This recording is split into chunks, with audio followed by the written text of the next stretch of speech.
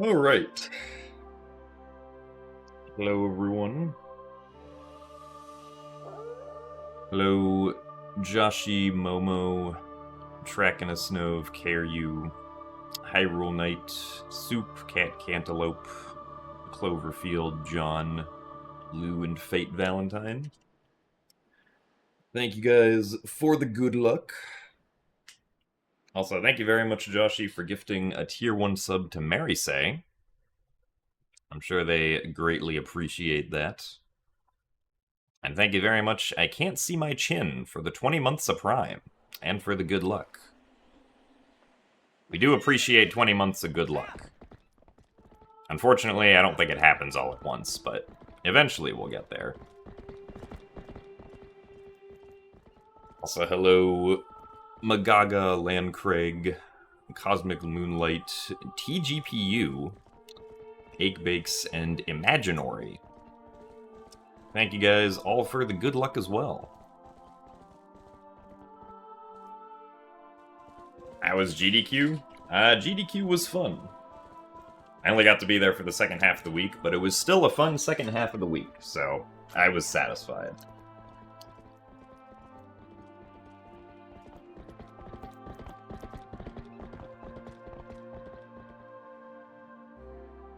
Also, thanks for the good luck, Kenny Aokiji. How's the weather where I am? Very nice. Southern California, somewhat near the coast, tends to have pretty decent weather year-round, so it's like 65 out right now or something, probably. With clear skies and no wind, at least none visible by, like, trees moving or anything.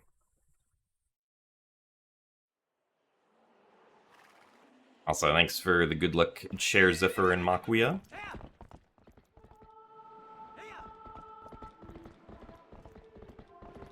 Is lower left Knight Academy door an intricate flavor?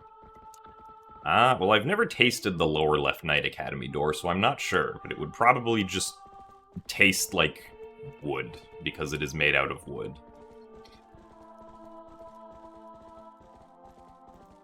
I don't think anybody would say that 65 Fahrenheit is hot. Usually people start saying that Fahrenheit is, like, warm or hot if it gets up to, like, the mid-70s or 80s. Also, thank you very much, Benjigamen, for the 3 months of Tier 1. The orb has indeed turned yellow. Thank you very much for the continued support. And enjoy Yellow Orb. Also, thanks for the good luck, Zorakage. There's lots of snow where you are. Yeah, there's a lot of snow in many places in the Northern Hemisphere since it is winter here.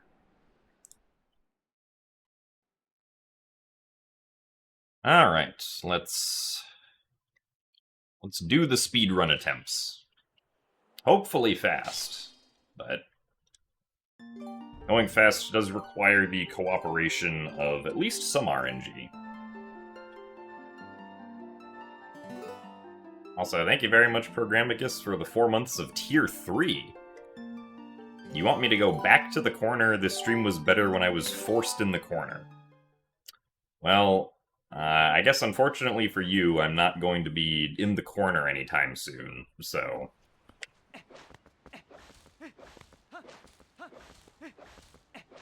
Well, I suppose it is technically possible the corner could return for future streams.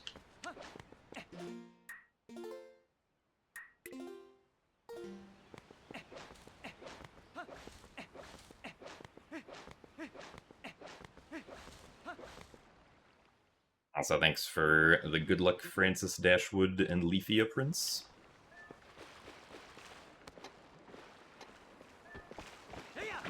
I will hope to use the good luck on the gate clip here.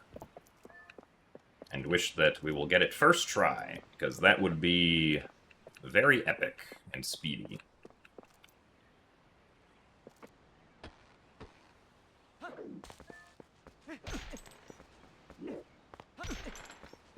Unfortunately, we did not get it first try.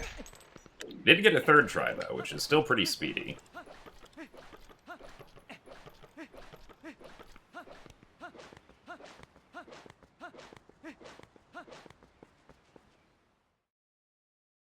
As long as I get the stamp this run will PB.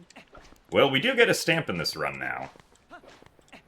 It is indeed fastest to get exactly one stamp. Because we want to open up the chest that the stamp is in. Not because the stamp is in it, but just because we want the chest to be open for collision purposes.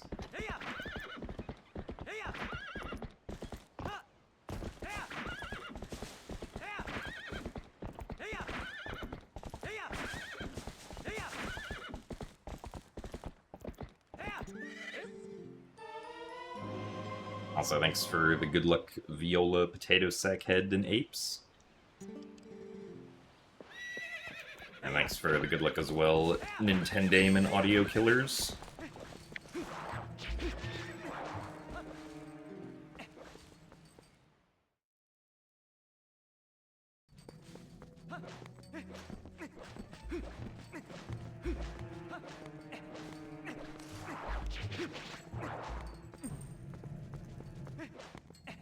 Hope that everyone is doing well today. I did not need to do that last roll. So hello, Sonic Y8N.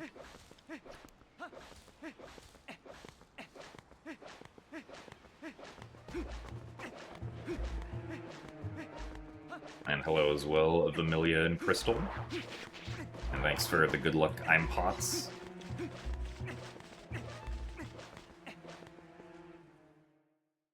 You're enjoying the Animal Crossing update and Switch 2 edition. Ah, nice. I have never played Animal Crossing, but I am glad you are enjoying it. I've heard that many people have put many hours into Animal Crossing New Horizons.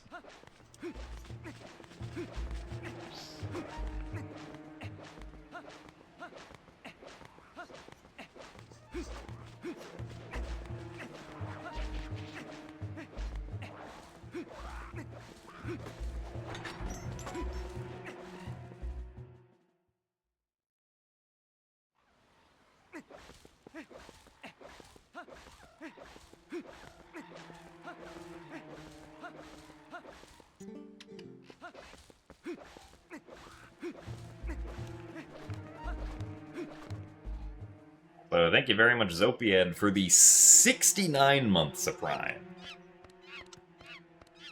Nice. And thank you for the good luck. But congrats on hitting funny number of months. It is quite an achievement.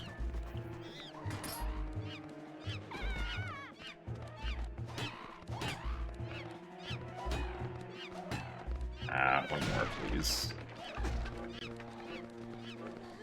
A little bit slow on that cage breaking. Whoa, hello. I did not want you to go that far to the right.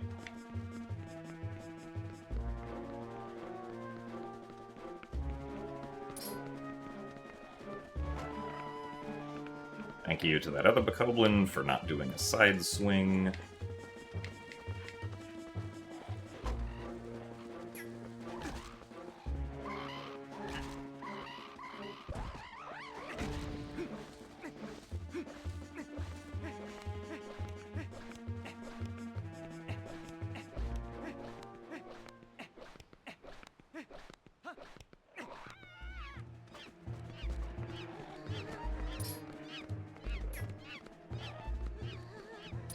Oh, come on.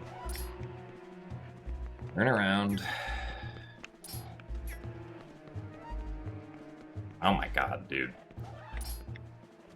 This guy is apparently very slippery.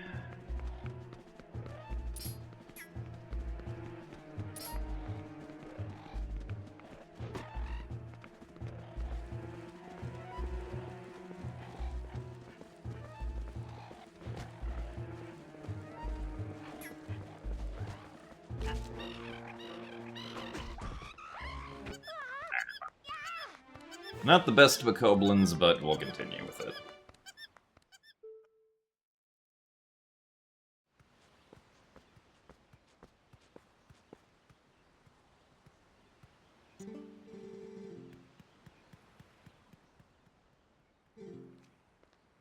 So thanks for the good luck, Gantum.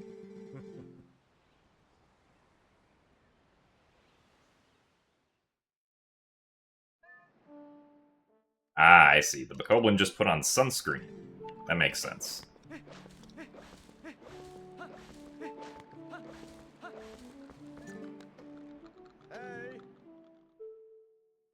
Would indeed make them more slippery, most likely.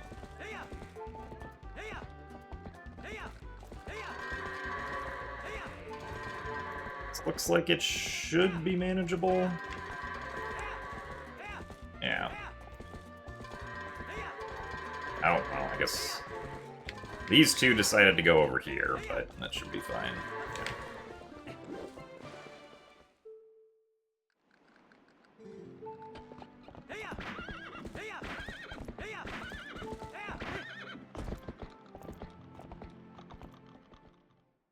Yeah, I'm sorry, Crystal. Your dream of only Howards did not come true.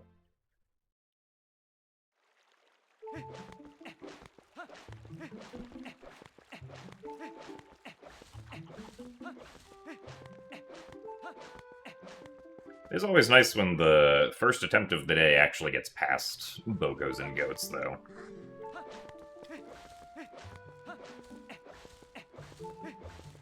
Oh, even though we're behind by a decent bit, we will take it.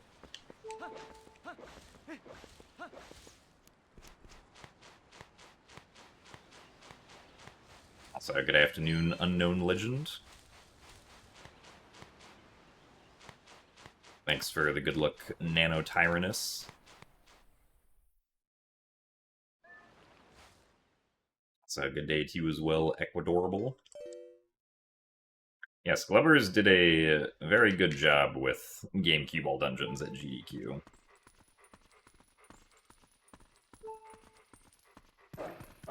Glad that he got the chance to run it. Because I know that he likes that category a lot. Really? Surprised we got the block there.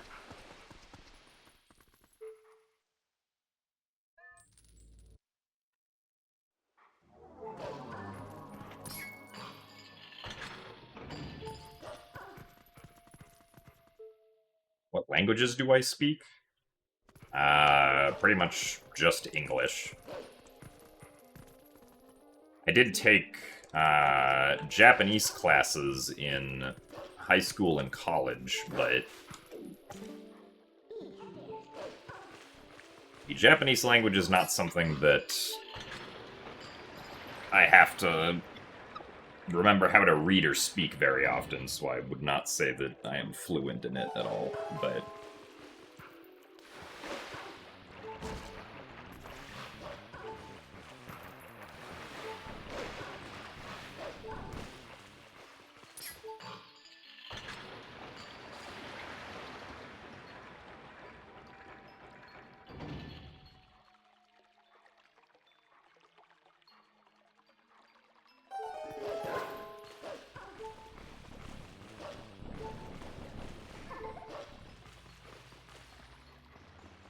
Thanks for the good luck, D3.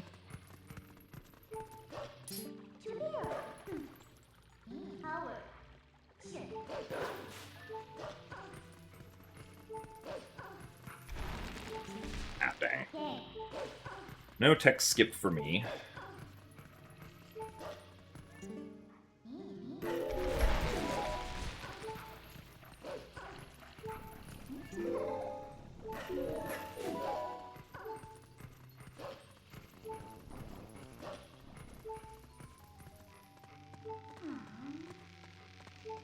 Thanks for the good luck, Rat Nasty.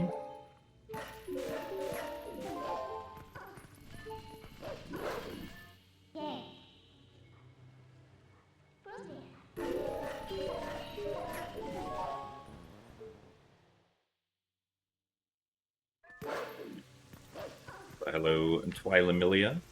And thanks for the good luck, Sunken Eyes and Nivsy. But you think Majora's Mask is the best Zelda game ever. That is fair. I do not share this opinion, though I do enjoy Majora's Mask.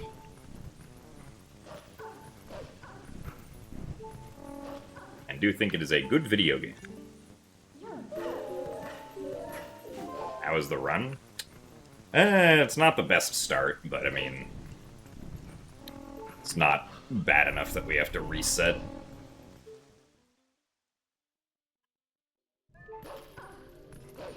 The start of my PB is pretty good, except for the boomerang segment, so I pretty much expect to be behind for most attempts at the start.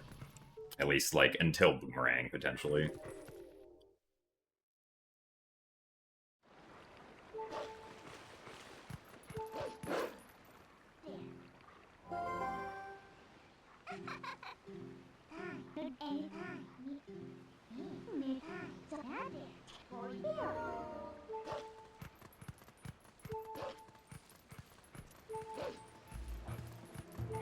But yeah, like I said last stream, I think it's pretty easy to make, like, a case for any Zelda game, or at least any of the 3D Zelda games being the best Zelda game. And probably, like, most of the 2D ones also.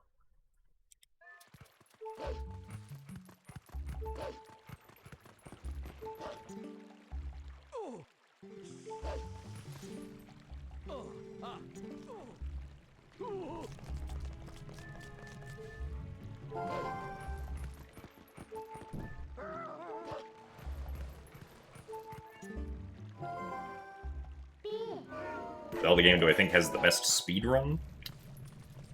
I mean, the speedrun category that I personally enjoy the most is OOT 3D 100%, so...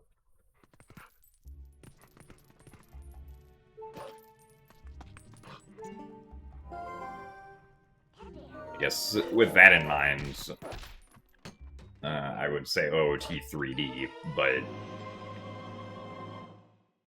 I would say overall the game that I enjoyed speedrunning the most is Wind Waker HD.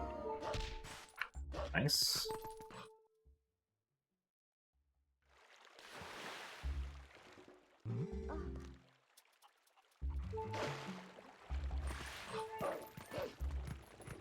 My personal favorite Zelda game is a tie between Wind Waker and Skyward Sword. They play any Super Mario Bros. Not regularly, but I did play at least like half of Super Mario Bros. Wonder. I played Bowser's Fury when it came out. And I played a lot of the new Super Mario Bros. On the DS and the Wii, back when those were new games.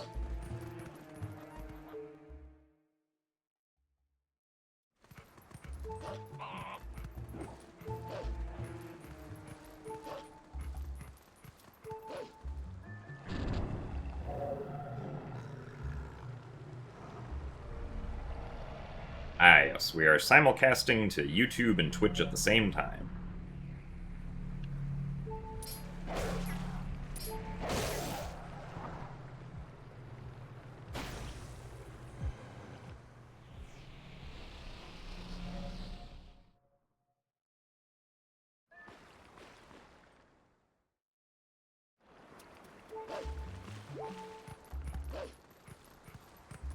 Zelda CDI is the best.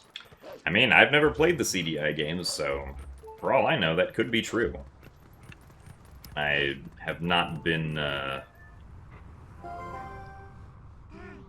illuminated to the possibilities of the CDI Zelda games.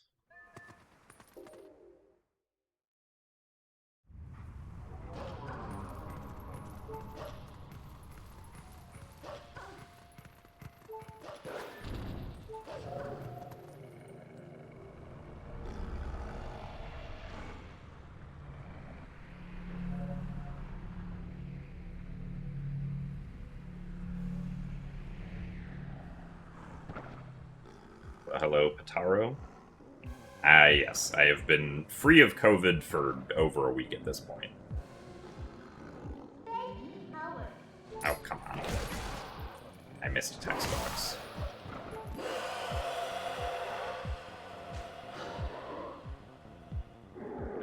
And Wolf Super Swimmer, is it only human?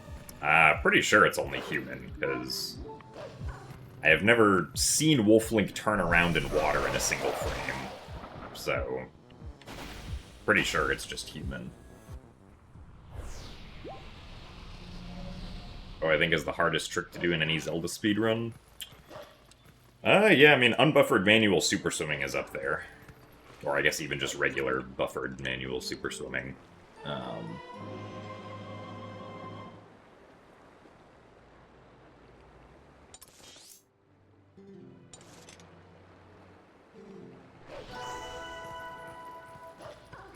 I know in Ocarina of Time, there's... I don't know if it's actually, like, very difficult, but there's a trick in... Or I guess, I don't know if it's still in, but there used to be a trick in... I think it was in Max Percent Child, where you would hover off of a Gwei for, like, 40 minutes. And then perform a Mega Side Hop or a Mega Flip to get Silver Gauntlets as Child Link.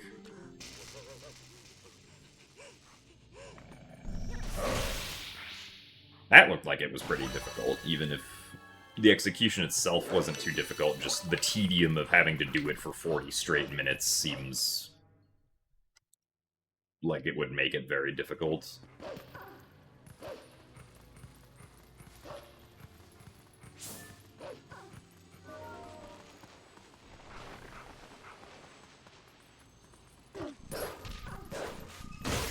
Come on.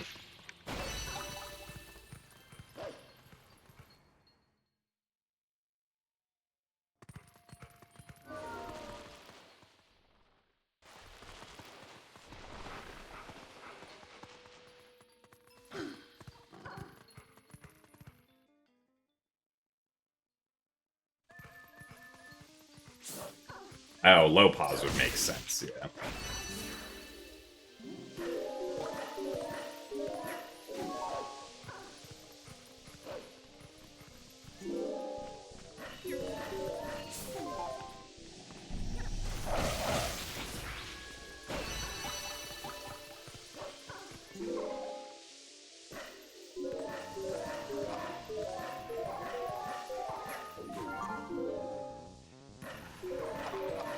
Also, yeah, I saw the run that Glovers did. I was in the crowd, and on camera even, the whole time. Wearing my cow onesie. Oh, I see, program. I guess that would also make sense.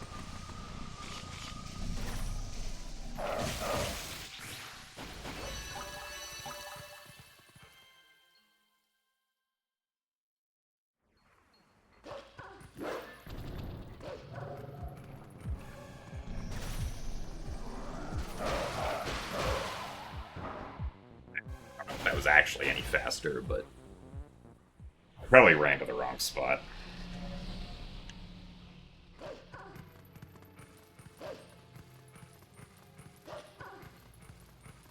I guess the facing direction of that one Shadow Beast wasn't exactly helping things either.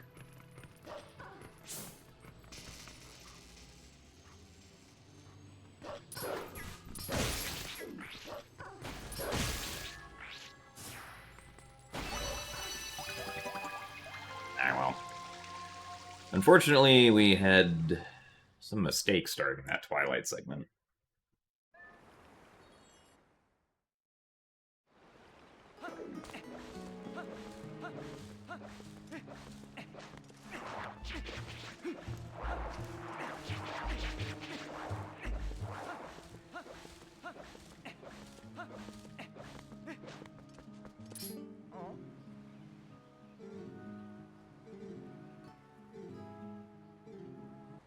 Also, hello, AlaQQ and Arsenic Angel.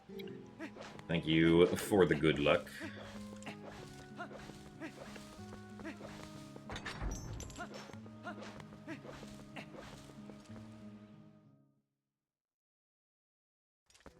Hello, and thanks for the good luck as well, Tommy Earl. Sorry to hear that you were having a blah day. I do hope it gets better.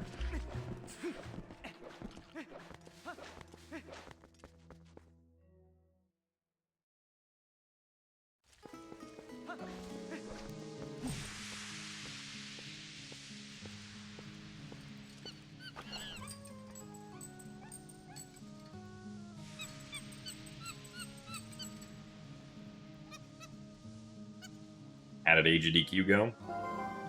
For the half of the week that I was there, I thought it seemed to go pretty well. I had a good time, at least.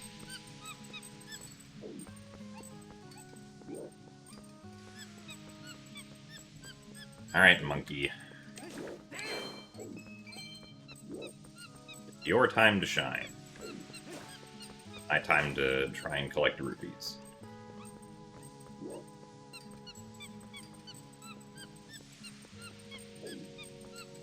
Well, hello, Matt. Nice to see you as always.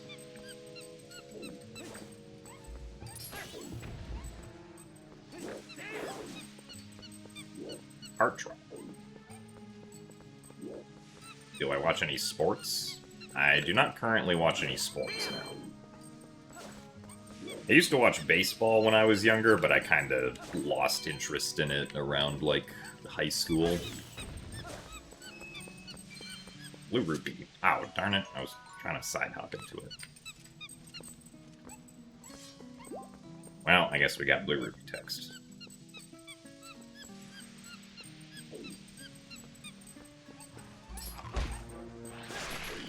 Really?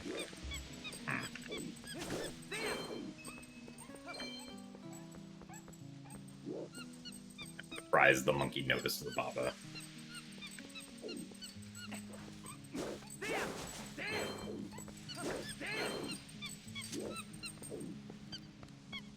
Alright, well...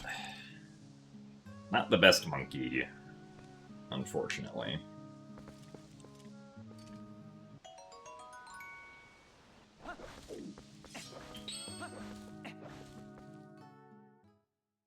Is Hanabi a sport? I don't think Hanabi is a sport, but I do believe there are people who play Hanabi competitively.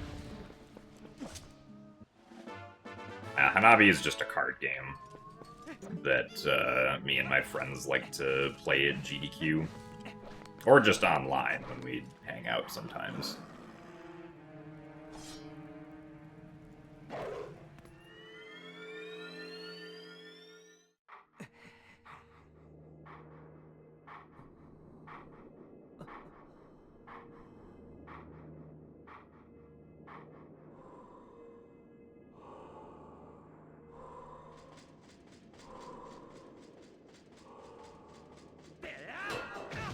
Do I think EMS will ever be possible in HD without rupee slides? I don't know. I cannot predict the future.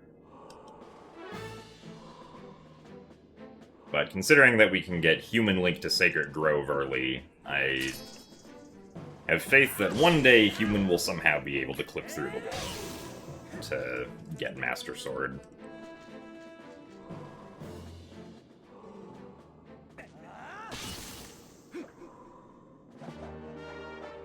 Also, thanks for the good luck, Omega.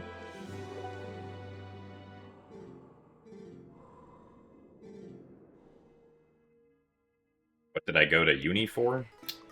I went to college for computer science.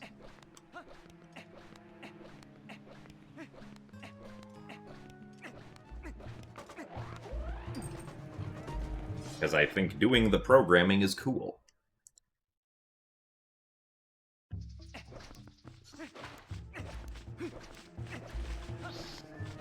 And now I help with randomizer development in my free time.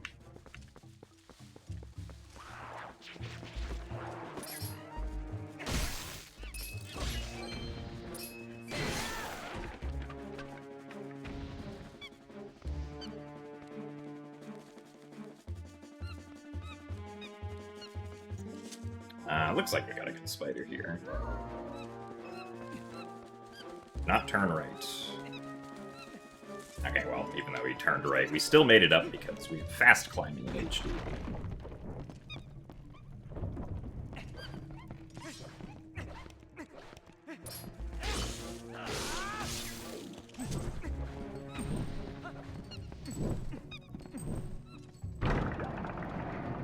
Yeah, I've used auto hotkey once before. I used it to generate the ton of spoiler logs for the Skyward Sword randomizer back when it was first released. They couldn't be bothered to try to set up that functionality through the terminal.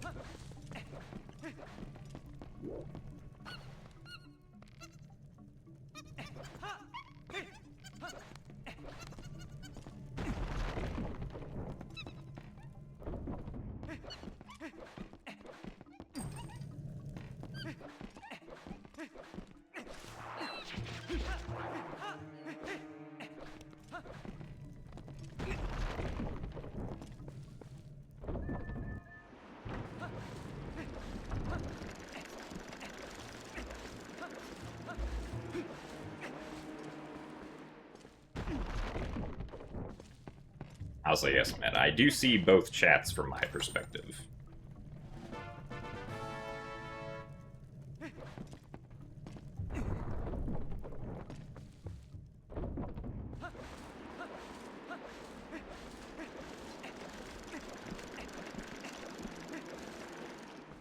I will be doing some Skyward Sword randomizer races.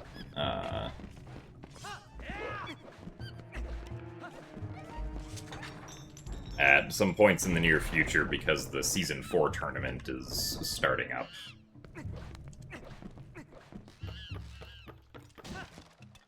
There's also going to be another Twilight Princess randomizer tournament sometime. That probably starts within, like, the next 6 months, but I don't know exactly when the timeline for that's gonna be.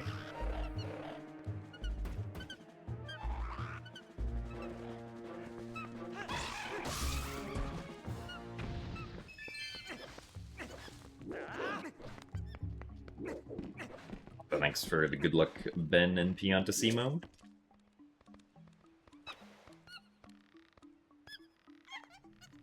Started practicing any percent for TPHD. Nice. The beginning of the run is very difficult to learn, and then it becomes much easier for a while.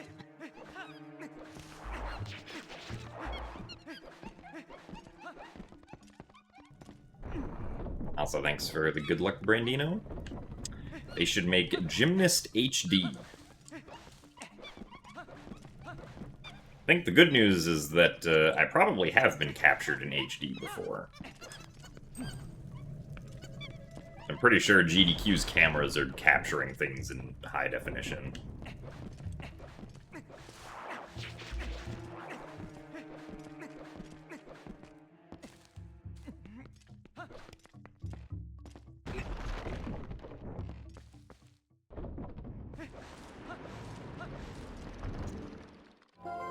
Also, thank you very much, Wraith, for the 53 months of Prime.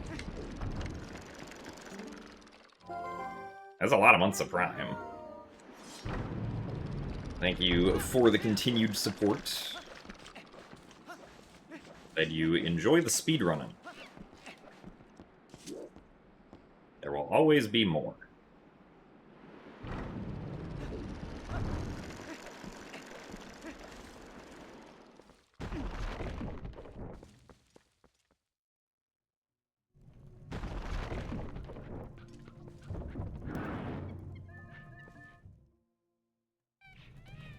You want to do TP someday, but you're starting with Wind Waker HD? Yeah, I mean, can't do everything at once, unfortunately. Also, these, Dekubabas were very inconveniently placed.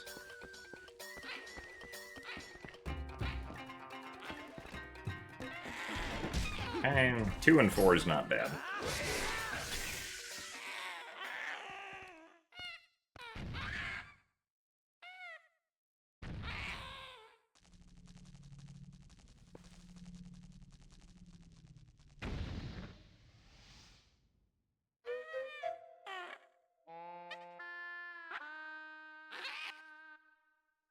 So thanks for the good luck, Asher. What is my favorite nonsense word? Do I have a favorite nonsense word? I'm not sure.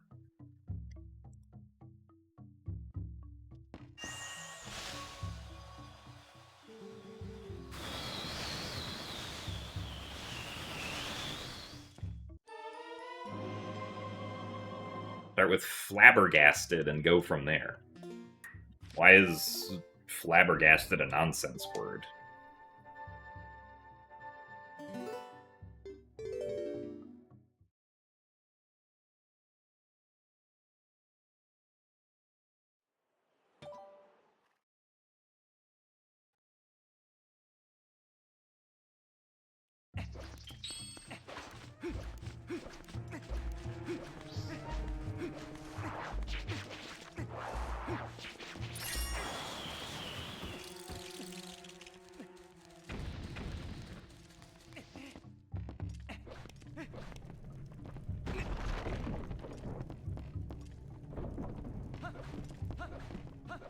Gee willikers.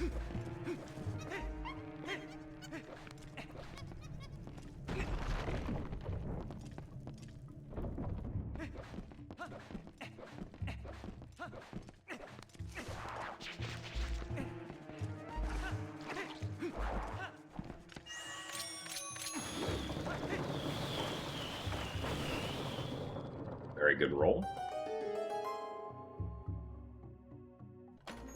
Also, thanks for the good luck music boxes.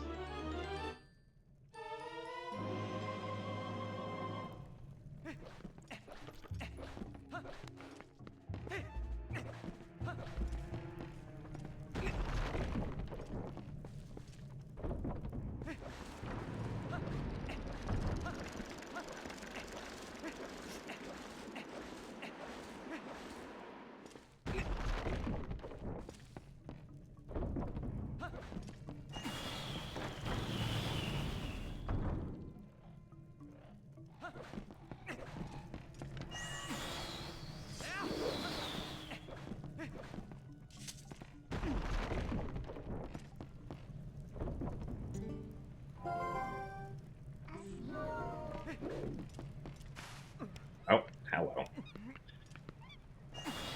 Thanks, Snapback. Appreciate it.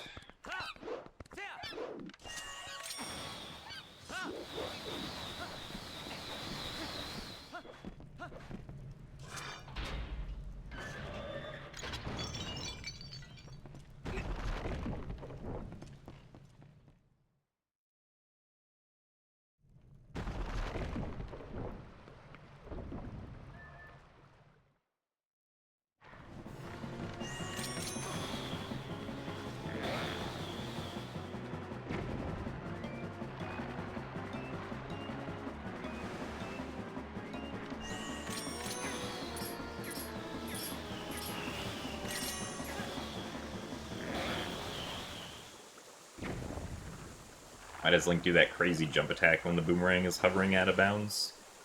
So, one of, like, the mechanics of this game is that the jump attack, just in general, is a variable length depending on, or a variable speed, depending on how far away what you're targeting to jump attack to is.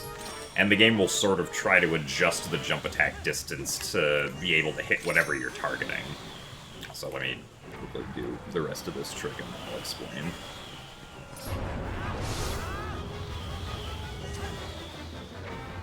Alright.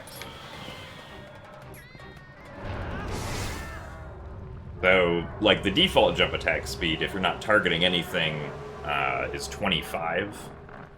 But if, like, the enemy that you're targeting is right next to you, then the jump attack speed will be, like, almost nothing. Like, right? Like, if it's right next to you, it can be almost zero, pretty much.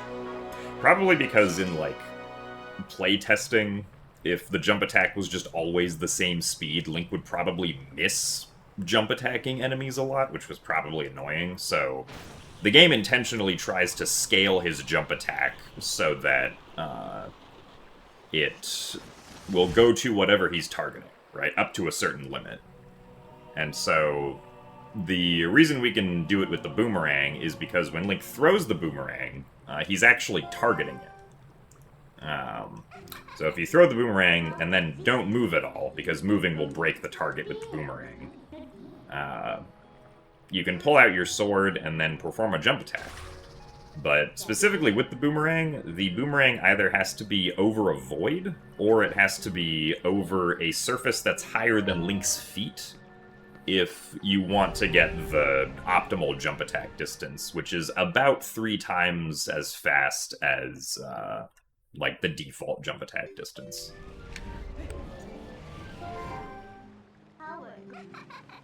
Howard.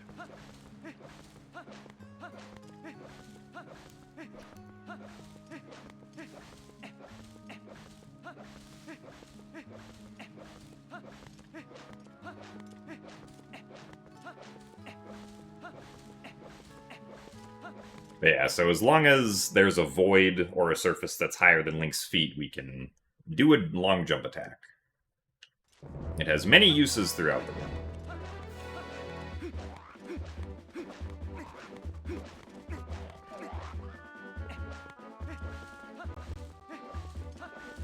Also, hello, Nat. Thank you very much for the good luck.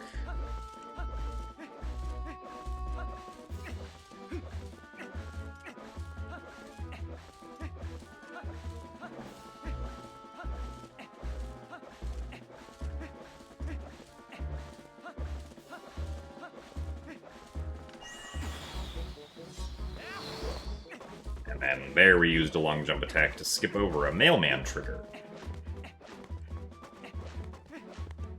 Part of 2 mailman skips that will save us 4 seconds overall. Oh, we're talking to the mailman once.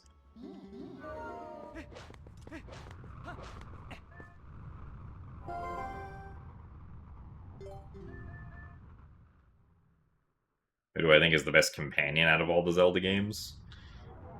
Of all the ones that I've actually played all the way through, Midna is definitely the one that's, like, an actual character.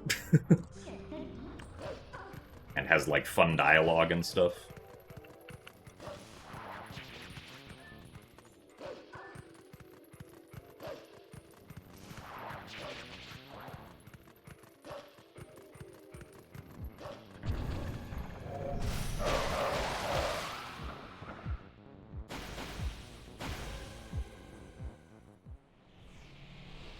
And, like, actually feels integrated as part of the story and all that.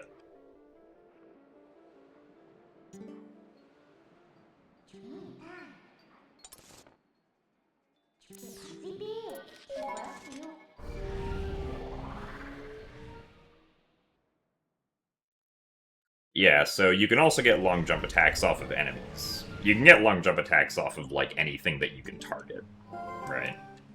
So there are a few instances on, like, the Wii version where the boomerang long jump attack does not work, because on Wii you can't take out your sword and keep the target on the boomerang, since that breaks the target on Wii. But so Wii can sometimes get around that limitation by doing a long jump attack with an enemy instead.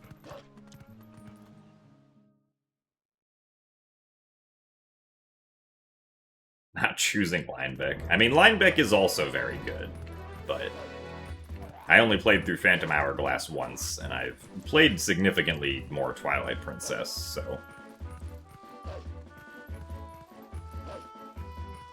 Midna is usually my first thought when, like, companion comparisons come up.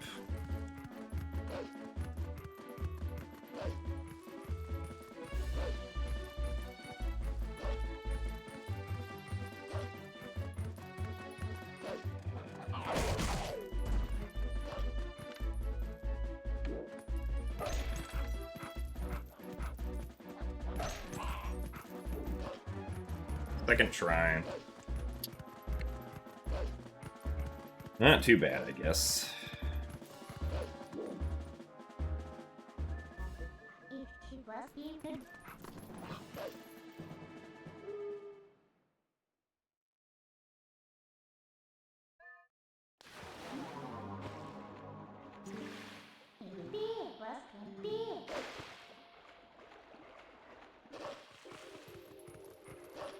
Your 16-year-old dog just emotionally manipulated you to feeding him 15 minutes early by staring at you with cataract baby eyes. Well, sounds like your dog knows what he wants and is willing to do what it takes to get it.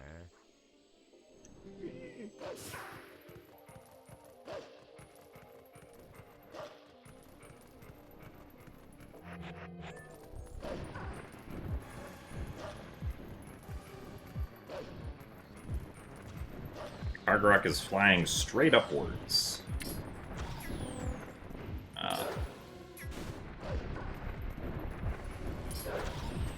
Really? Okay, well, this is kind of stupid. Now we have to wait for the Kargarok to fly around again. Really? That didn't work? Okay. Are you serious? Okay. I am wildly confused right now as to what just happened.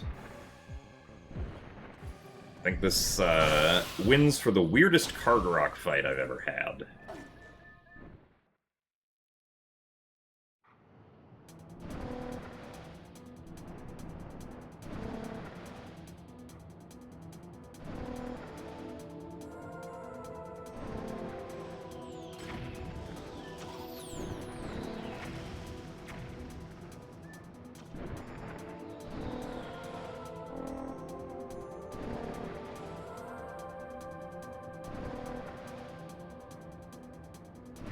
Also, thank you very much, Circus, for the 50 months of Prime.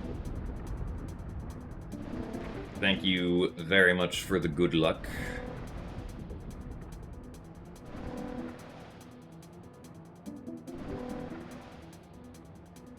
Congrats on reaching the big 5-0. That is quite a lot of months.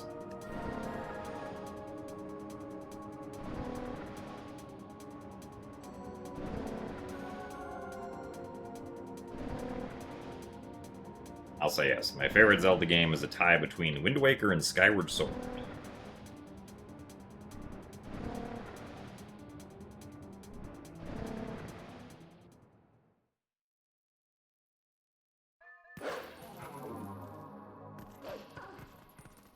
You missed it. Can I do it again?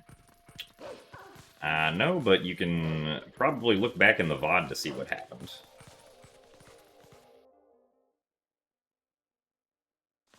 If I ever restart a run, if I know it's going to be bad in the beginning?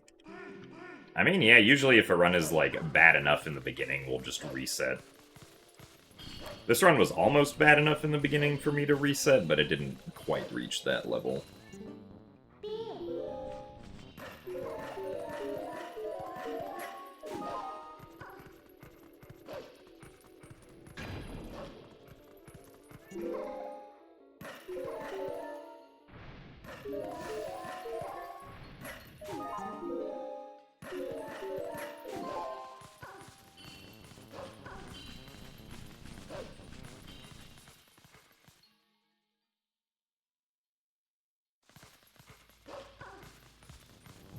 I think an RTA runner is doing all the task stuff as possible. Not really, since usually if something is referred to as tasks or tasks only, it means that RTA runners aren't really doing it, most likely.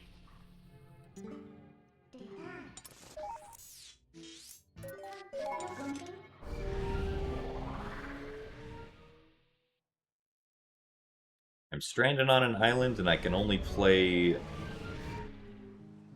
one game for several years as my only entertainment. What do I choose? I mean, I'd probably choose something like Minecraft in that situation. Like, some sort of sandbox game that has, like, significant varied replayability.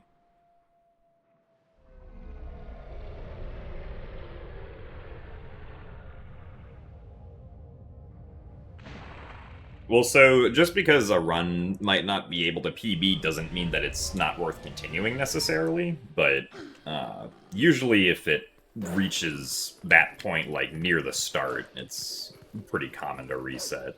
But, like, especially with runs this long, even if you're not going to PB, it can still be good to finish runs, because finishing runs is just very good practice for keeping in shape with the run and keeping consistency up and stuff like that.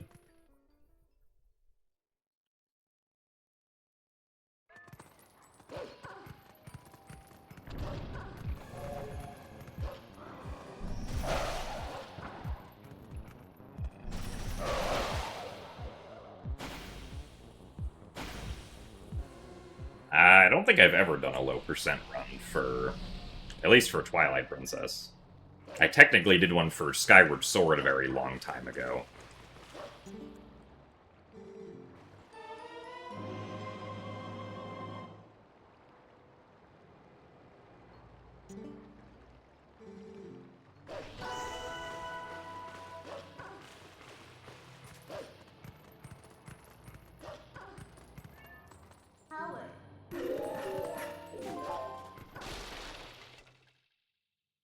I want to play Minecraft with you. I mean, I'm sure we could play Minecraft together if you wanted to, Matt.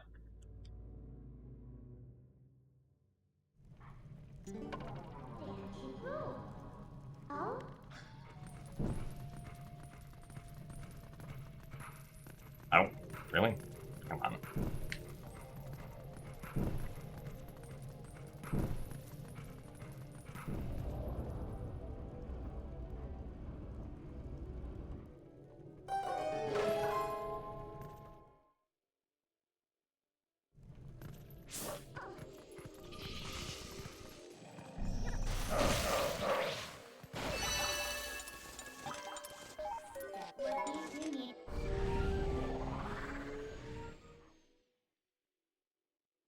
Ever doing any percent run for A Link Between Worlds? I did actually learn any percent for A Link Between Worlds a very long time ago, but I never ended up actually doing a run of it. It does seem like or at least, like, when I learned it, it was pretty fun, and I assume it is still fun now. But it's not something that's, like, particularly high on my list of things that I'd want to speedrun at the moment.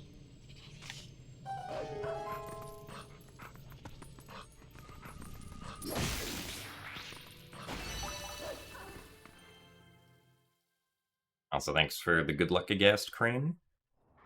And thank you very much, Pippi, for the 53 months of Tier 1. What am I speedily running from?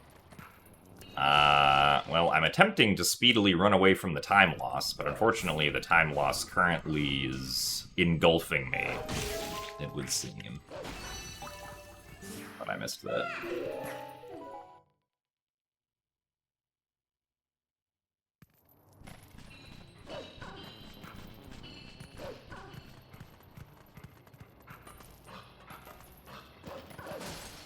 I think there will be a way to damage Zant in his Blizzetta phase without the ball and chain. I mean, it would have to be something pretty wild at this point. Since, like it would have to be some glitch that is not discovered yet that would allow just dealing arbitrary types of damage to things.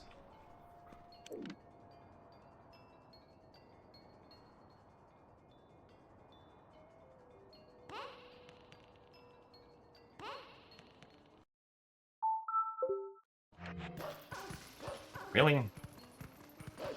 I'm surprised that did not work.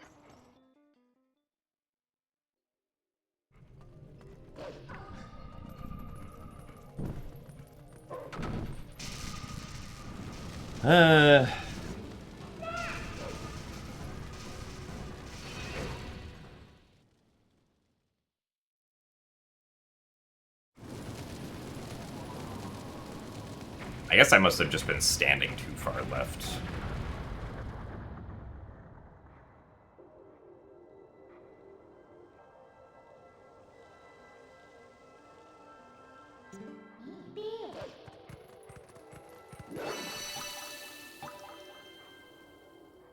I think we will reset this one.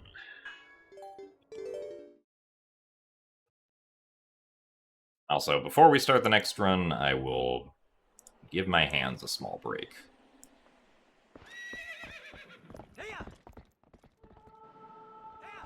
So thanks for the good luck, Cali Freak.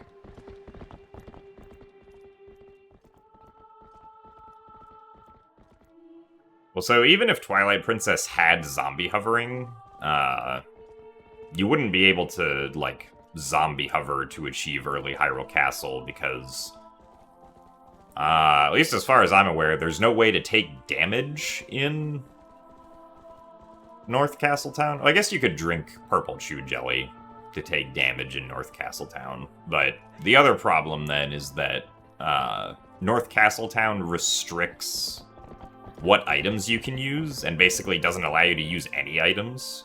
So that includes your sword, so you wouldn't be able to jump attack to do a zombie hover either in that situation.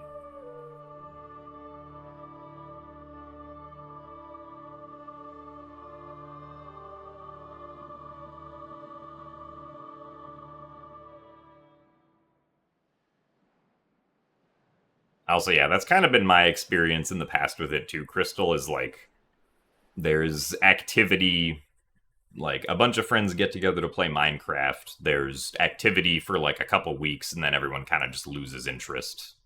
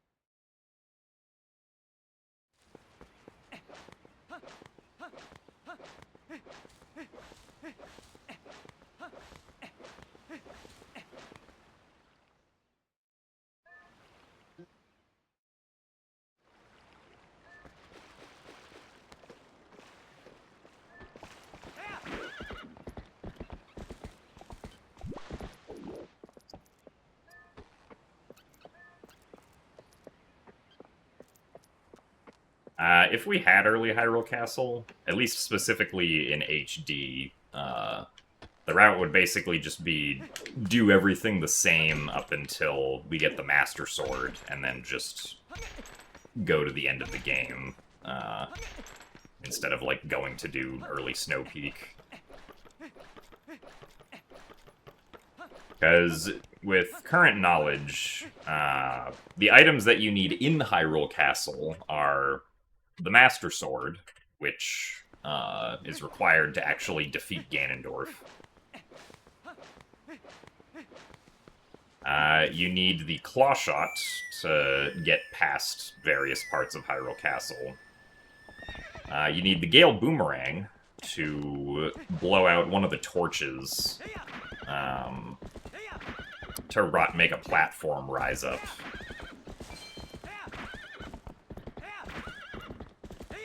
And you also need the first hidden skill, the Ending Blow, also required for beating Ganondorf.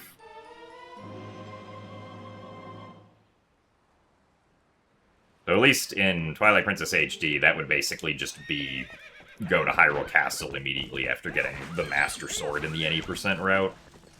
For GameCube and Wii, or at least I guess for GameCube, because Wii would need more stuff. But for GameCube, it would basically be do early Master Sword, I guess clear Fair and Twilight to get the Golden Wolf, and then get Gale Boomerang, and then go get Claw Shot, and then, assuming you could just go to Hyrule Castle at that point, go and beat the game.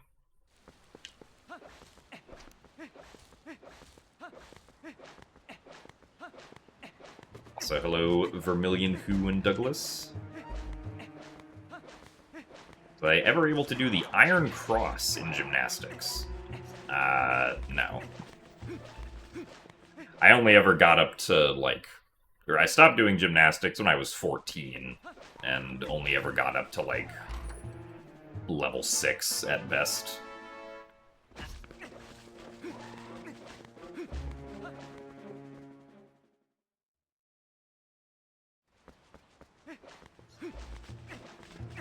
So the spinner walls in Hyrule Castle you can get past with some long jump attacks. It does require a pretty precise long jump attack, but with a setup it's not that bad.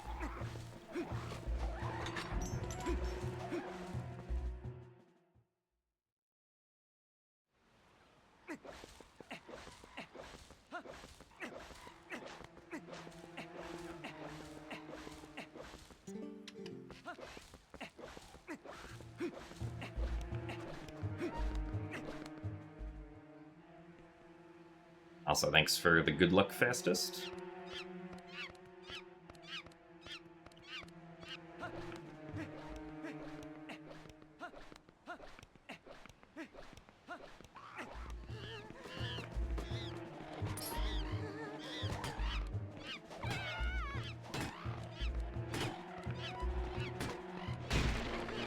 Okay, decent cage break.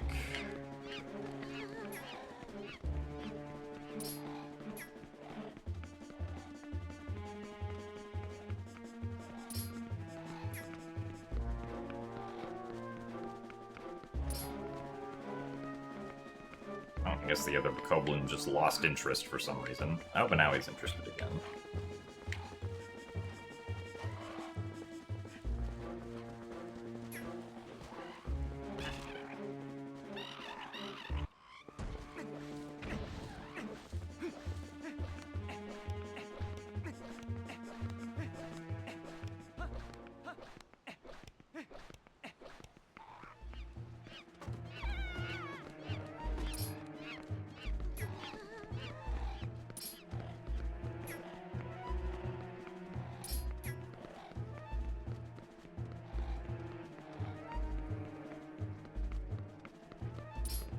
Okay.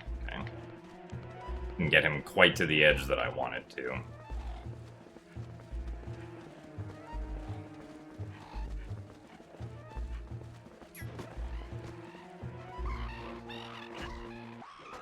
Alright, nice.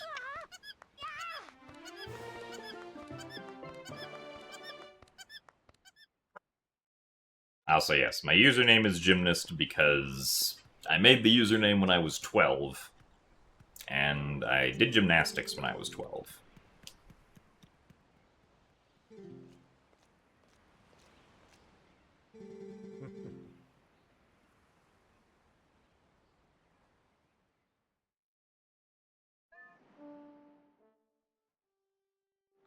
So the Bokoblins don't hit us essentially because we are too close to them while we are pushing them for them to decide to hit us.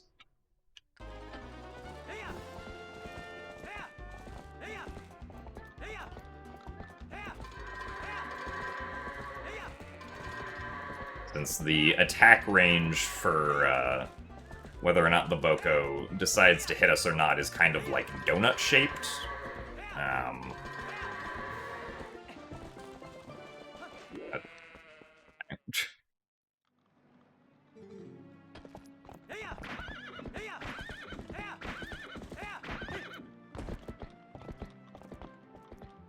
Also, yes, when I made the account name, it was because I was making the account name for my Minecraft account.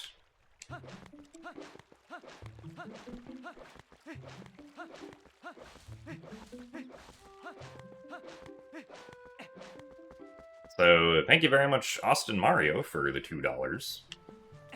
We started streaming on YouTube on Monday, was the first stream. This is the second stream that's being simulcasted to YouTube.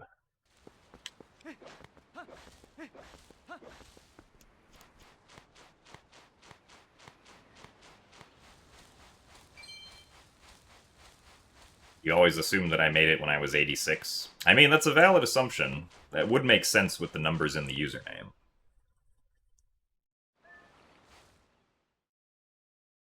My friends with Bewildebeest. I would not say that we are friends now. We've, like, we exist in the same community space, and we've, like, responded to each other within the community space before, but we don't, like, hang out or anything. I bonked again.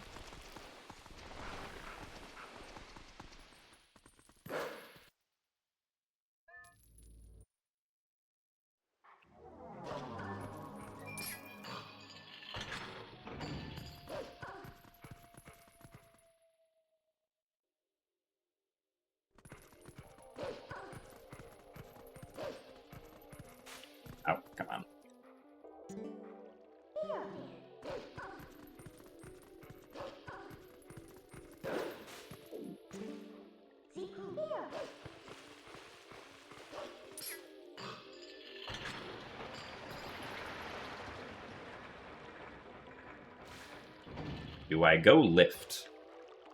I do not go lift, no.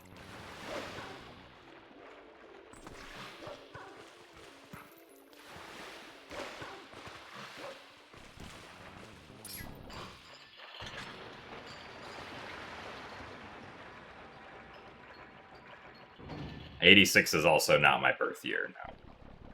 My birth year is 98. Which you do get if you rotate 86 upside down. Either clockwise or counterclockwise.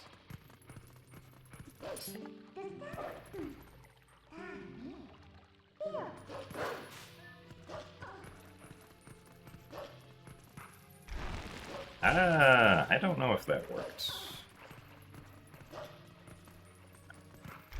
Unfortunate.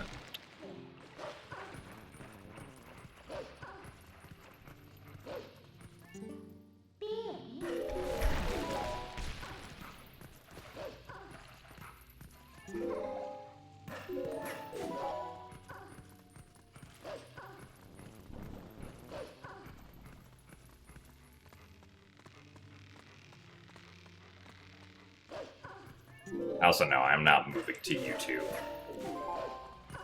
I'm just simulcasting to YouTube.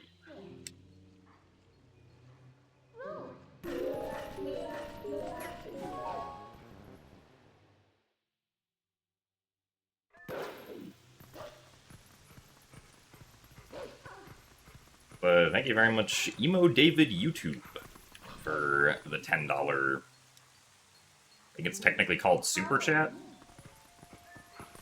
Thank you very much. I do appreciate it. Glad that you enjoy the W speedruns. Even if this one is currently behind, but there is much potential for it to be ahead within the next 3.5 hours.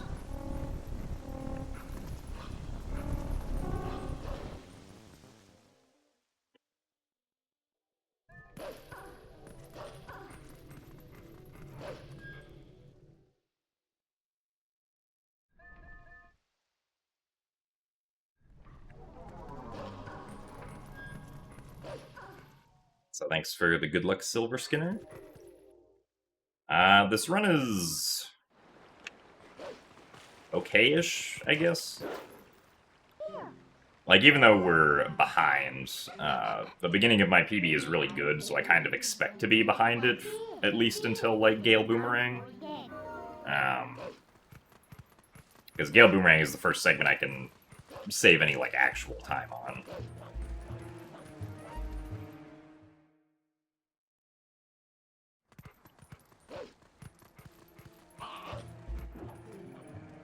What year did I graduate high school? I graduated high school at the age of 18 in 2016.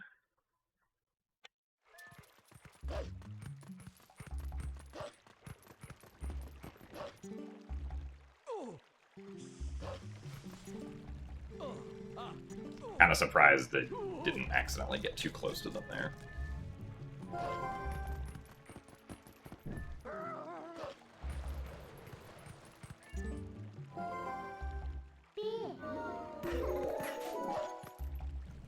Right now it's a lowercase W speedrun.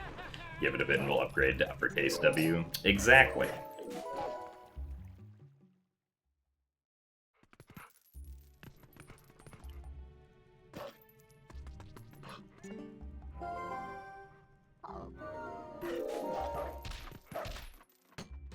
So thankfully that ledge was not stupid.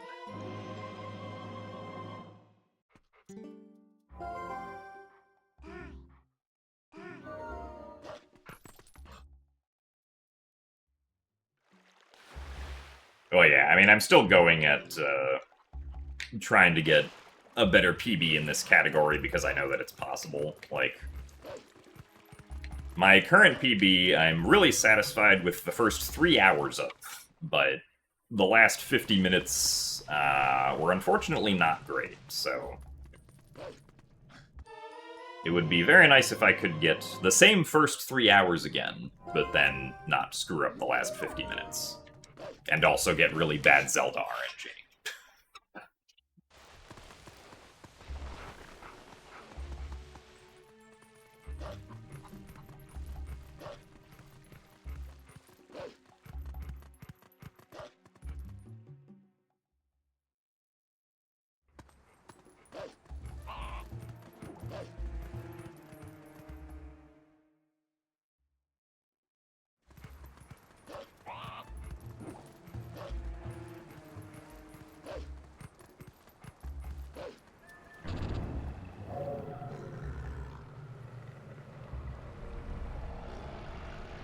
What's next after this? I wanted to do Wii Skyward Sword as my next thing, but OOT 3D is also kind of tempting with the new Door of Time skip that's been figured out.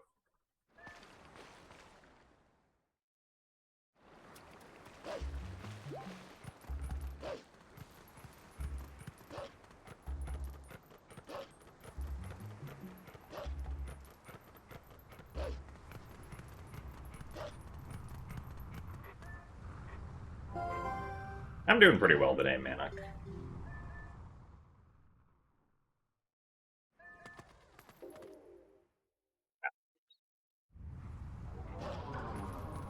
Forgot to split for entering Farron.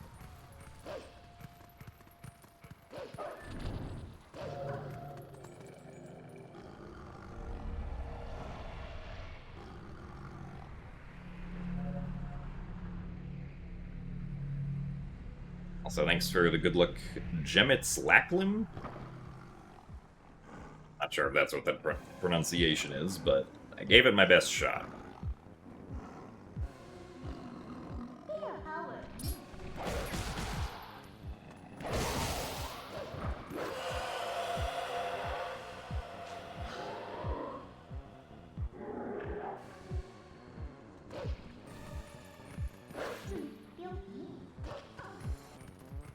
Yeah, the new Door of Time skip method in OOT 3D works as both child and adult Link. And all it requires is a sword.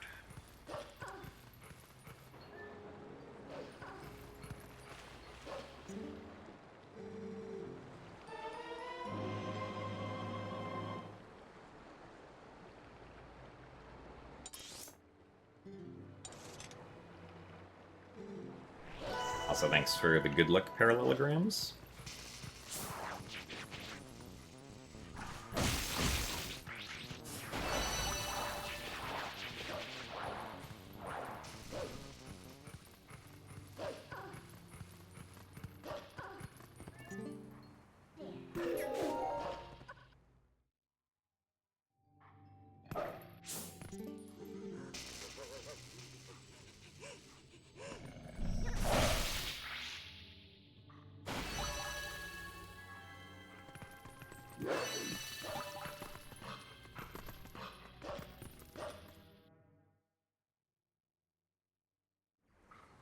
The new Door of Time skip in OOT 3D is basically just another seam climb. A community member named Exodus recently made, like, a 3D model viewer for the game that also included all of the calculated invisible seams. And turns out turns out that there was a seam in Temple of Time that we can just climb up through the ceiling with, and then side hop over the Door of Time with.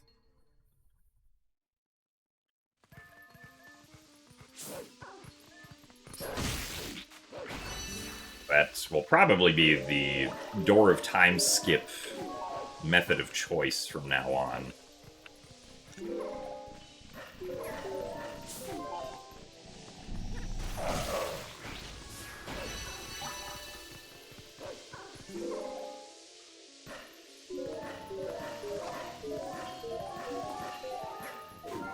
Yeah, Zelda RNG has definitely ruined a lot of what could have been PBs for some people.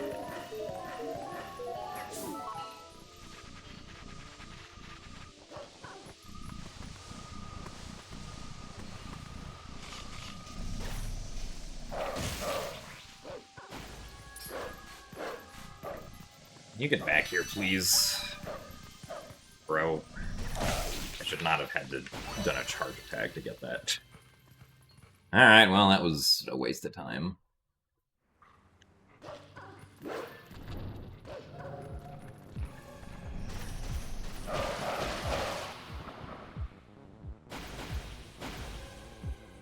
I'm your favorite speedrunner in 3D Zelda games. Oh, well, thank you. Sounds like you are in the right place, then.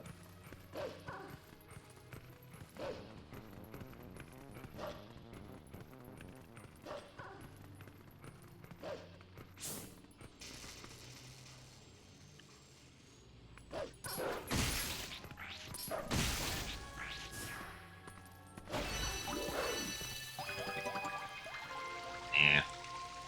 Not a great start to this run either, unfortunately, but... Also, thank you very much, Bloobs, for the 9 months of Prime. Thank you for the good luck as well, and the continued support. And thank you very much, Basil, for the 60 months of Prime. I'm your wife's favorite speedrunner. Ah. Second person I've known to have said that.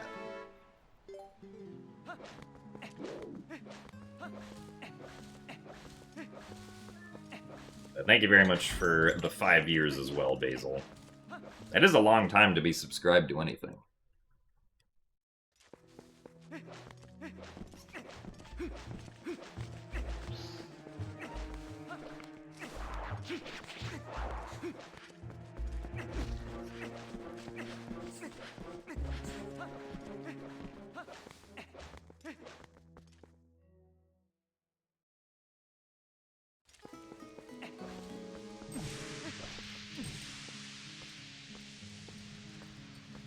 I'm your wife's third favorite speedrunner. Ah, okay.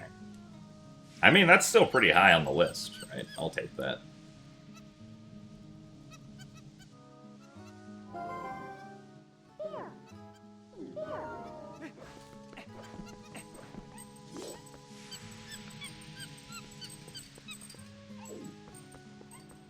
I'm your cat's favorite speedrunner. See, that one I've also actually heard before. One of my friends says that her cat really likes listening to the stream for some reason. Or at least has in the past.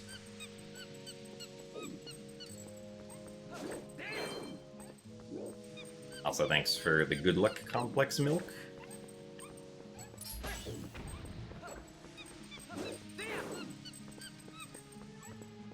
Not very many rupees so far. I should at least get the guaranteed 4 rupees here. Not really sure why those are consistent, but they are.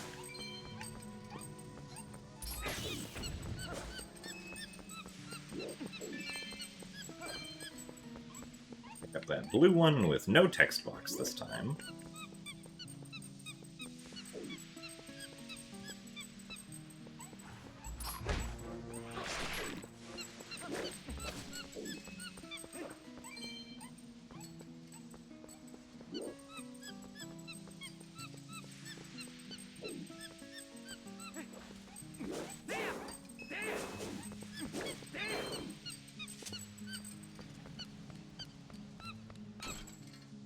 Yeah, so when you pick up a rupee for the first time in this game, the game normally wants to give you a cutscene of Link holding the rupee out in front of him. We don't want that, though, because that causes the monkey to stop moving while the cutscene is happening. So the way that you can get around that is if you're in the air for long enough when you collect the rupee, the game will then skip giving you the cutscene for it.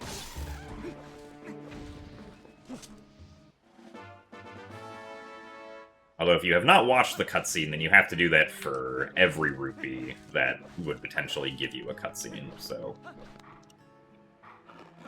There's one other spot where I try to pick up a blue rupee if it's available, and in this case, because I have not watched the blue rupee cutscene yet, I will also have to try and side hop over that one to not get the cutscene.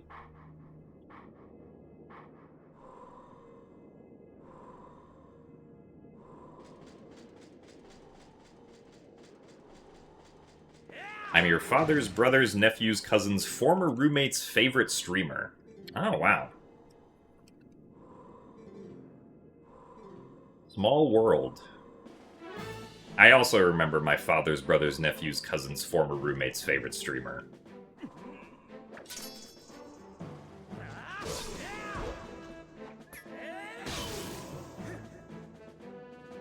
Considering the fact that they were 9 years old a couple years ago, their favorite streamer was Ninja.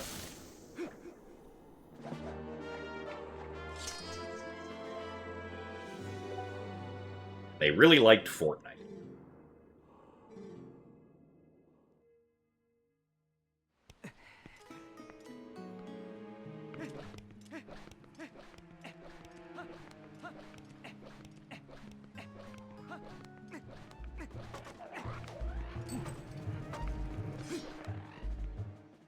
Ah, nice, Bloobs. Congrats on the first submitted run.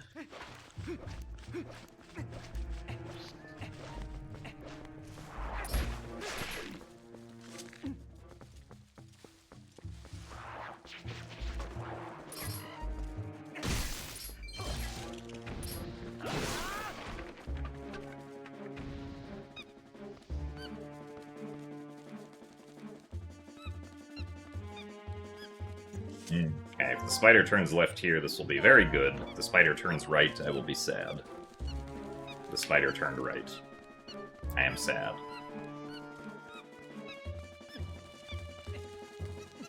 Well, unfortunate.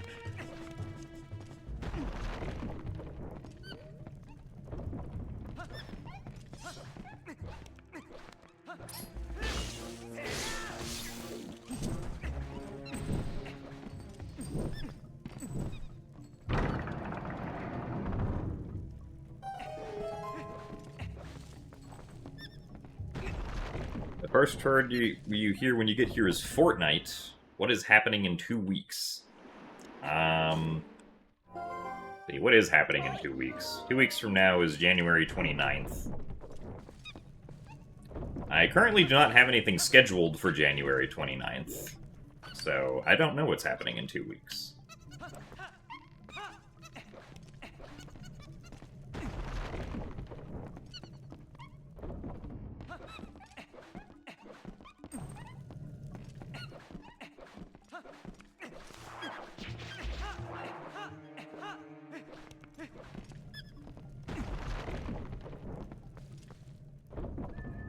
For Halloween, will I reuse the cow onesie? I mean, I could. It is just hanging in my closet.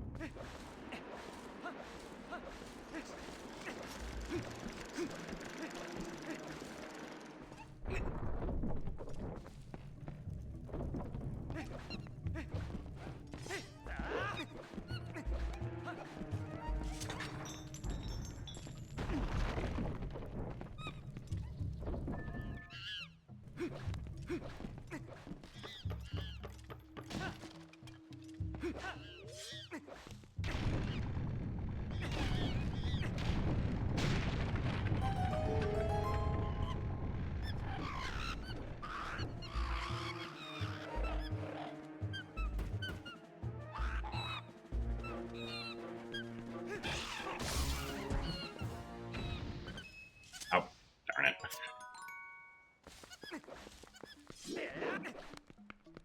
Didn't help that the rupee kind of...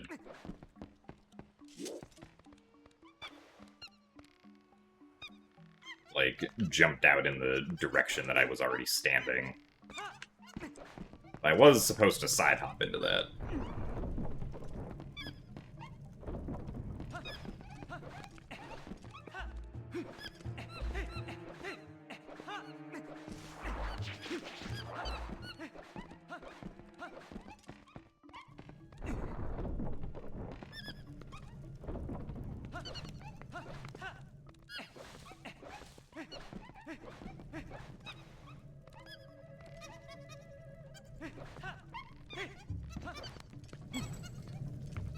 Subconsciously going for world record.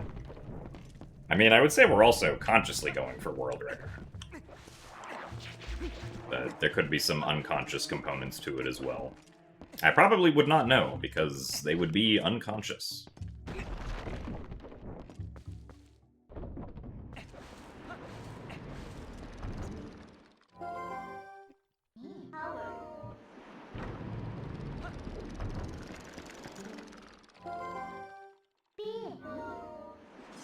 Am I conscious right now? I think so. My senses and current understanding of where I am and what is happening lead me to believe that I am indeed conscious.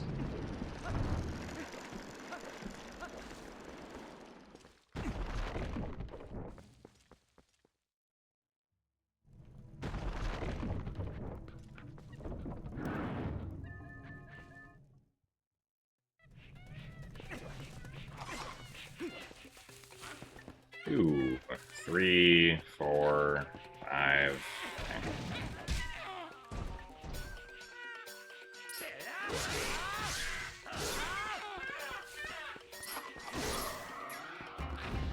One, 2, 3. Okay.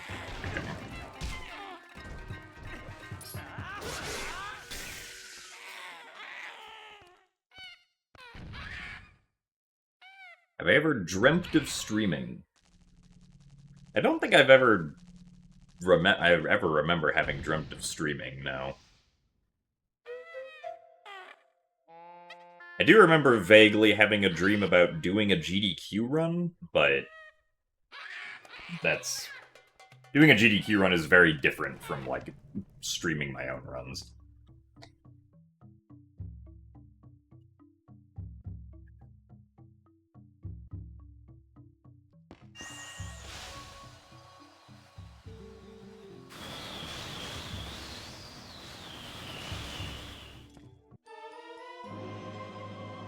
Do I think, therefore I am? I guess so, yeah.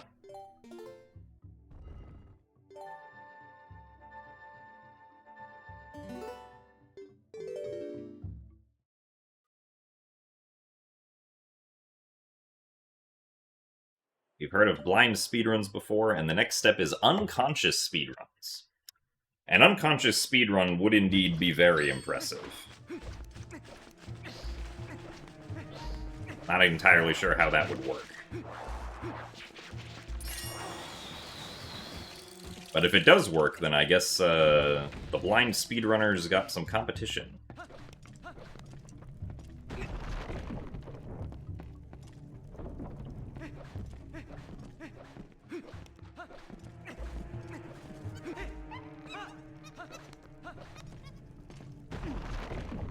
Do I think sub 340 is doable? Not with current strats, no. We would need a good, like... Nice.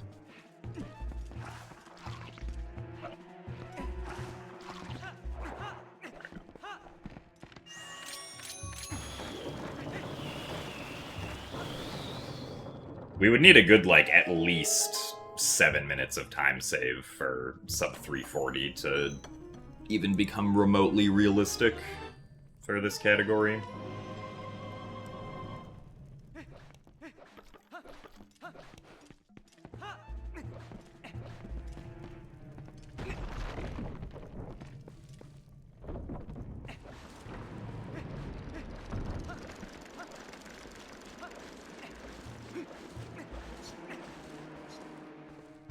Pretty sure the climb up ledges is the same speed in HD and SD.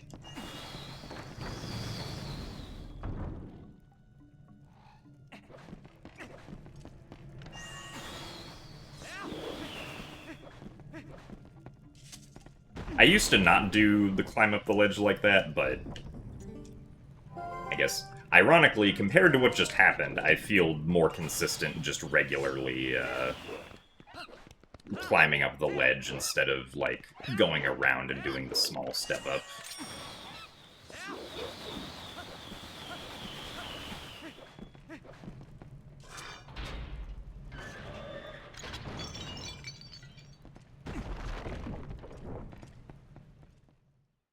How is my Wii U today? Have I given it a hug and told it that it's a good boy slash girl slash individual? You don't know my Wii U's gender.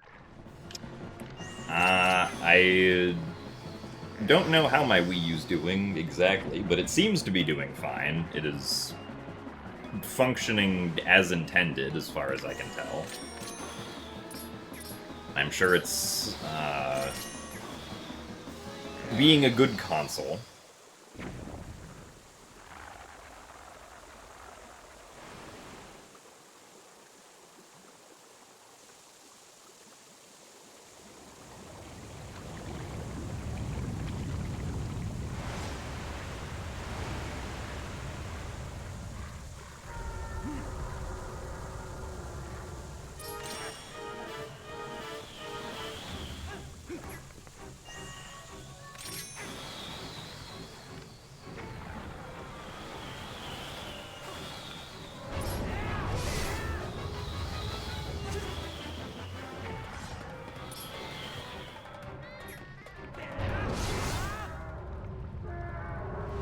unfortunately, we're losing time here.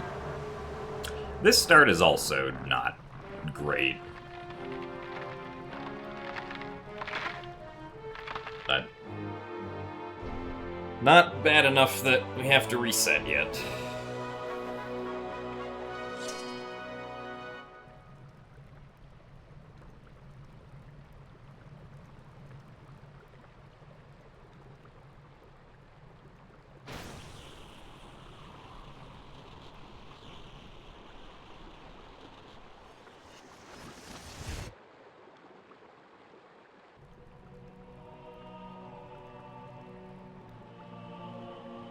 Yeah, the strategy that we do for that fight is called Ooklis, and we basically just take 2 bomblings from the first phase and carry them into the second phase to use. Howard. Howard. That's the Howard call and response from Midna, apparently.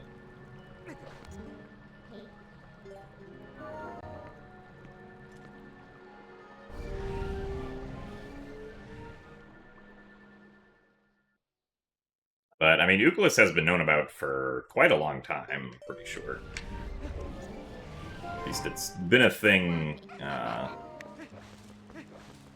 as long as I've been running TPHD, which has been ever since it came out, almost 10 years ago.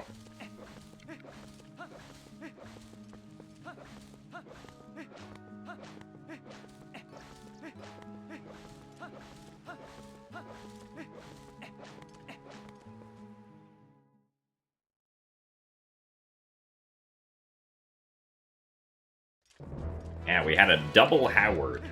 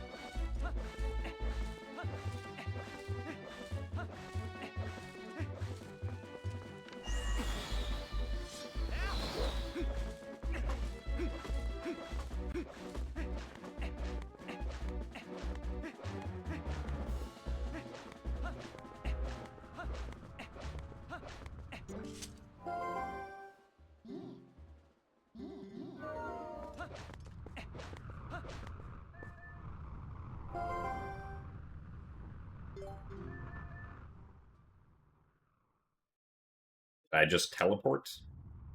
If we're talking about, like, the cutscene that we skipped in Hyrule Field, that does teleport Link forward, yeah, to a specific spot.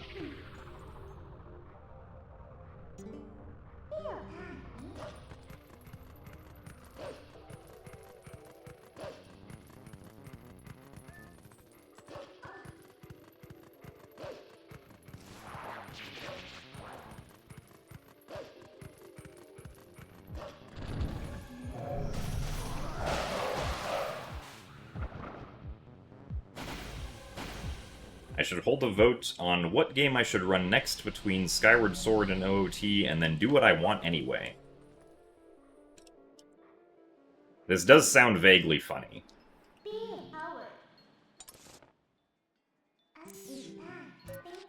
But I will probably just run what I want anyway without a poll.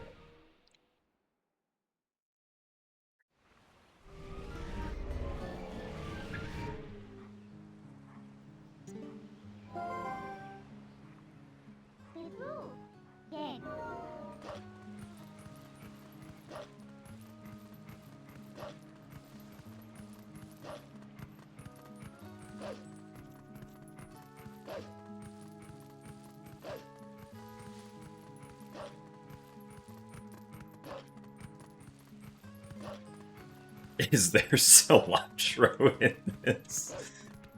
That's good, Pride. Thank you.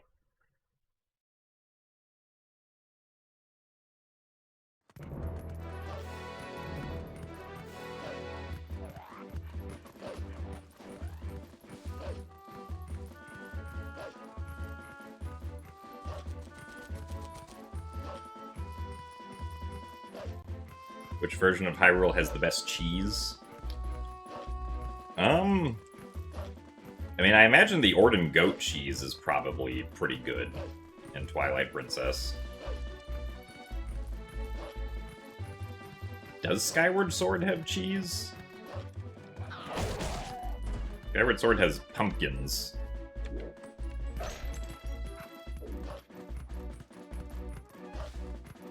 I'm pretty sure Tears of the Kingdom has cheese, yeah.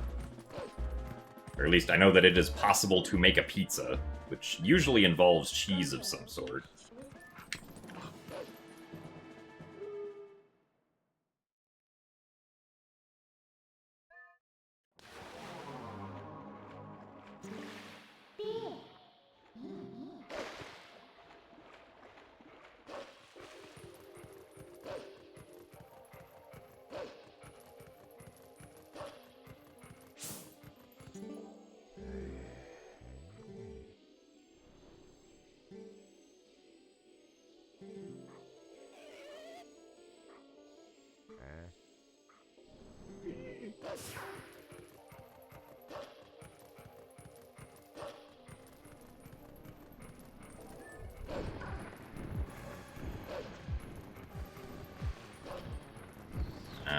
Okay, well, the Cargarok at least didn't fly straight up this time, I suppose. Come back here.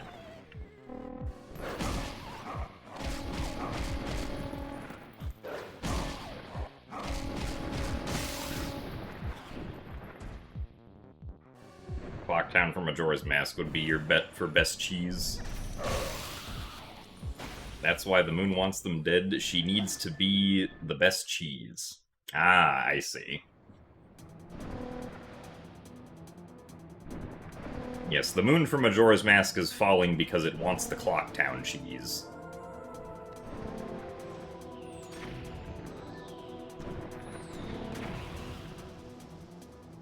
That Bulblin just died. Rip Bulblin.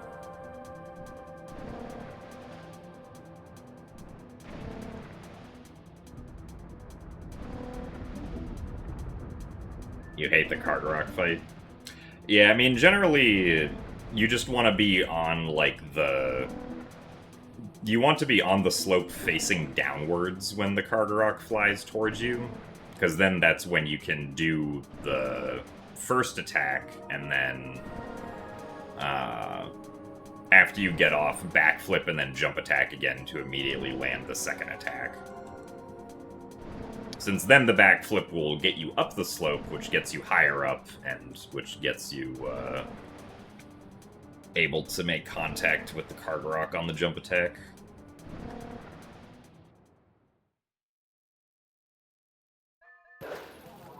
Is the Majora's Mask moon made of cheese? We will have to ask Skull Kid.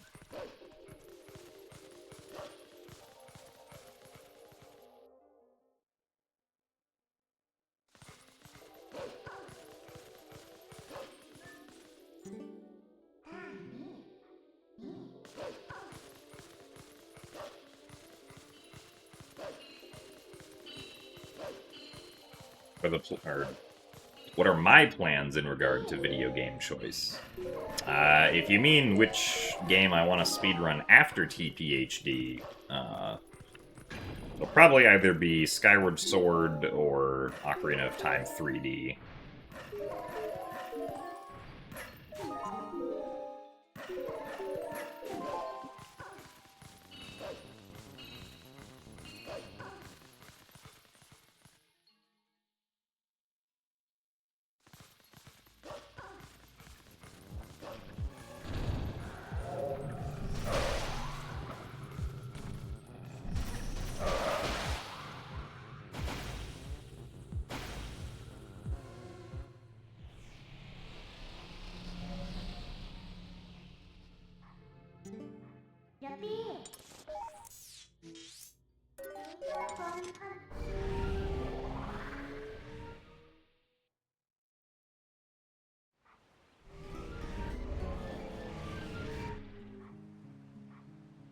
How are the invisible scene developments in OOT 3D going? I mean, we have a The new Door of Time skip is very nice. I don't think it'll drastically change any category aside from 100%, though. Even 100% it might not change drastically, but should at least, like, improve a little bit.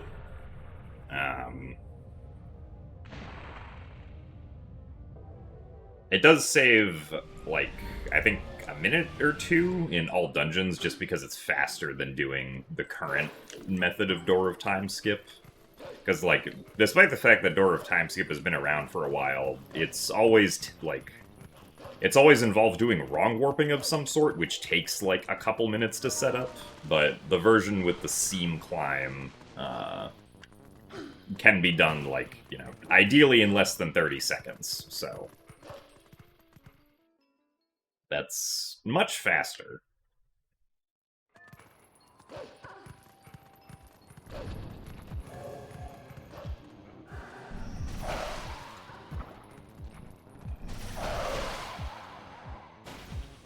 Also, thank you very much, Guintarin, for the 23 months of Prime. Thank you very much for the continued support, and only one more month until the Rainbow Badge.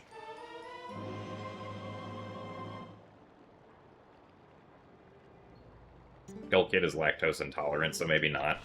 Oh, that would be fair, yeah.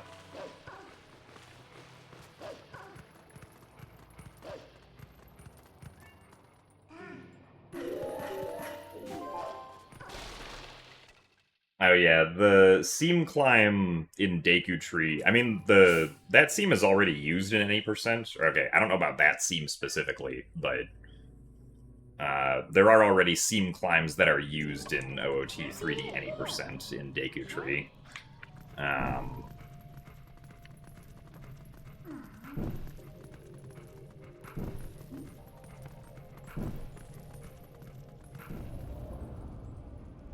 There is one in Bottom of the Well that exists, but I don't think we can technically use it because of where the, like where the seam originates from.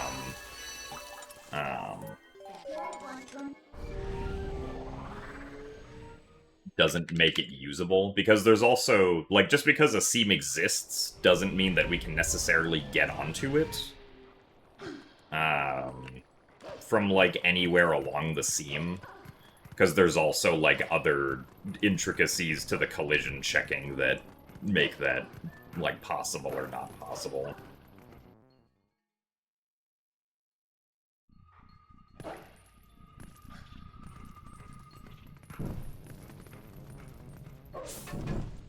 But yeah, so far the Door of Time skip has been the big new thing with that.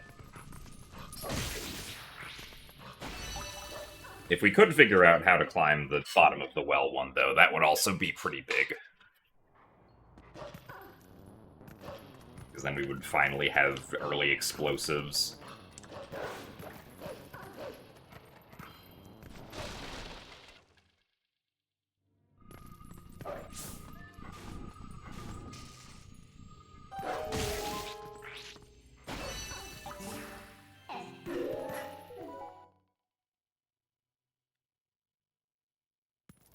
Well, so 100% is, like, the big thing for 100% is the fact that we can now do Door of Time skip multiple times.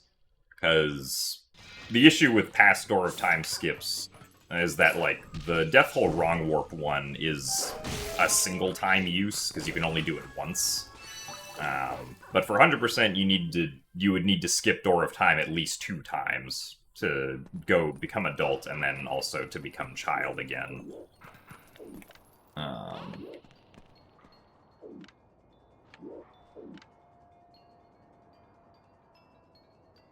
This is fine.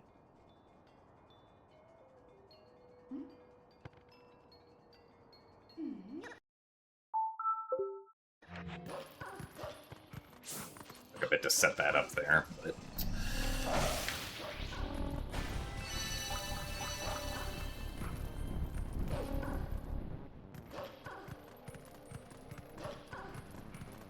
So now there's just a lot more potential for being able to go to be adult Link earlier in the run. Instead of having to open up the door of time regularly as Child Link.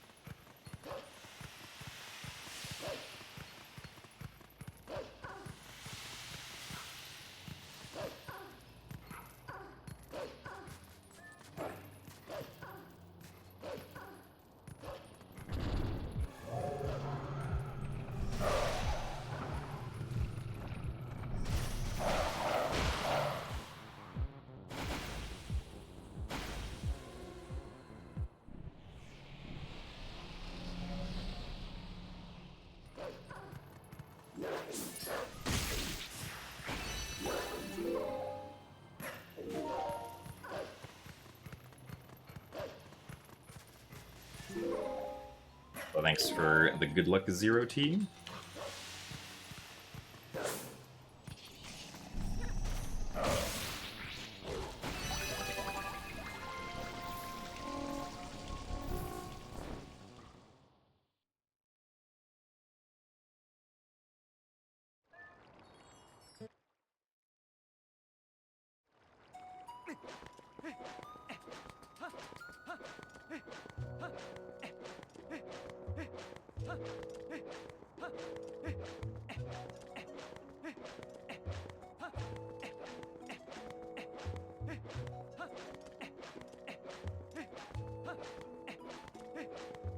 Yeah, I mean, I think for, like, 100%, it's probably, for OOT 3D at least, it's probably still worth it to at least, like, beat Jabu and get Ferore's Wind as Child Link before going Adult Link.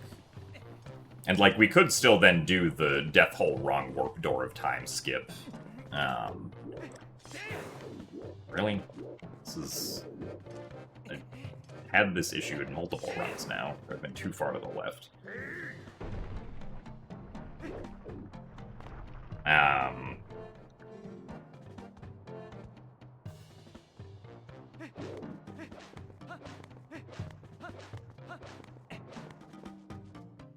Yeah, I think if there was, because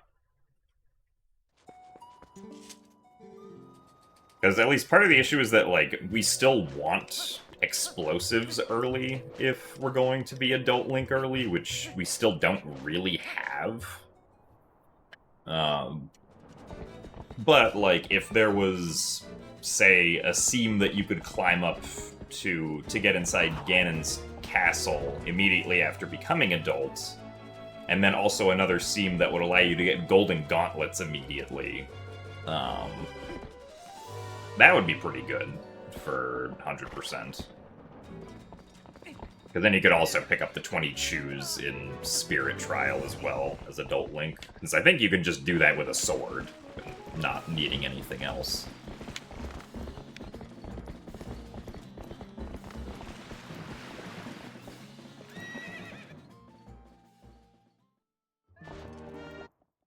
But yeah, lots of things to consider.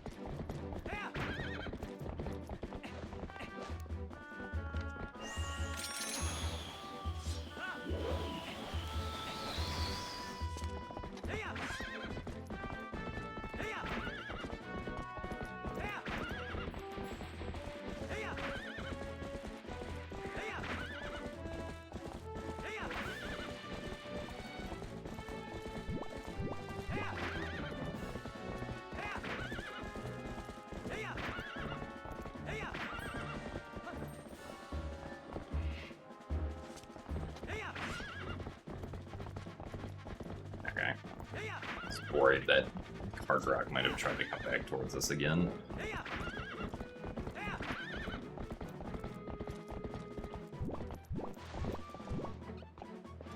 No, I did not want to turn around, actually.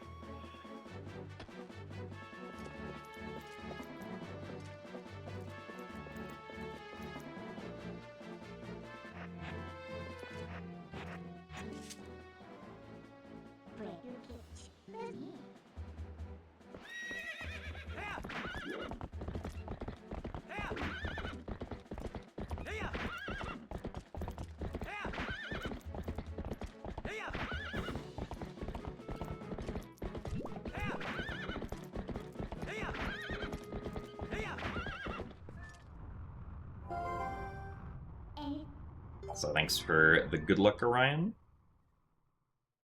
And thanks for the good luck as well, Azeroth.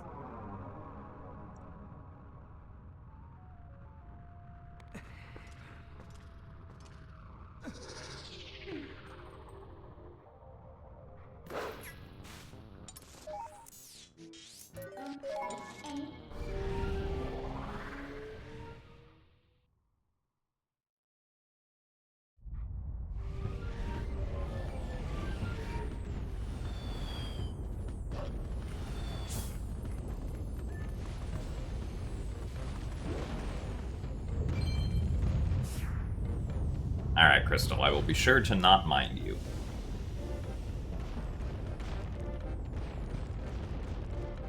Also, thanks for the googlook, El Chipo.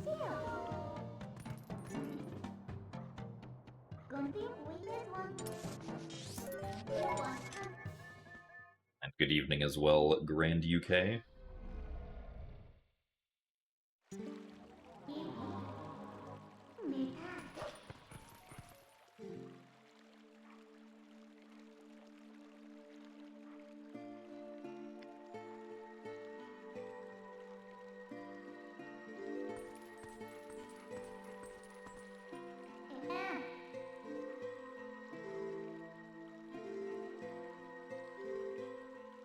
Also, yeah, unfortunately, we do not catch Epona as Wolf Link in this category. That requires being able to do early Master Sword, which, unfortunately, we do not have at the moment.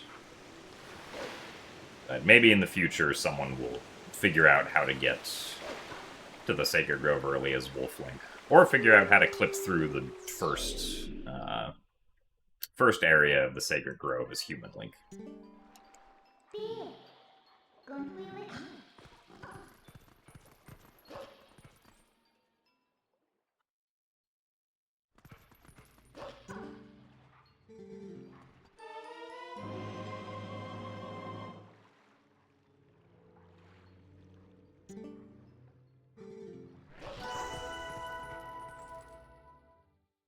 That segment also wasn't great.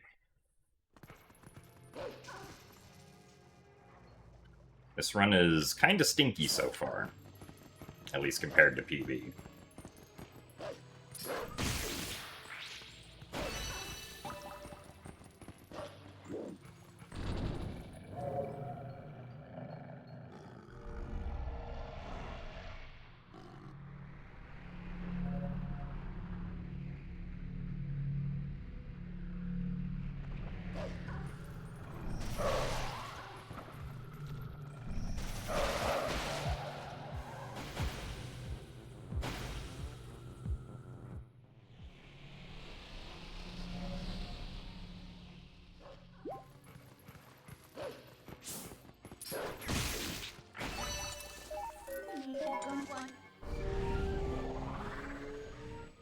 Glovers ran GameCube Ball Dungeons at GDQ because I began testing positive for COVID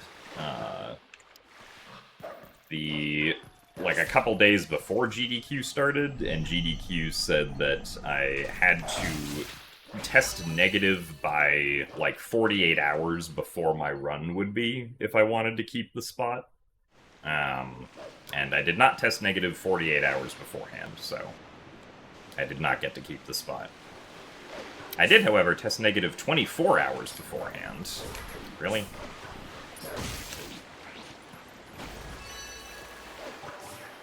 the silly lily pad bug.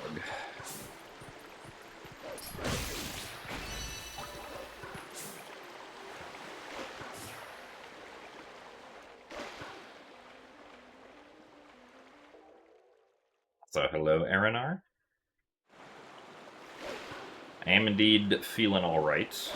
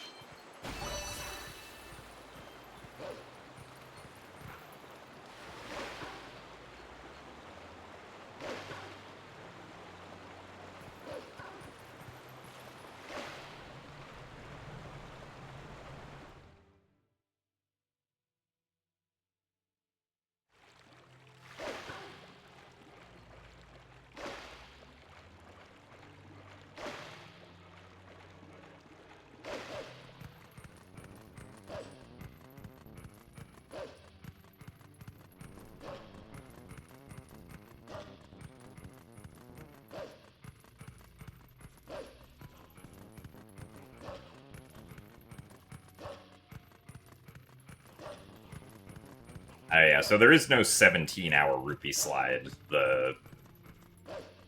Like, the original lowest percent video, the speedrunner Link stares at rupees for 17 hours, was the total accumulated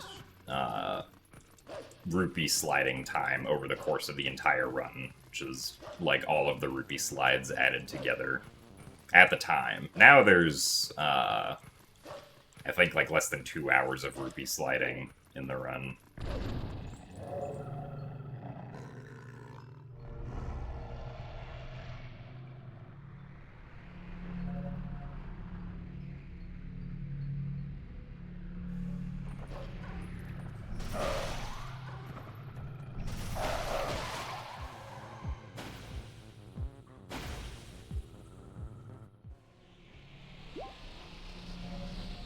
Will it take to convince me to do a low percent run, then?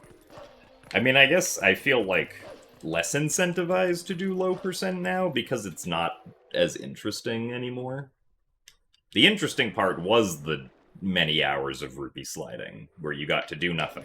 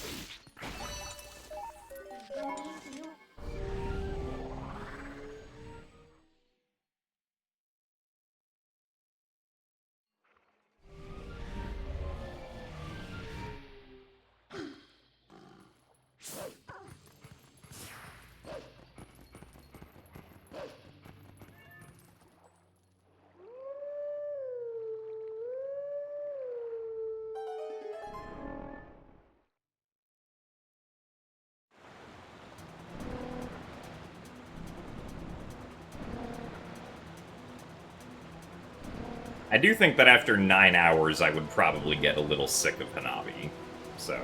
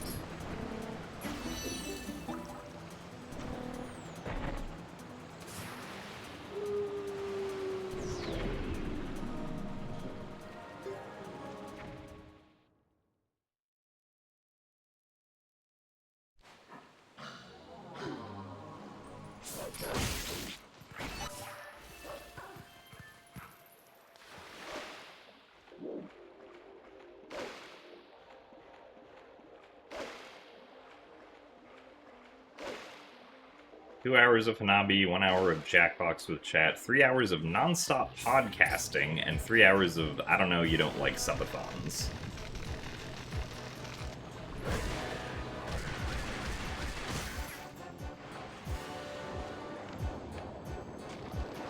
Wow.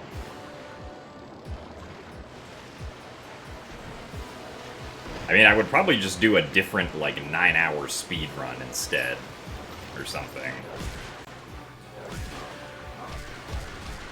We could run TPHD 100%.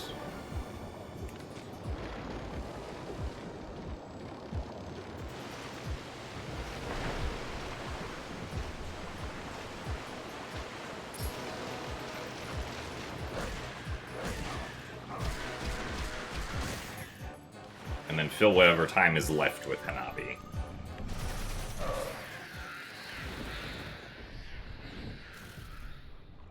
Oh, right. I lost time to Lily Pad Bug on this segment.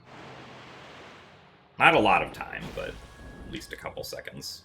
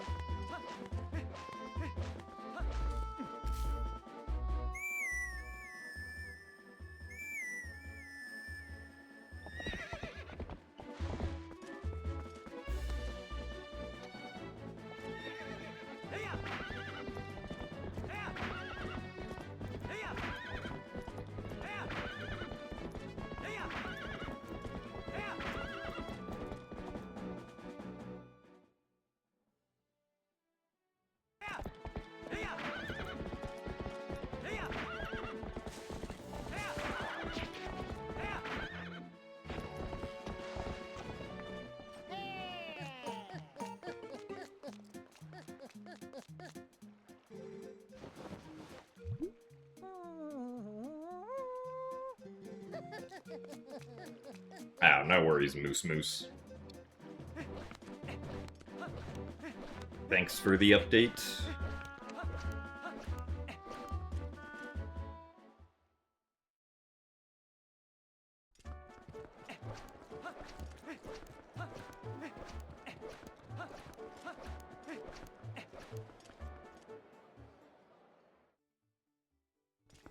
So thanks for the good luck hungry plate.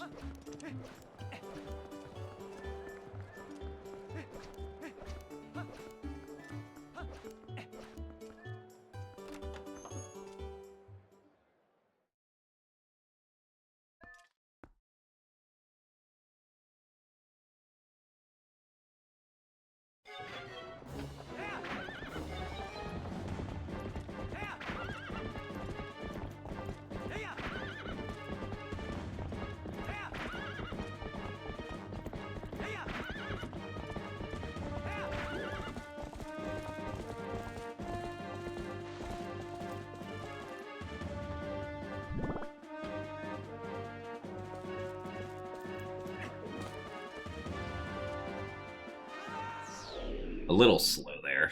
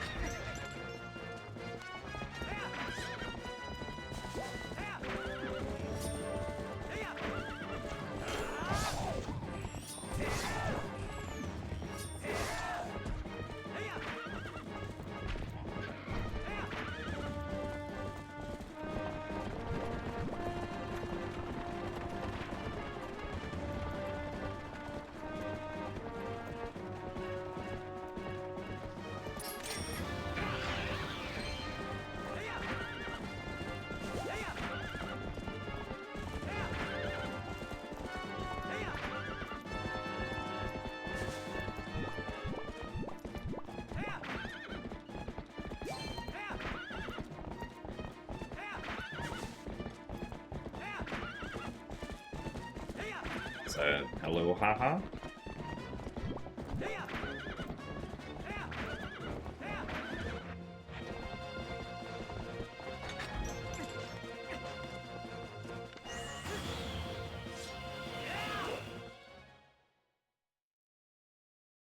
Do I ever just yeah? I can't say that I ever just go yeah.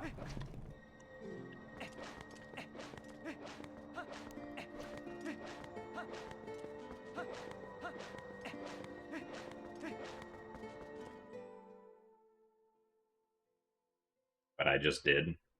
Well, I mean, I did that in response to your question. If you had not asked that question, I would not have done that.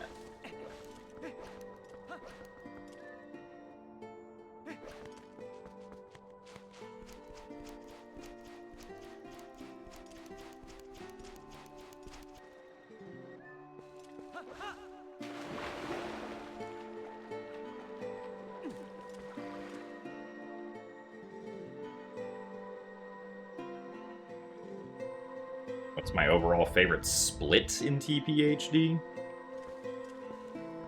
I don't know, there are a lot of good ones.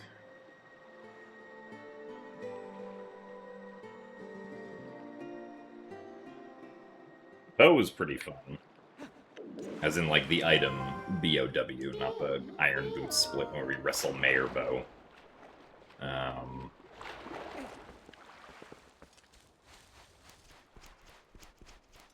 The Snow Peak sections are fun, but one of those splits also has the early Snow Peak trick in it, which is not the most fun.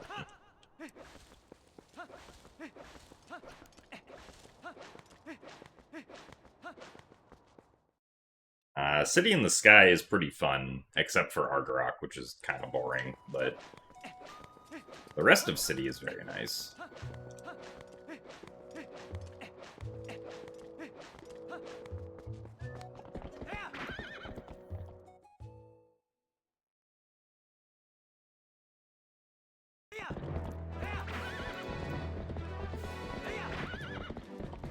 Snow Peak Ruins is very good with the Eyes of Yeto, that's true.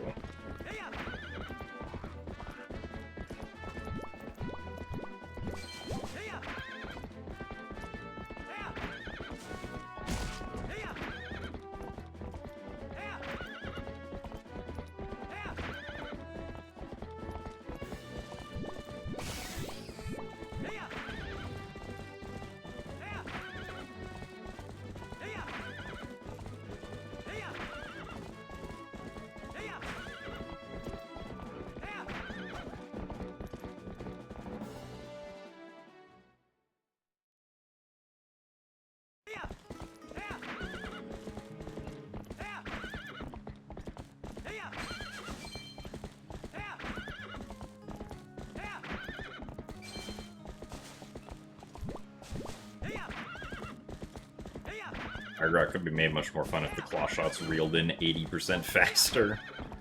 I don't know if I would say that's where the slowdown happens. I think it's the fact that there's a really long cutscene in the middle of the fight, and also in the first phase, Argarok just flies around for the first 20 seconds and you can't do anything.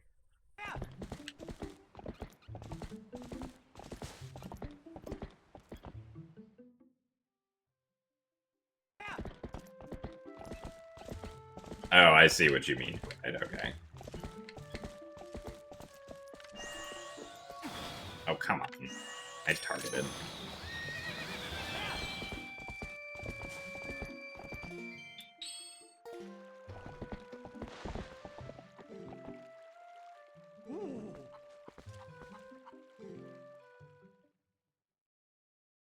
Oh yeah, City in the Sky, it does have, like, some complicated puzzles in it. Like, the one you're referencing with having to hang down from the ceiling is, the one for turning on the fans that lead to the end of the dungeon. I think I also got stumped on that one when I played casually.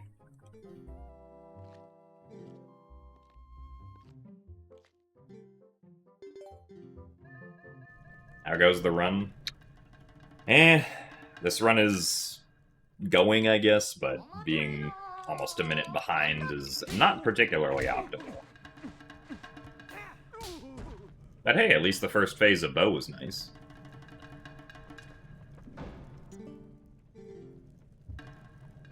Let's see if the second phase is nice.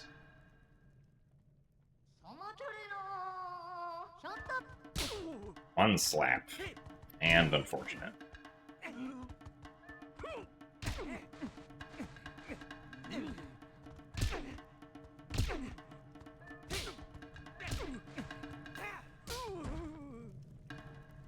I don't know why. Well, I guess I know why, but I feel like whenever Bo does a grab, it's more likely for him to try to sidestep next instead of slap.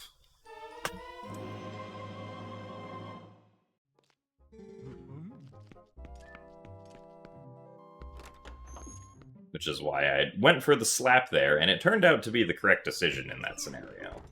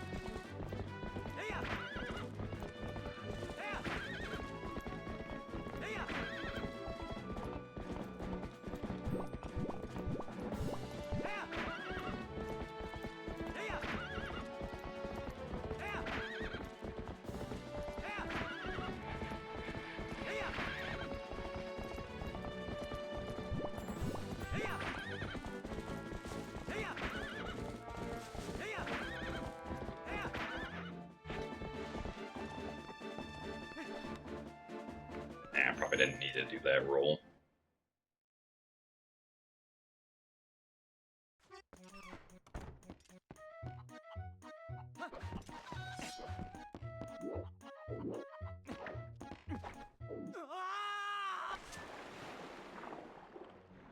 Input viewer in this game looks like a little dorky face. May you name him Pablo?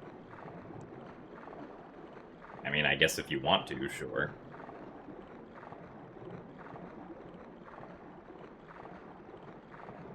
Would I rather fight 50 rat-sized children or one child-sized rat? The duel takes place in that one Roman Colosseum. I guess it depends on how coordinated the rat-sized children are. Really? That didn't work? Oh my goodness.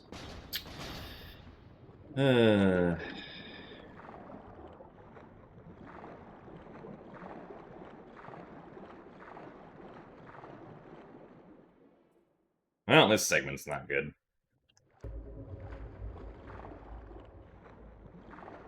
But with no further information, I would probably try against just the one child-sized rat, since it would be a single thing to try and focus on instead of 50 individual things to try and focus on.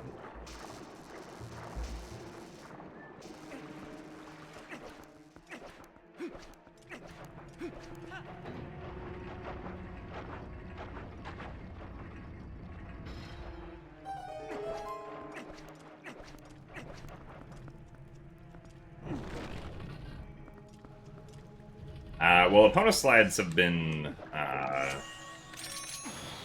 think in TPHD runs since basically day one.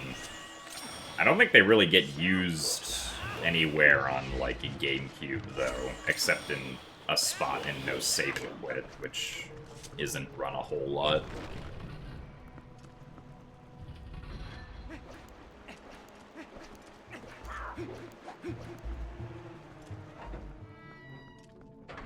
But hello, Laney.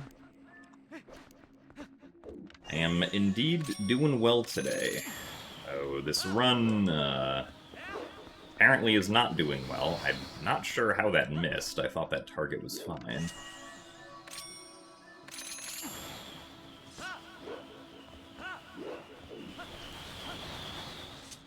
This run is just kind of getting worse.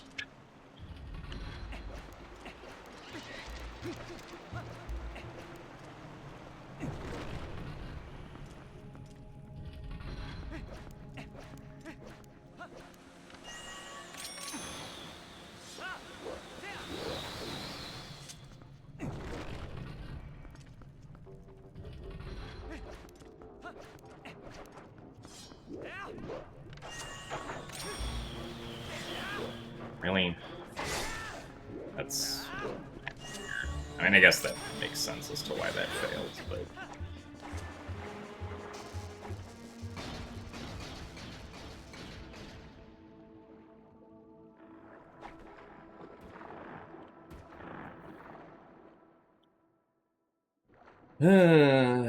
This segment is kind of bad.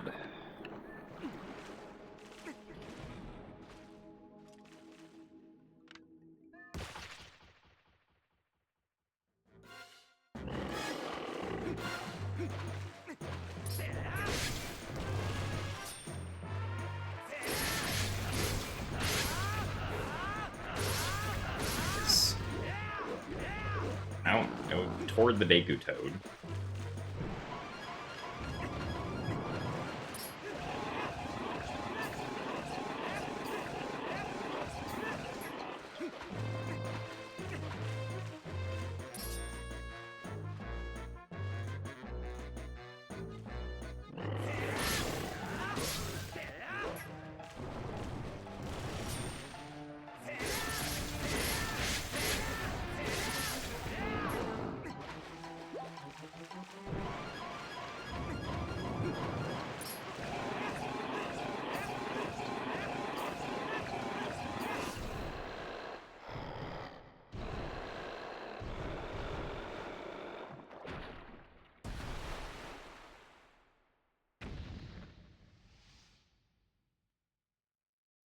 When are you able to transmutate through the wall instead of pot clipping?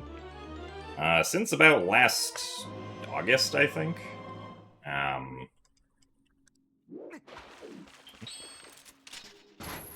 For some reason, in TPHD only, there's a technique where we can kind of clip through walls in very specific circumstances just by looking through them. Specifically walls that have, like, collision near... collision that's behind them that's facing the opposite direction, so things like gates or fences, stuff kind of like that. And also that have a ledge next to them that normally if you looked through the wall, you would kind of expect the game to push Link off of the ledge, but for some reason the game does not push Link off of the ledge. We're actually going to do another one right here, using the upper collision of the chest as the ledge to not get pushed off of. While we look into this wall. to do Lakebed BK skip.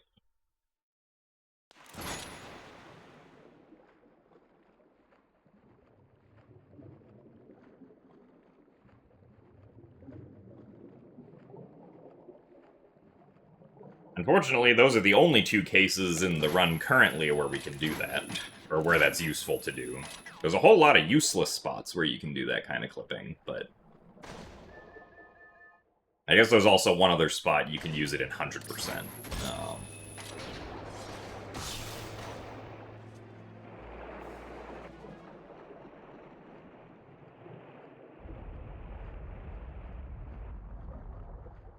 Yeah, it's an interesting technique. It's very easy to do. It's unfortunate that there aren't more spots to do it. But it is what it is, I guess.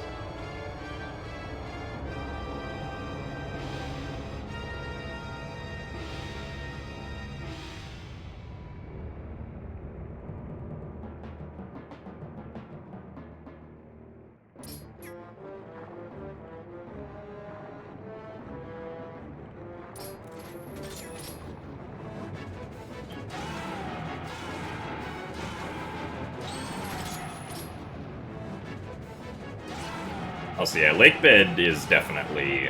I think it's the fastest dungeon in the run.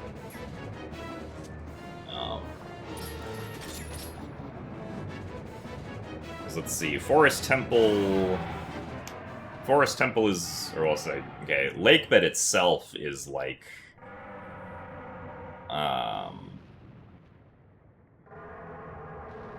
about 8.5 minutes, I think, if done really well.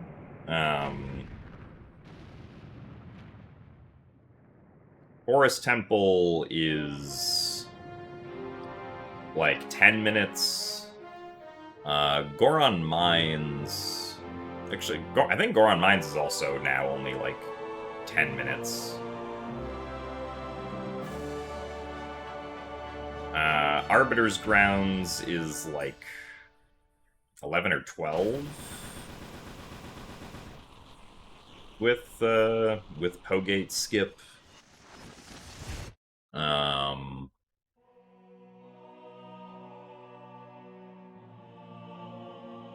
Actually, no, Snow Peak is the shortest one, I'm pretty sure.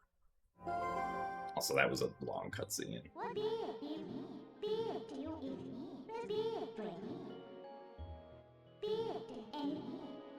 Palace of Twilight's like 20 minutes and is really long.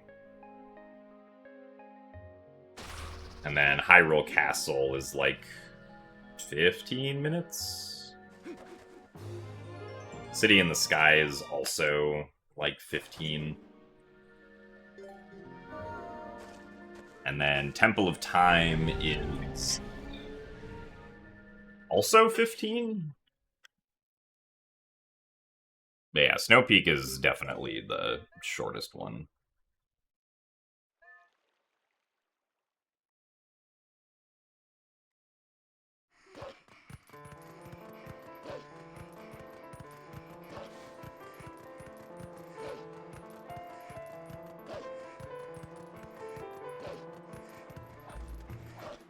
There was another dungeon where we can, or where we could skip the boss key. Which dungeon would I want and why?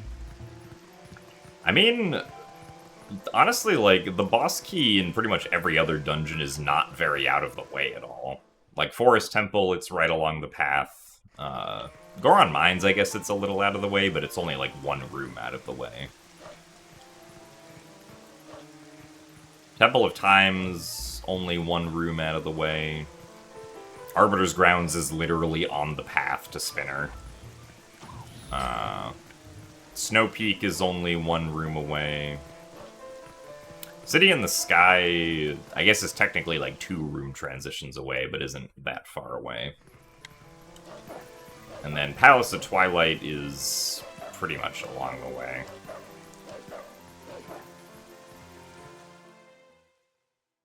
I guess Hyrule Castle is the next most out-of-the-way one because of the cutscene that's involved with it.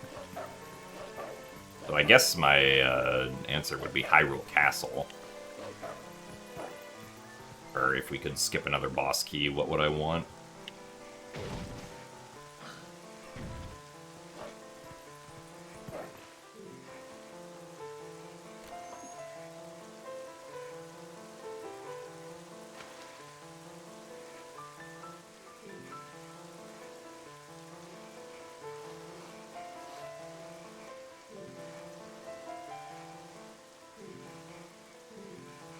I'll say yes. My favorite Zelda game is a tie between Wind Waker and Skyward Sword.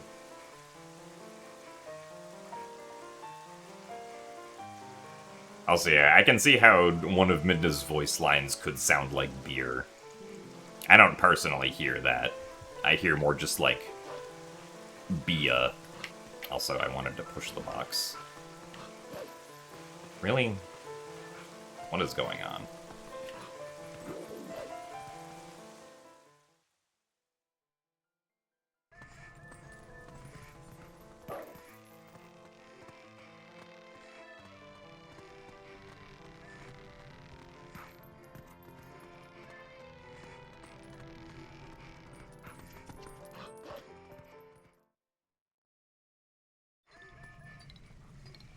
Majora's Mask is darkest game. Of the Zelda series, perhaps.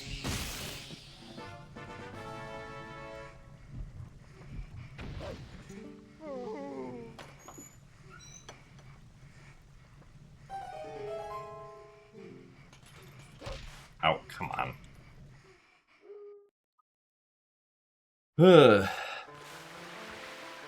Well, we'll see how early Snow Peak goes, but if early Snow Peak doesn't go well, that'll probably be it for this attempt, but we'll get there first.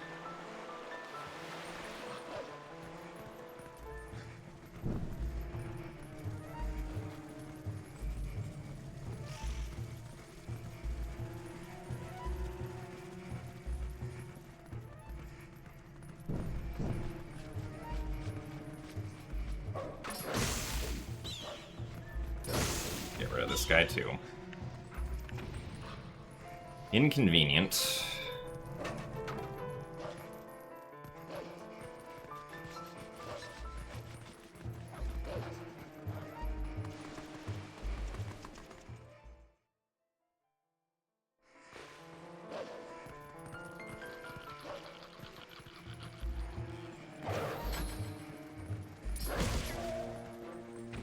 I did not want to turn around, actually.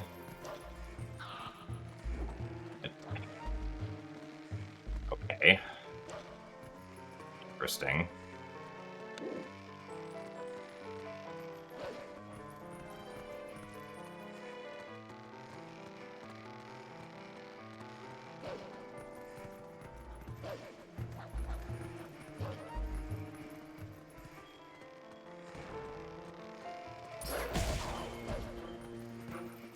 No. Okay, well. Maybe this run's not going to survive Midna's desperate hour.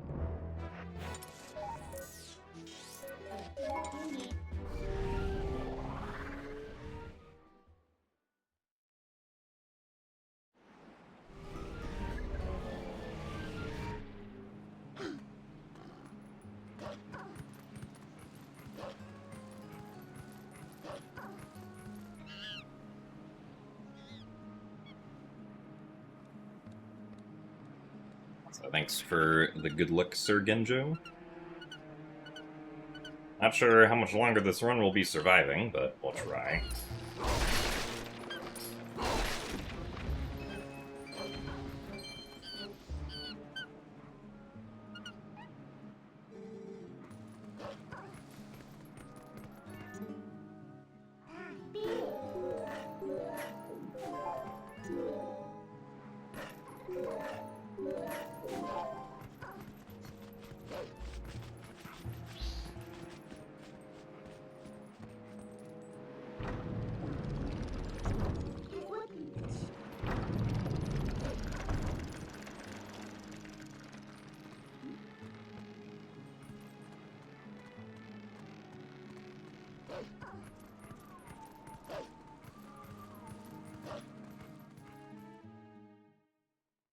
would not say that OOT is my third favorite Zelda game, no.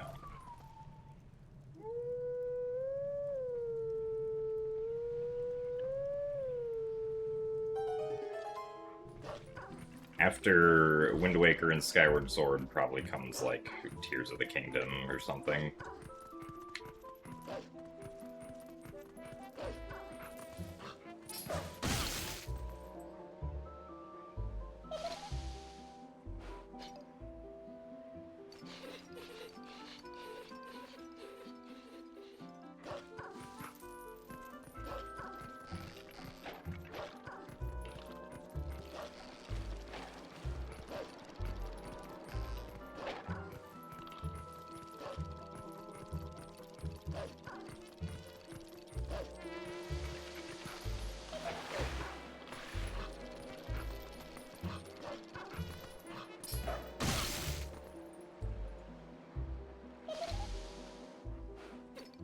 Where does TP rank? Out of all of the 3D Zeldas, it's probably second to last for me. Above Majora's Mask. I guess only above Majora's Mask.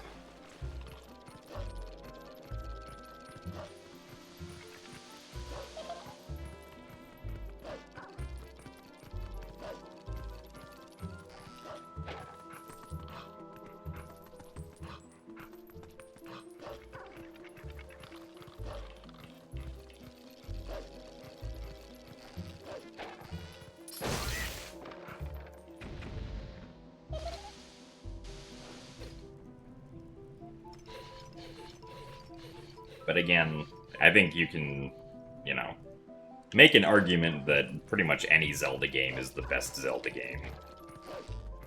Because they are all generally very good games.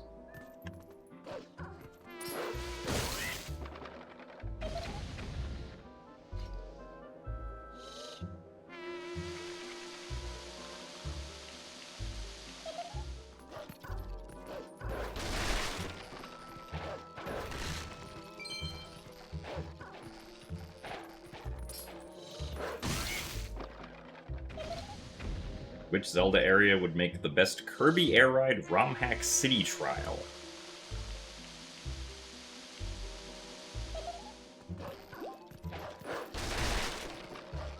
This is not a question I have ever considered.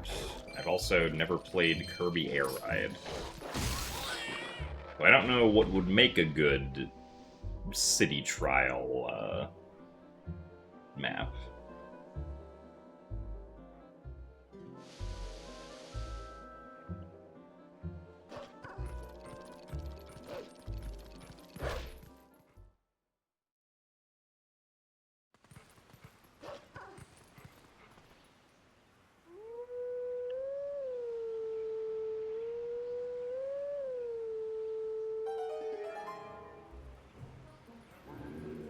Thanks for the good luck Rhapsody.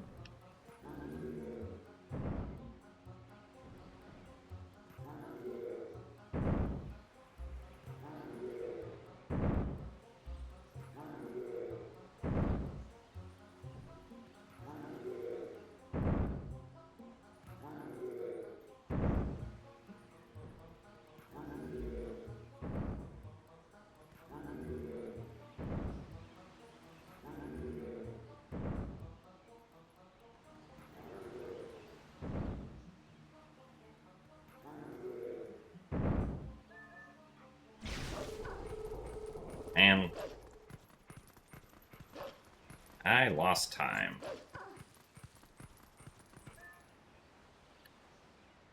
This run is not great.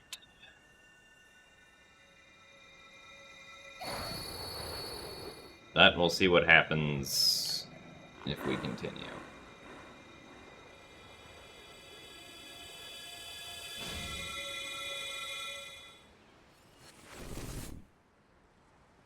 Have I ever drank out of a sippy cup for fun?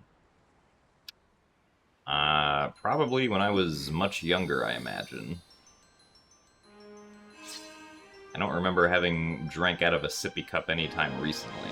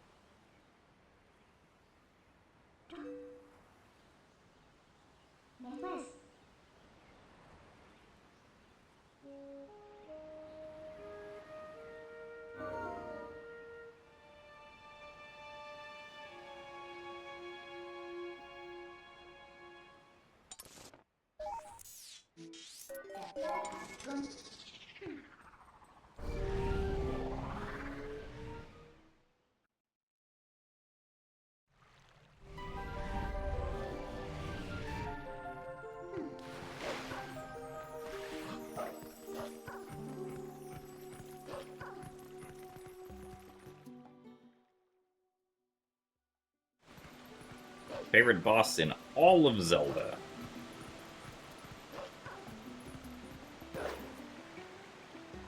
Ow, I forgot I'm supposed to get down here differently.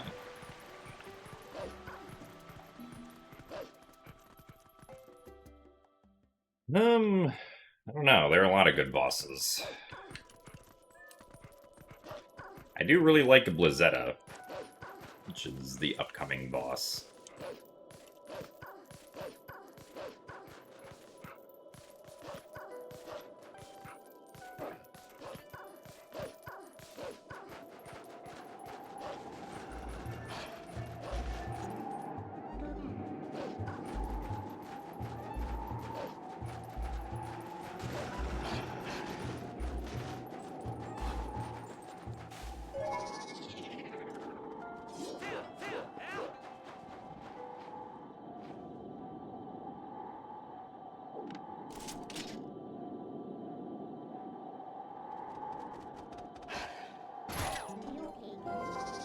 Guy is very close. Hopefully we knocked him back far enough. Oh. Unfortunate.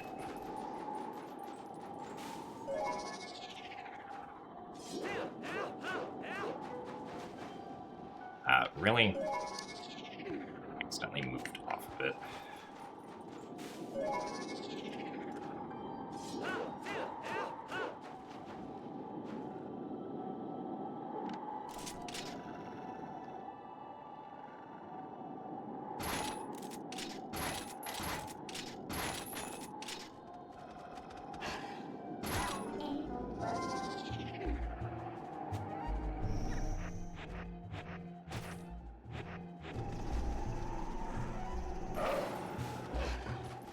Well, that's like a 45-second time loss, so... Even though it was second try, I think we will cut our losses on that one and unfortunately reset.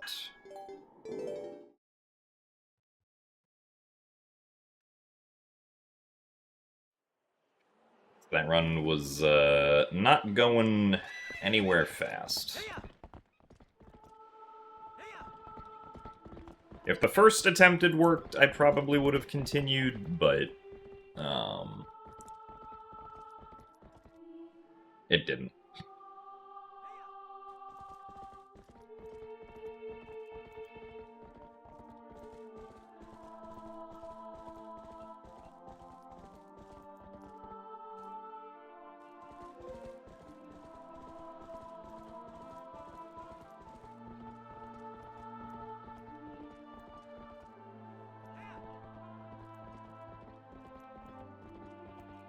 Have I ever heard of Isa deleting the bow?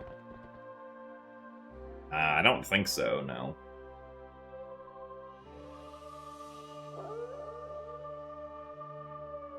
Because as far as I know, Isa is only supposed to be able to give you a temporary bomb bag.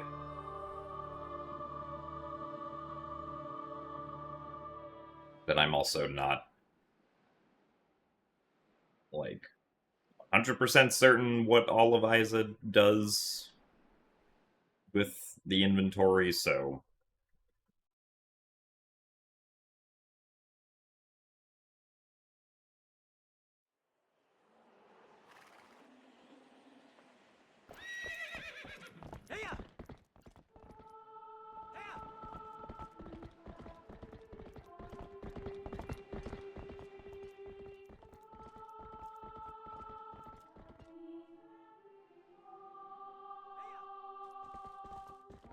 Favorite item in all of Zelda?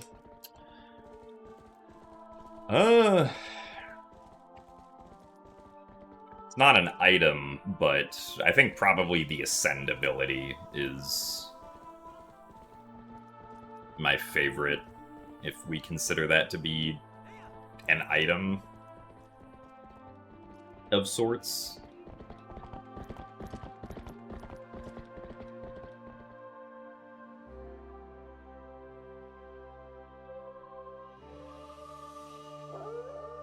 Yeah, I'm gonna start another run. I just wanted to give my hands a little rest first.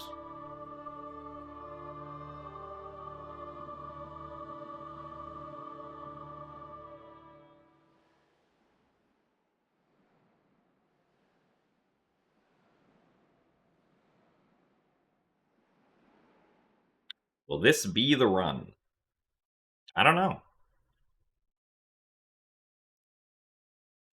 We'll have to find out if this is the run or not by actually doing the run.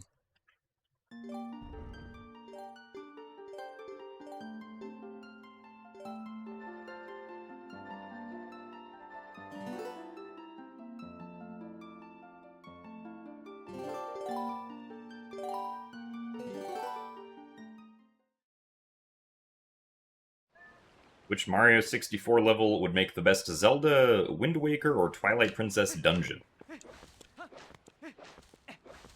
I don't know. I've never fully played Super Mario 64.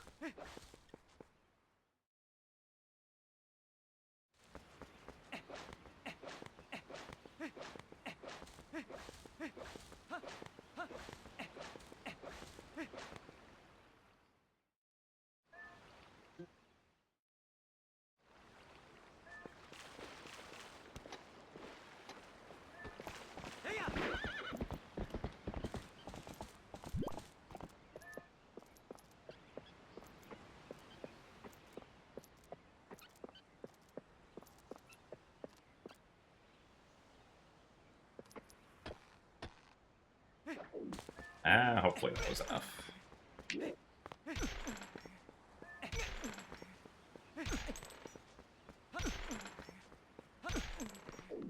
Okay, good enough, I guess.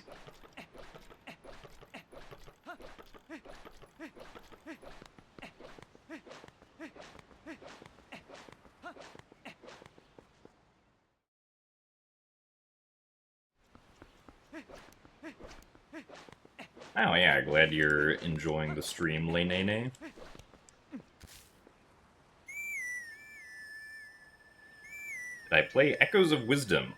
I did play Echoes of Wisdom, yes. I thought it was very fun.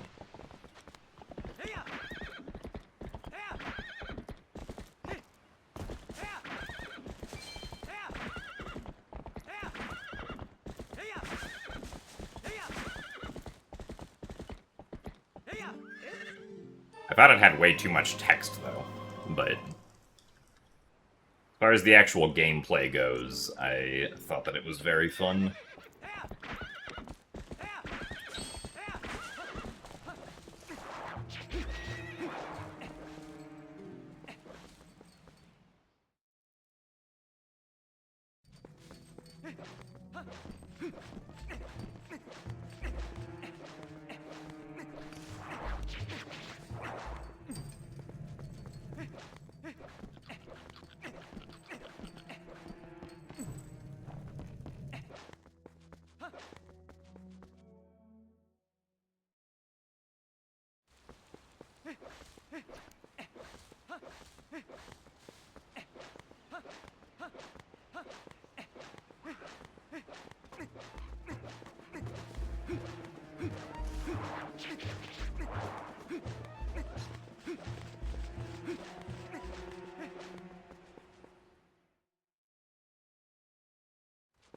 Well, yeah, I did play it on stream, but I only...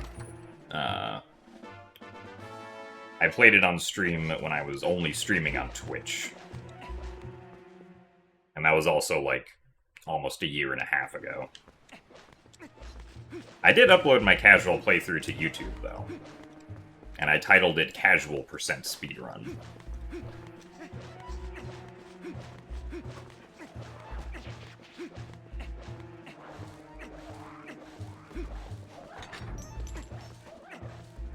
Also, hello, Lux Lune.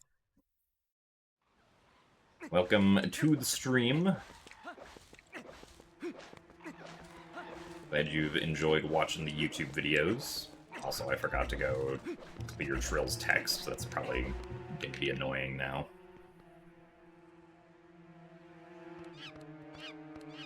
What's my favorite music genre? I don't think I really have a favorite music genre. If I listen to music, it's pretty much only video game music. I don't really listen to music for music's sake, if that makes sense. Like, I don't have a favorite musical artist or anything like that, or a favorite band.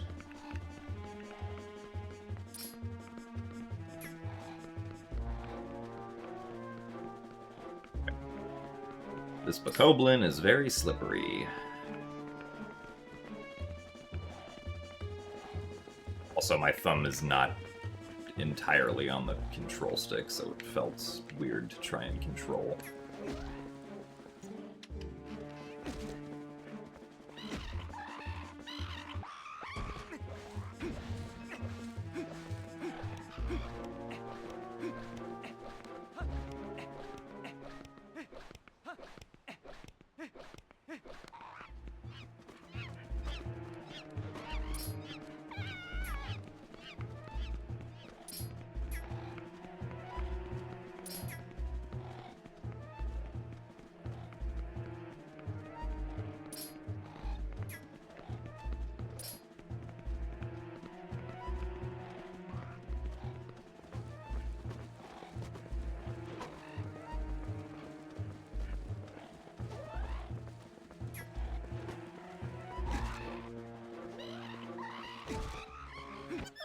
Alright.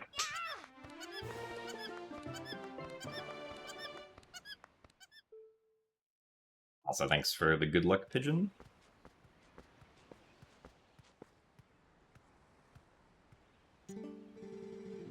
You don't remember Twilight Princess having this many pixels?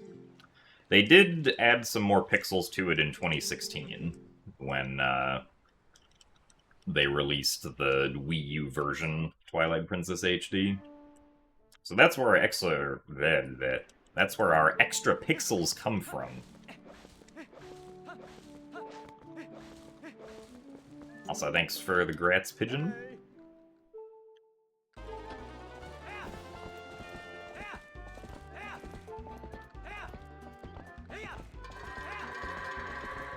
Not the best start to goats here. Oh yeah, especially with this guy deciding to go all the way over here. Arrgh. Goats, why must you do this? I am sad now. I'm honestly surprised that goat went in, though.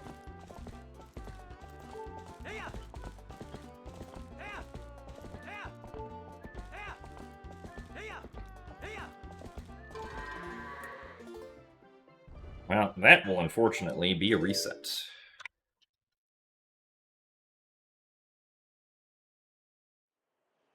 As far as I'm aware, we don't completely understand why the Bokos drown.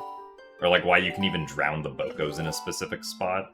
It could just be that there's, like, a hole in the floor that they're falling through or something like that.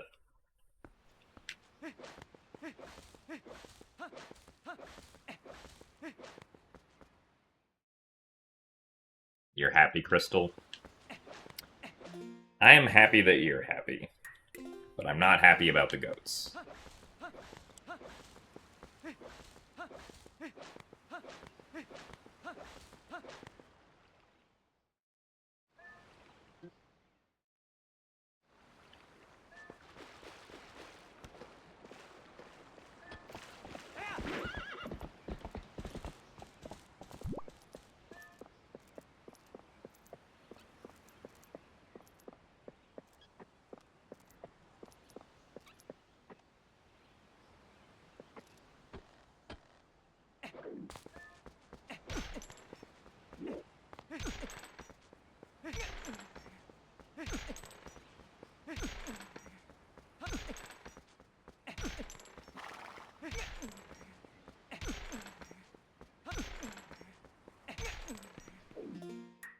Wow, that took too many tries.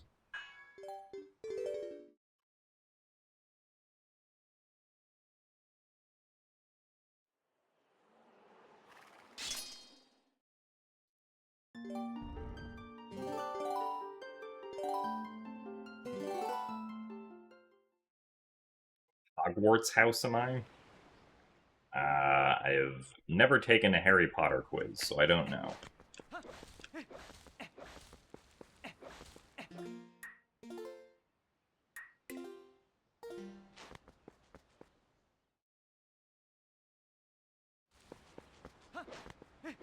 So, considering the fact that I don't believe I can perform magic, I don't think I qualify to be in any Hogwarts house.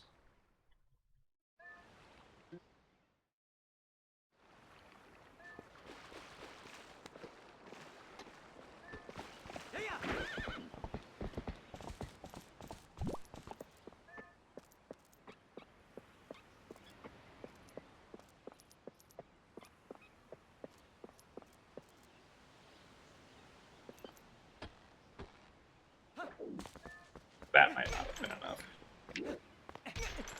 Oh, just kidding, it was.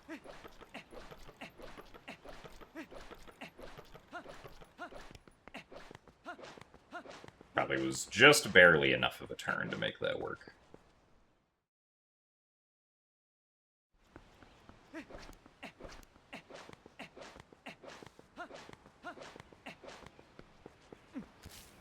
Also, thanks for the good luck, Matt the FSX guy.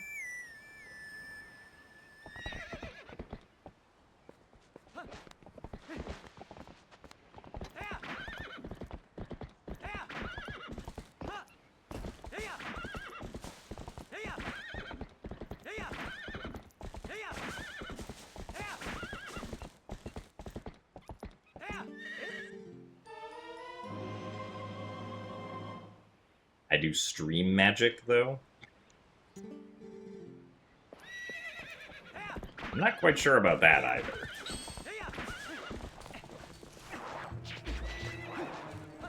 I guess I will take your word for it. You heard it here first, folks. I stream magic.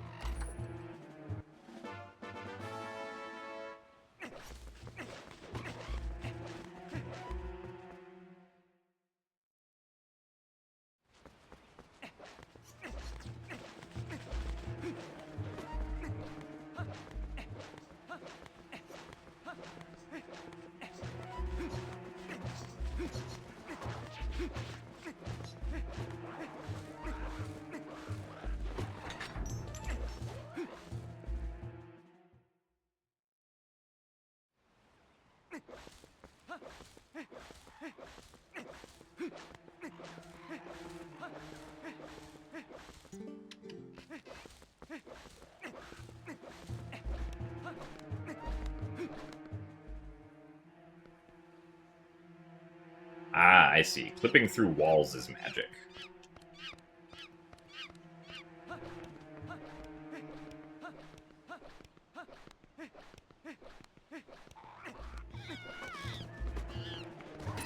I remember this from getting my speedrun certification. Wow, that was really fast. Nice.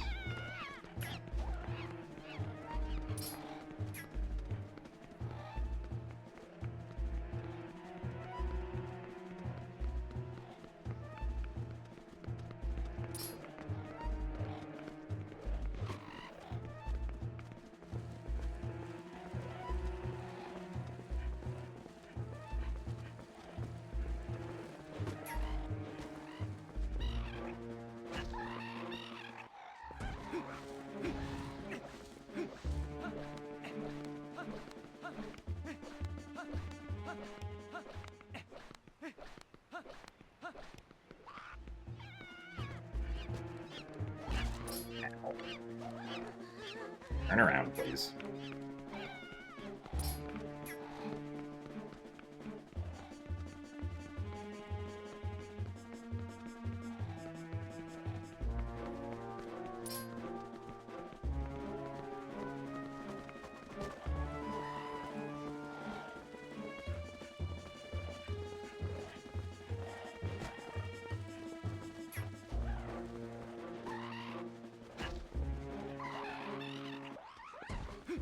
Alright.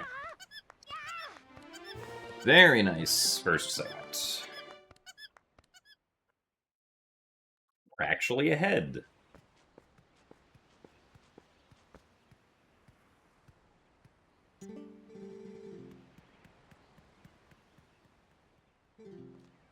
Also, thanks for the good luck, Mike BT.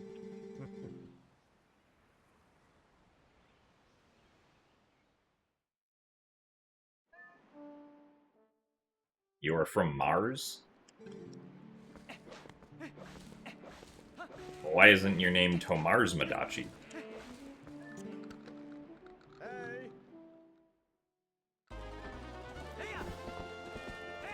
Ah, that's unfortunate. Like, the worst possible direction for this guy to go. But he seems pretty agreeable. But then that guy went over there. Really?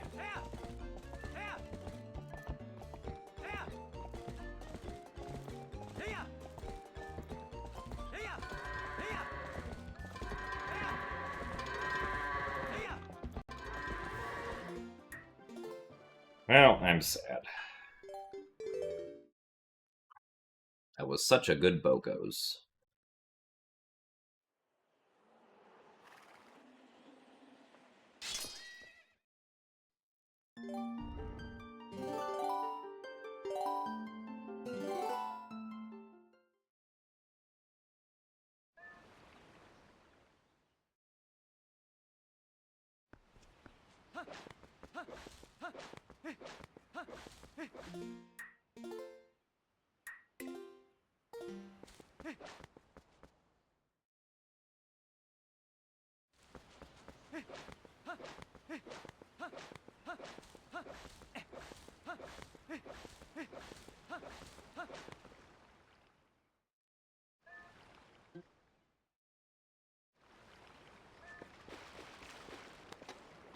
Do I think of the new glitches found in Twilight Princess?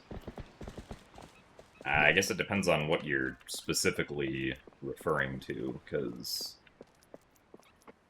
there hasn't been anything found, like, within the past couple weeks, at least, that I'm aware of. But, like, within the past year, there's been, some pretty neat new stuff found. The kitty climb and Pogate skip.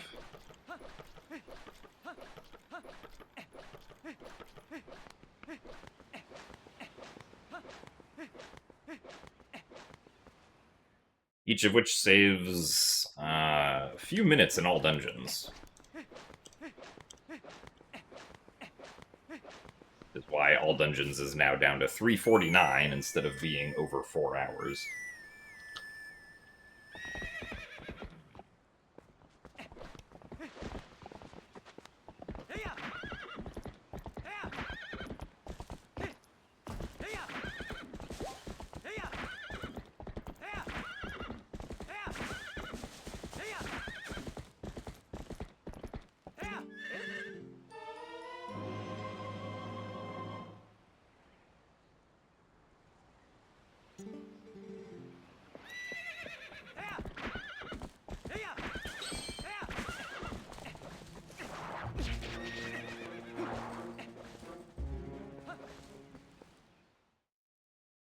My best on Bokos is a 542.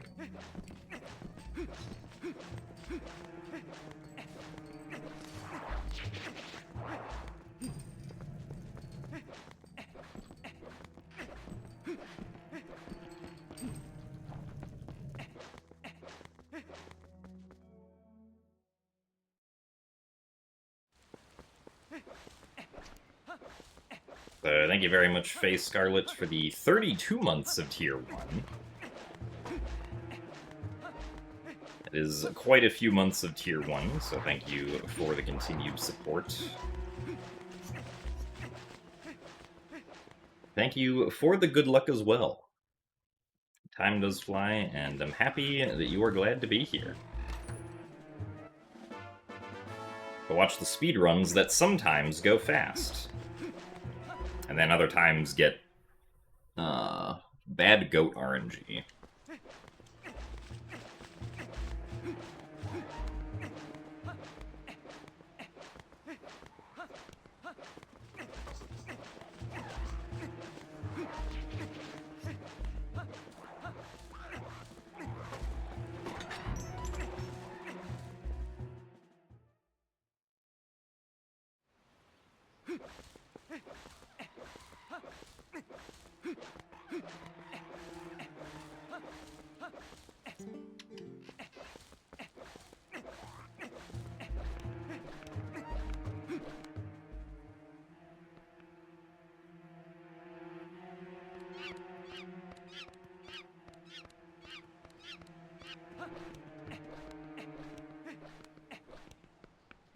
I wouldn't say that I'm, like, particularly excited for the Super Mario Galaxy movie, but I'll probably end up seeing it at some point.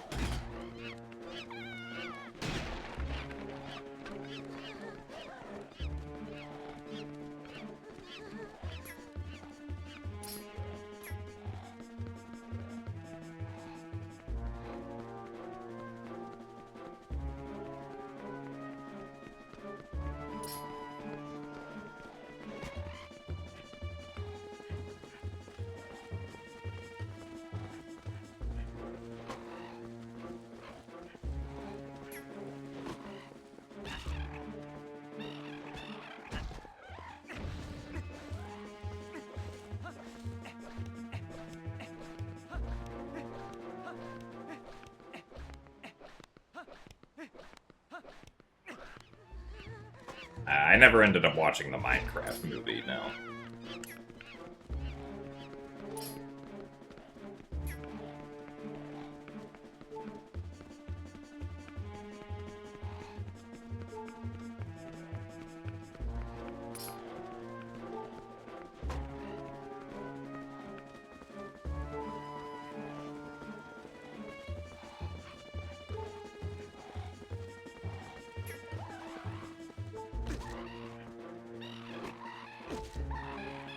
Oh, come on.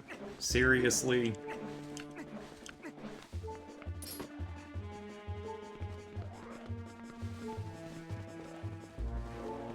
That wasn't even my fault. I even got 3 hits in, and then this guy got replaced.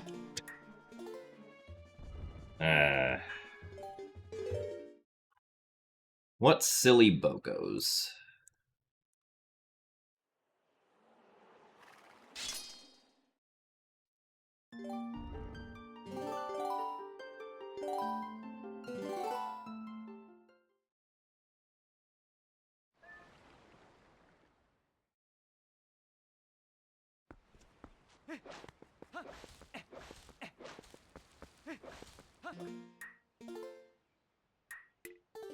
What? Really?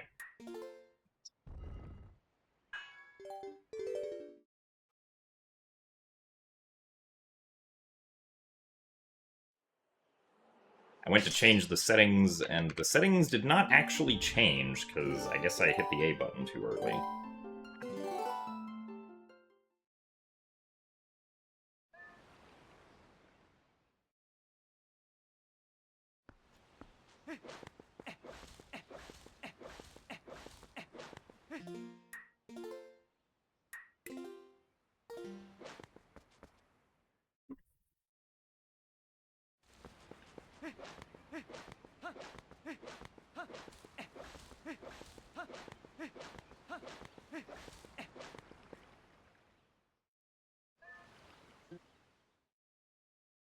Doing bokos this way is faster than the alternative, because the alternative would involve going to get the wooden sword, which would take 5 extra minutes to go do.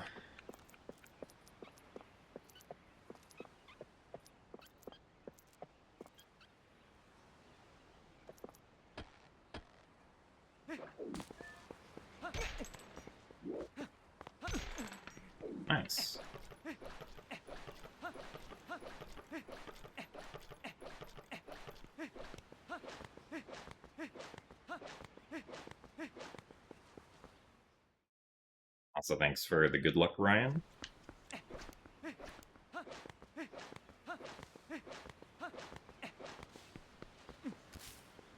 What happened? You just turned and the run restarted?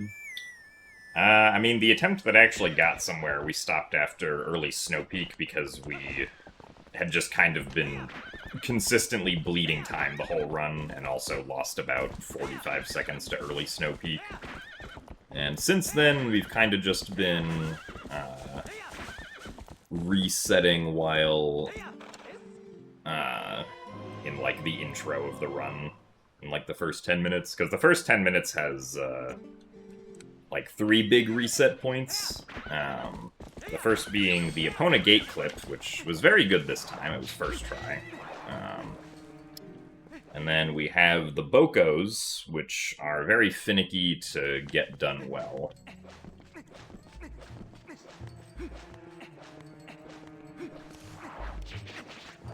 So losing too much time there will result in me resetting. And then there's also the goats, which can kind of sometimes just make you lose over 20 seconds.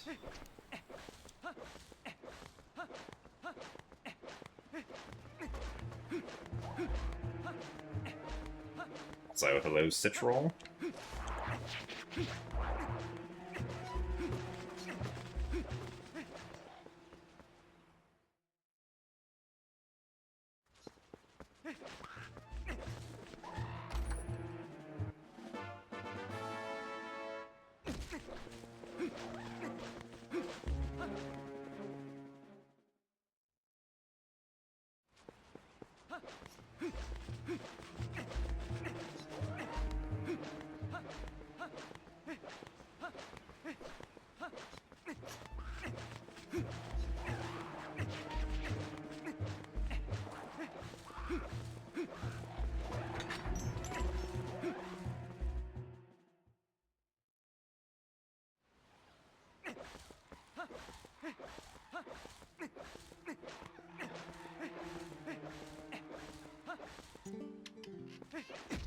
Really?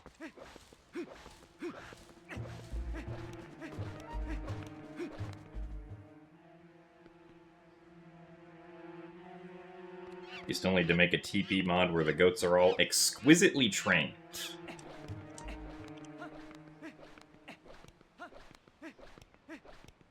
I mean, the goats just all having consistent behavior would be exquisite enough training. And that was pretty fast.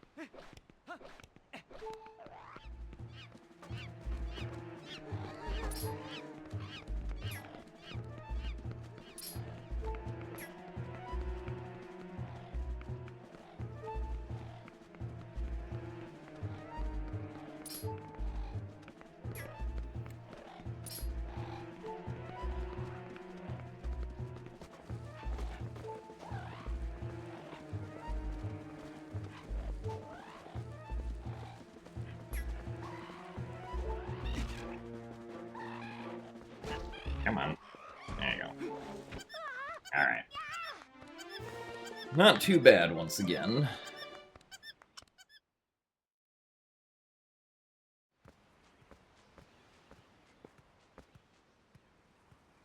How did I get into speedrunning? I got into speedrunning at the suggestion of someone else who I played Minecraft with when I was 14. wanted to try speedrunning together. And so we tried it together, and I was like, wow, this is a lot of fun. I want to keep doing this. And that was 13 years ago.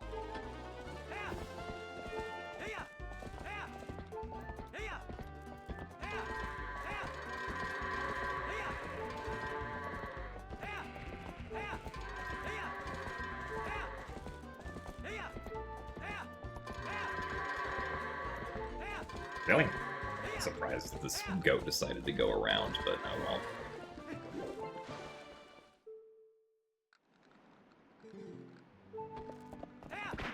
That person is not still speedrunning or streaming as far as I know. I think they deleted their Twitch account like a couple years ago.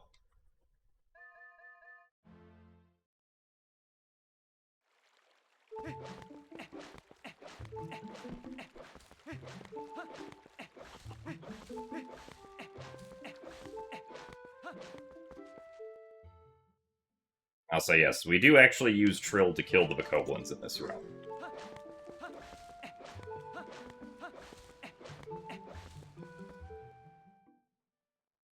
Also, hello, Stress Skip.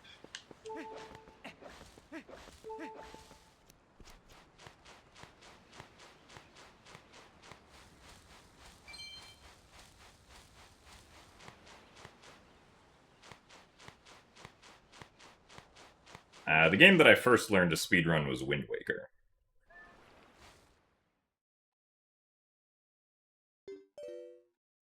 Good old Wind Waker with English text before barrier skip.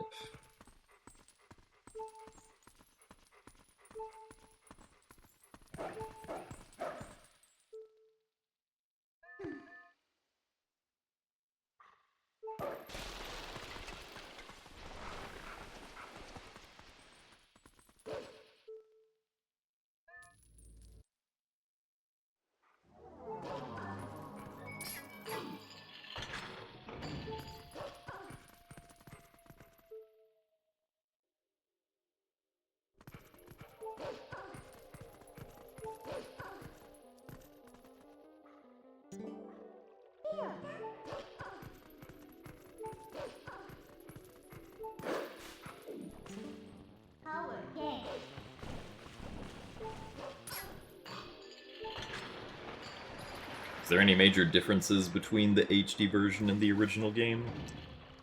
For speedrunning, yes, because the back-in-time glitch is not possible on HD, because there's no way to soft reset the game. And they also intentionally patched it, despite the fact that there's no way to soft reset the game.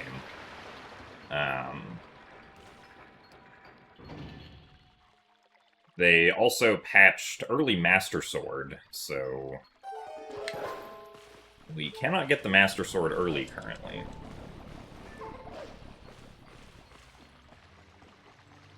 So those are the two biggest, I guess, things that HD is not able to do.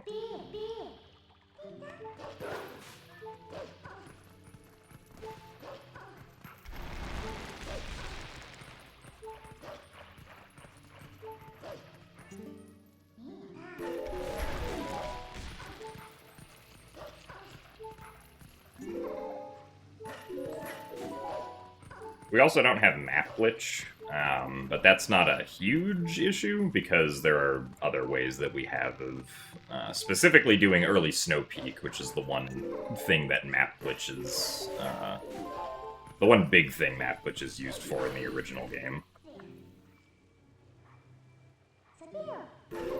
Casually, though, the games are pretty much the same. HD just has a lot of quality of life upgrades that the original games did not have.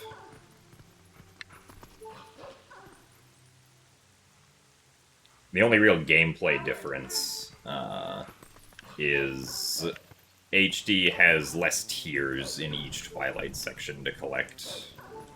So you're only collecting 12 instead of 16.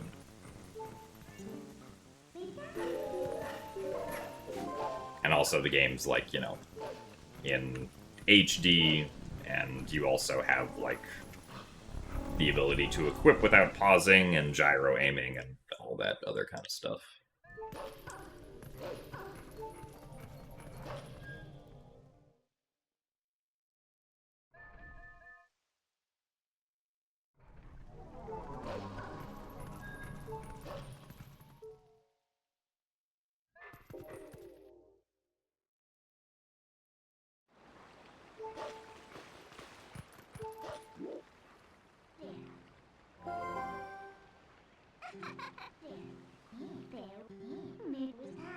Well, thanks for the good luck, Fran.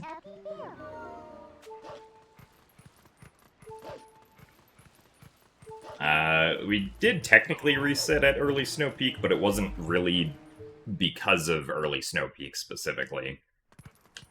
It was because I had kind of been losing time the whole run, and losing 45 seconds on early Snow Peak was just the last straw before I reset.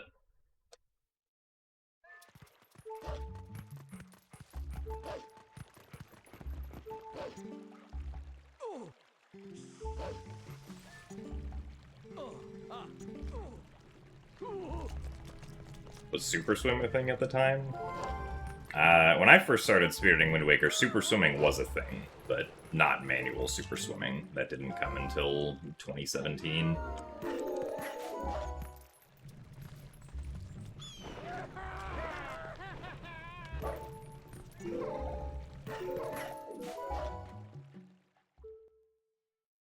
But storage Super Swimming very much was a thing, and was significantly less understood, and therefore less consistent. We also didn't have ESS swimming back then, either.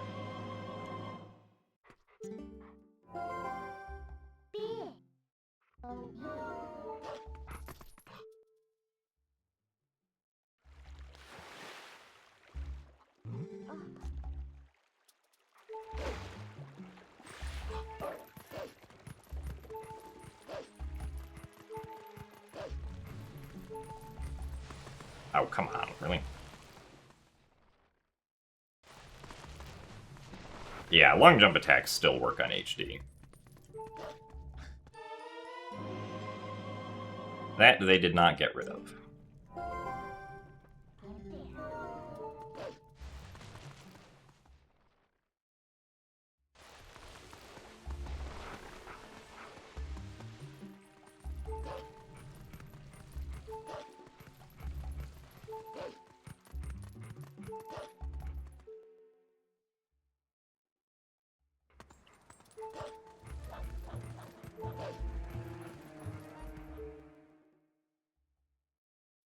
Also, thank you very much, Aviara, for the 67 months of Prime.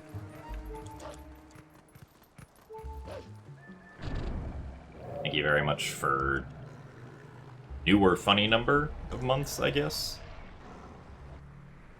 And thank you for the good luck.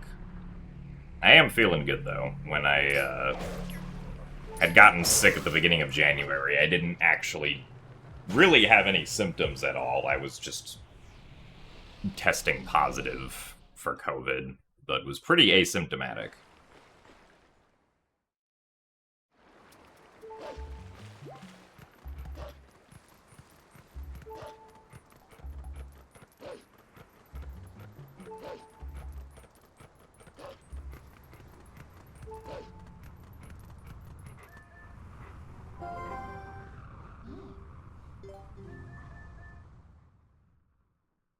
Alright, only 1 second behind. This is much better than any of our previous attempts today.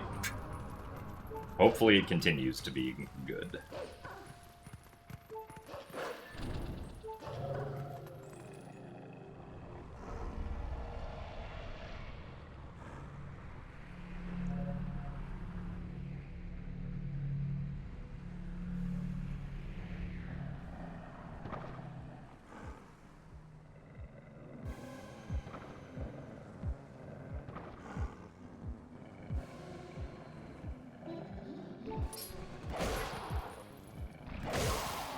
That was a very good fight. Only 2 hit stun effects.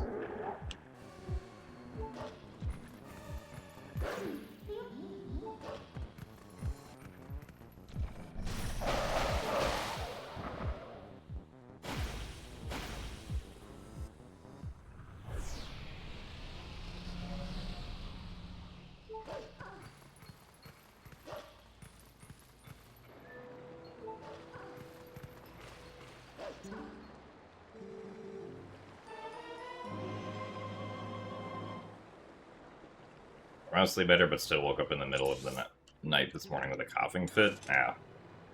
Yeah, that doesn't sound pleasant, but I'm glad you're feeling better.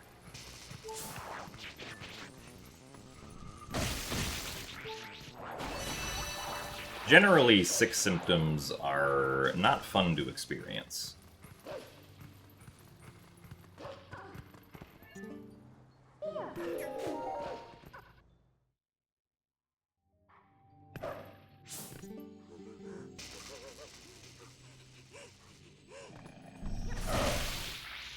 There we go.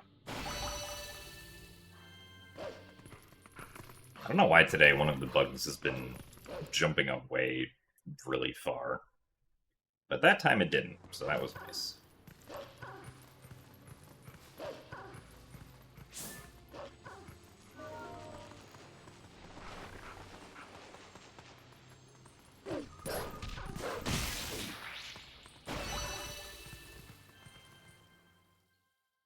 You can tell I practice a lot. This is interesting because, at least these days, I haven't done a whole lot of practice except for, like, the harder tricks individually. Which I guess is technically practice, but nothing that I've done today I have done recent practice of.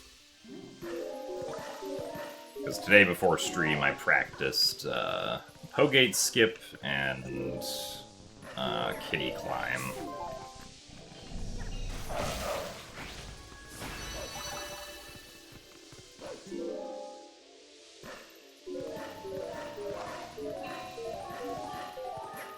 Well, yeah, I heard that the fire alarm went off during the AGDQ finale, and I was asleep at the time, and did not wake up, or know that this had happened.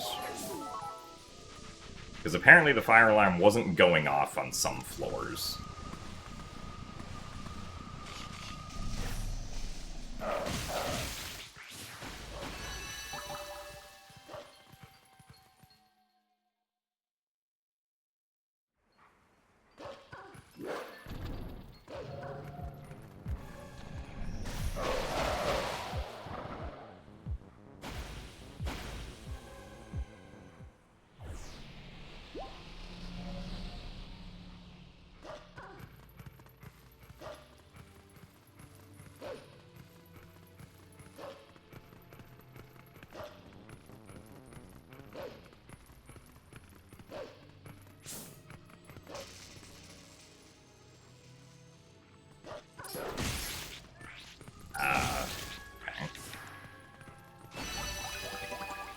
Interesting.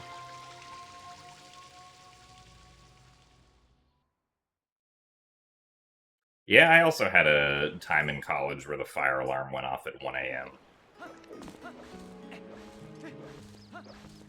It wasn't actually due to a fire, though. There was apparently some incident that happened, like, one building over that, they turned the fire alarm on to, like, clear the dorm of all of the students. Because of an incident that was happening a building away.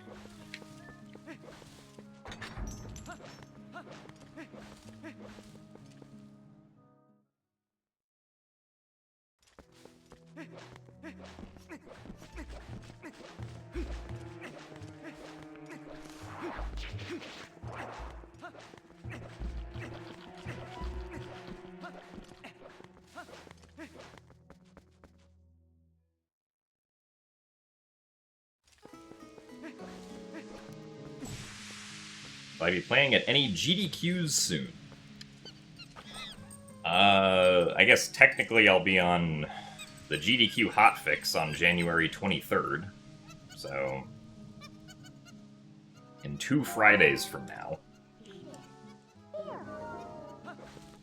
running a Wind Waker randomizer with Tomomodachi.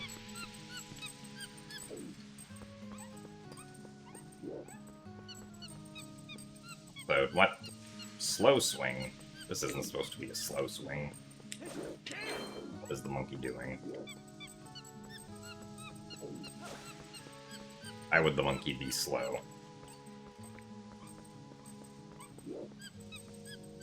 As far as, like, mainline GDQ events, though, submissions have not opened yet for SGDQ, which I will be submitting to.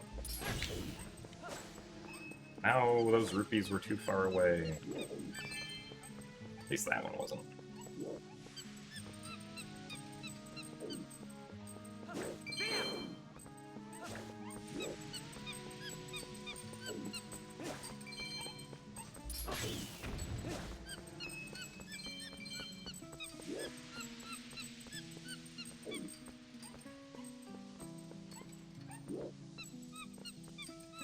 Because submissions for SGDQ probably open up in, like, March or something. Darn it, monkey.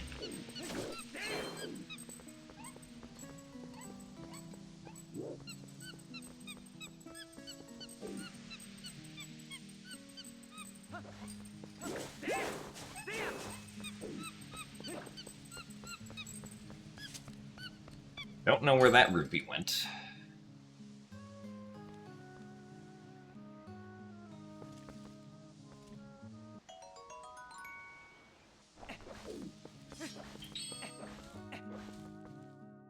You had lovely, randomly timed yearly fire alarm drill at the dorms you used to sleep at.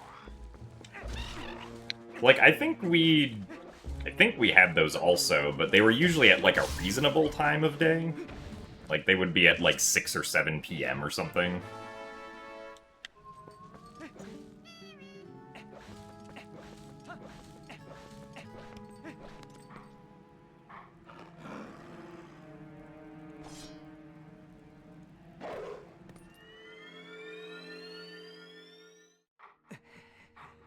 Your freshman year, a guy hung a shirt on a sprinkler, and it triggered all the sprinklers on his half of the building.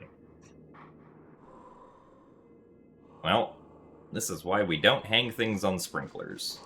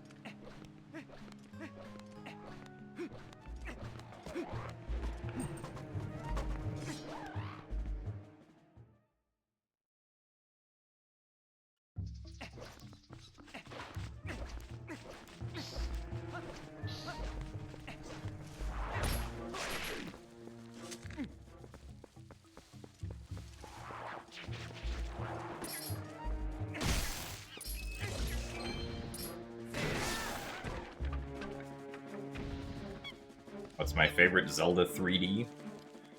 My favorite Zelda 3D is a tie between Wind Waker and Skyward Sword. Also, I don't think I'm going to be able to escape that spider, so...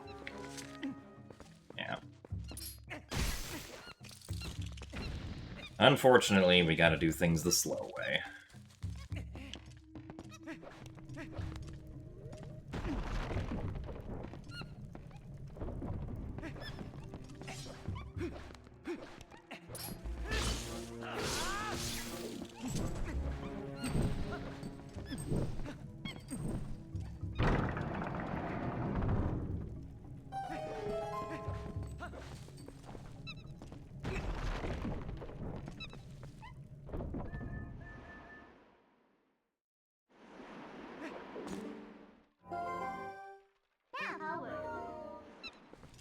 Now Howard.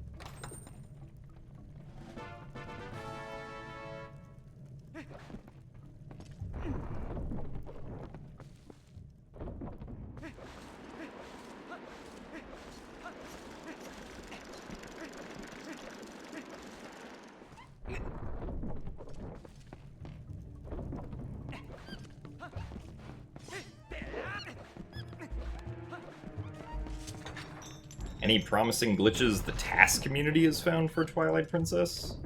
I mean, there are a fair few number of task-only things for Twilight Princess, but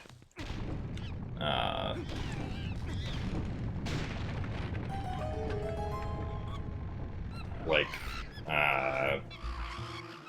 item wheel delay is pretty big for the newest 100% task, because it allows getting all of the hidden skills from... Oh my god, hold on.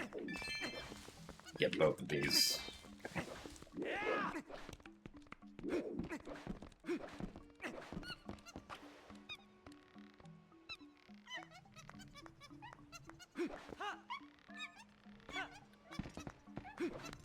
But it allows for getting not both, all of the hidden skills from just a single golden wolf, which is pretty nice, because it means that now the 100% task has all of the hidden skills on the very first golden wolf trip. It does take a while to do, but then it also skips having to howl at, like, 6 other stones and go to 6 other golden wolf locations.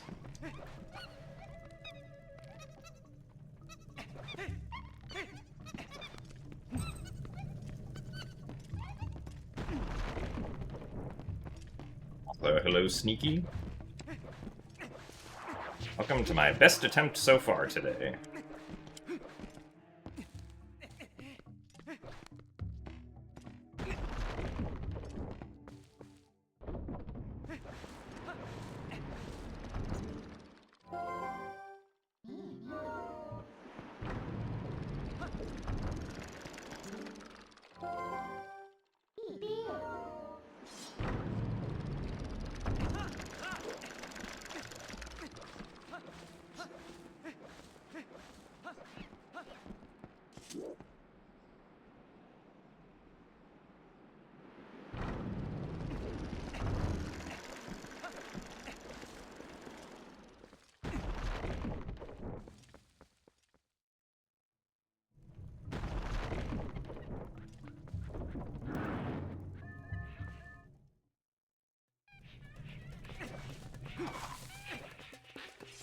One, 2, 3, 4, 5, 6, 7, 8, 9, 9. What a great start. Really?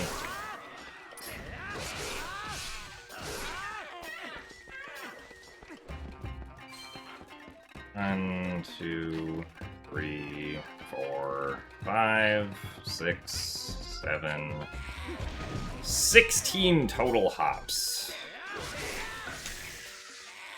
Oh, that's unfortunate.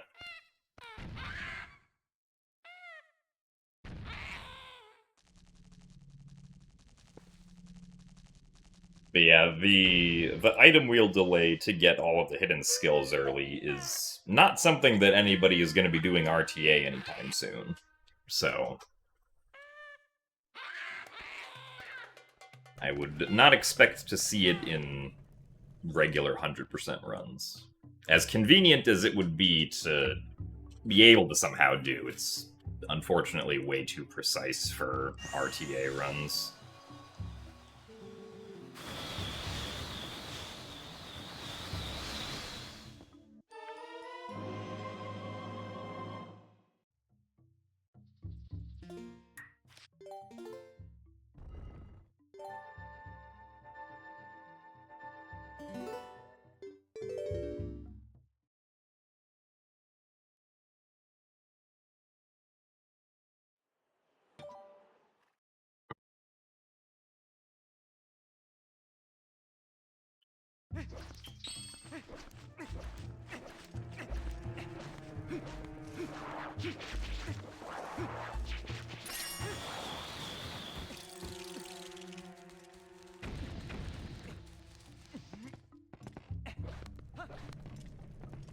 Yeah, it is a little weird that, like, there's just a fairy living in this boomerang that talks to us once and then is never mentioned or referenced or talks again for the entire rest of the game, but I guess they had to give it some justification for why it has wind powers.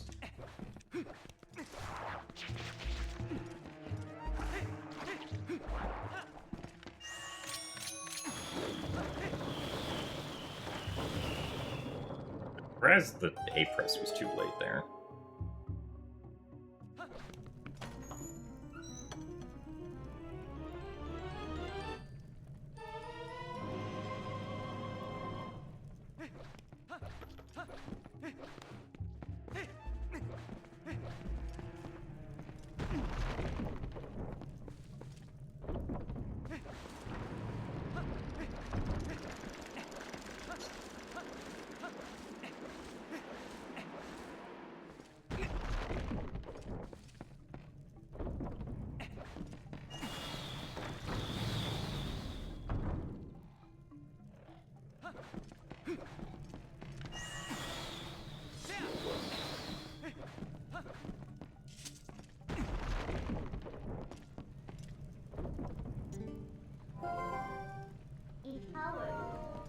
Is Howard.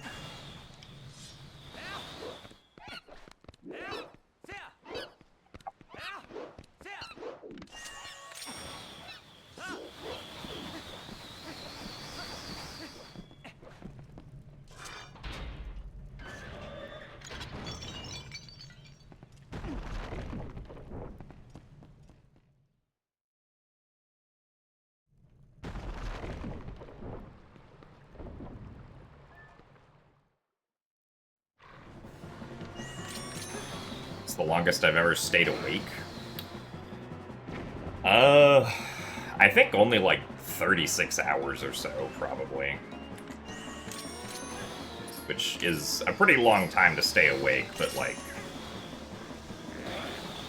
I know someone who was awake for longer than that at this previous GDQ, so...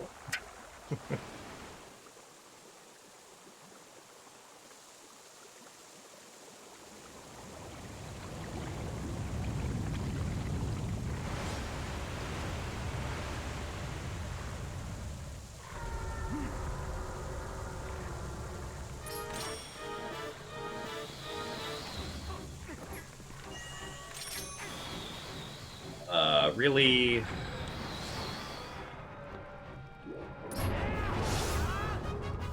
Man, why it gotta be this run?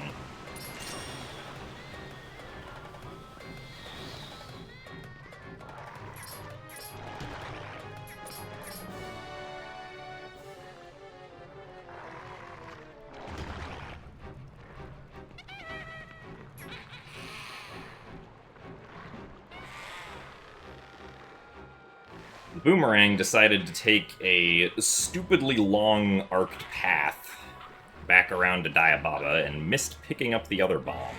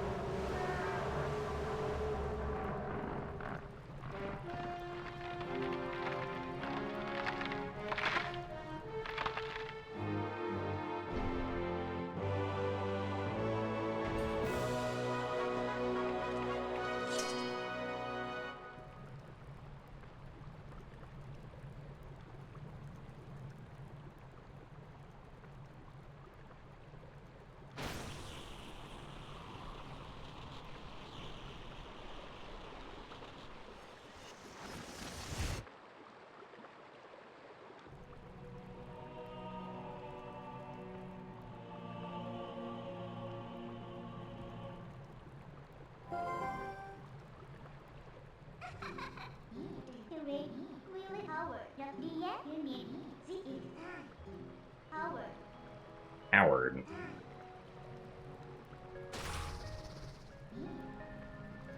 Yeah, this kind of sucks. I don't know if whether or not, like, failing Ooklis like that is RNG, because it doesn't happen very often, but I don't know if Diababa's swaying animation always starts off the same or not. Or if I was just too fast, essentially, and if I had waited slightly longer, it would have been fine. I mean, if I had waited slightly longer, it definitely would have been fine, but...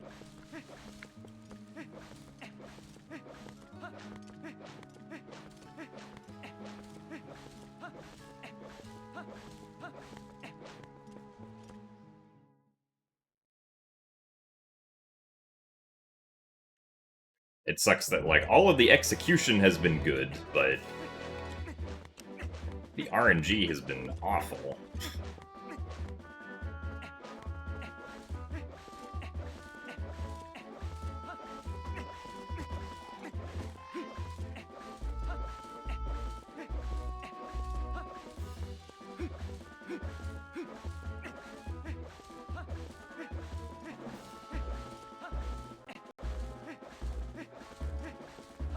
Well, the biggest skip in this game is also the same as the biggest skip in the GameCube and Wii versions, which is just, early Sky Cannon, which in any percent saves about an hour or so.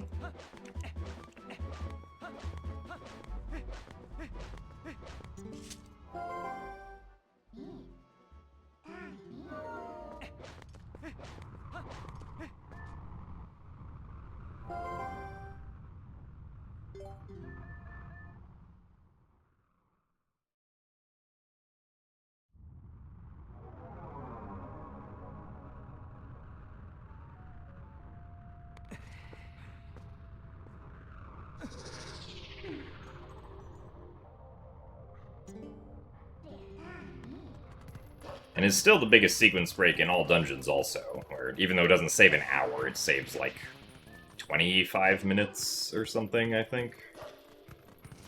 Because all dungeons still does Temple of Time and Goron Mines anyway.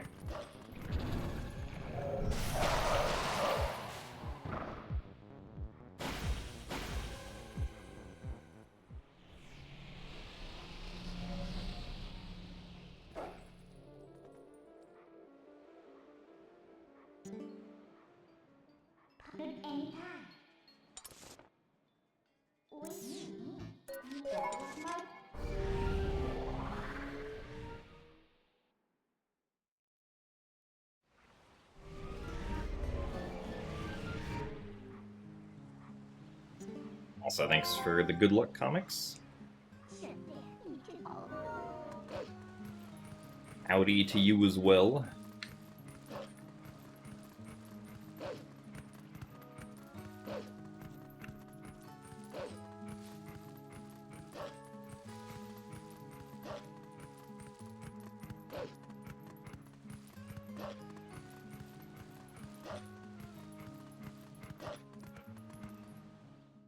I'm doing alright today. The runs, unfortunately, are a different story, but sometimes we just have those days.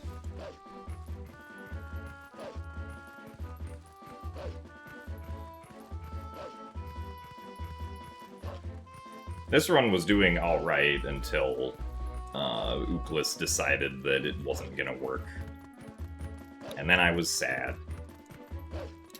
But it's not behind enough to reset, so we keep going.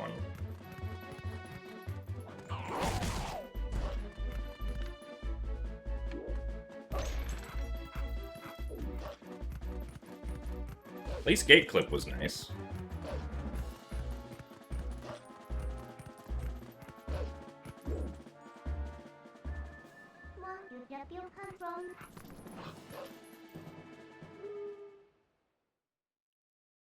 Thanks for the good luck, Agnes Tachion. I think that's what the pronunciation would be.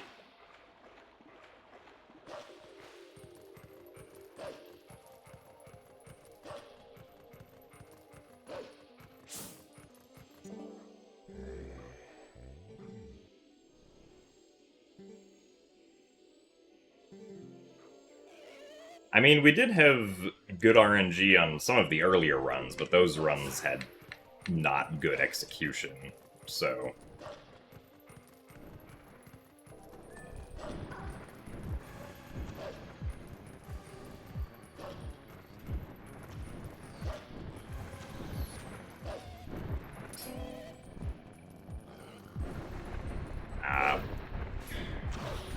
I am confused. Now this is just weird.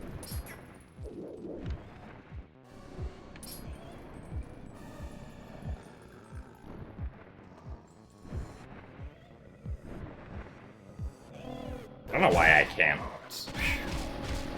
For some reason, this card rock specifically has not been great today. I don't know, like, what the approach should be if he's, like, really low, but not close enough to the slope. I don't know.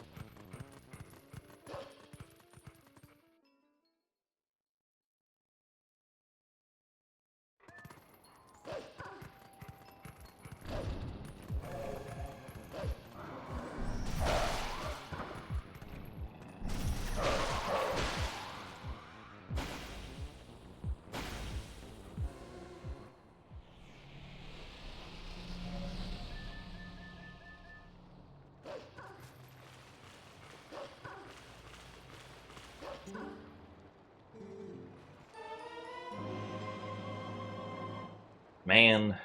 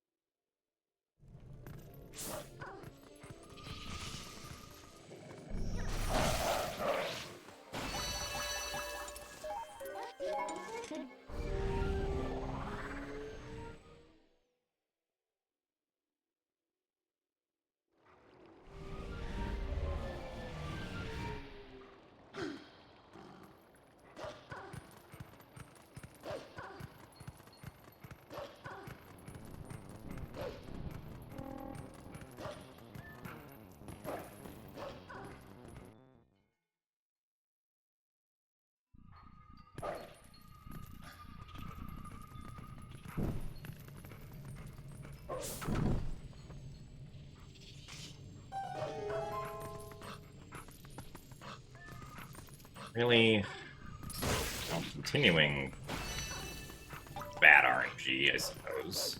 At least to some degree. The bug fell down.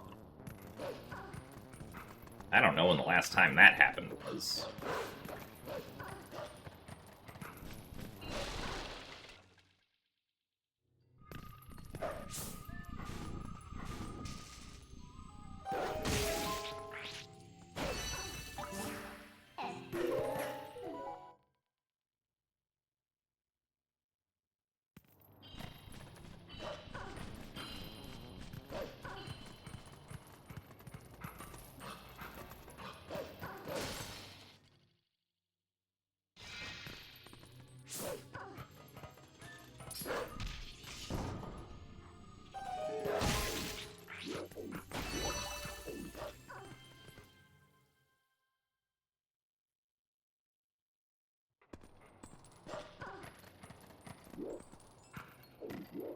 Huh? Could we... What? Why are we jumping clean over?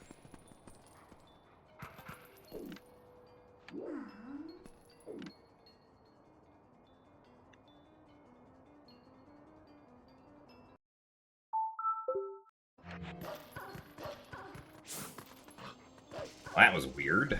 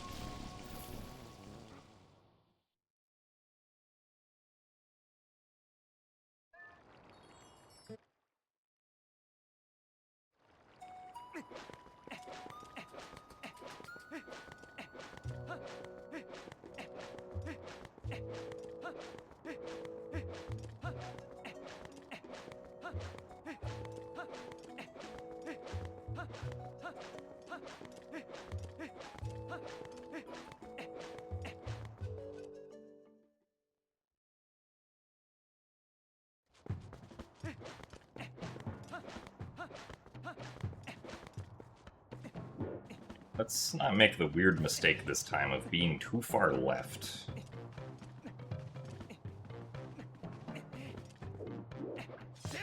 There we go.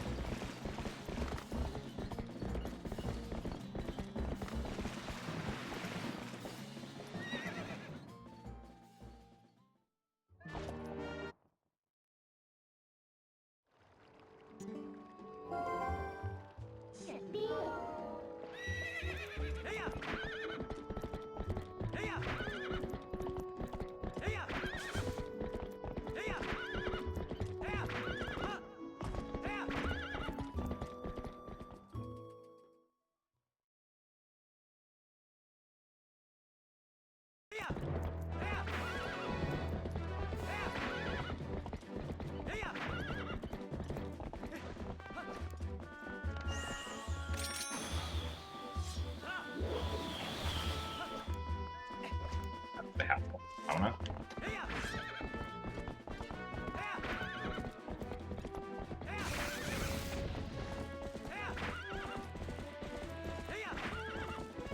Yeah, in GameCube Twilight Princess, you don't really see that cutscene normally most of the time.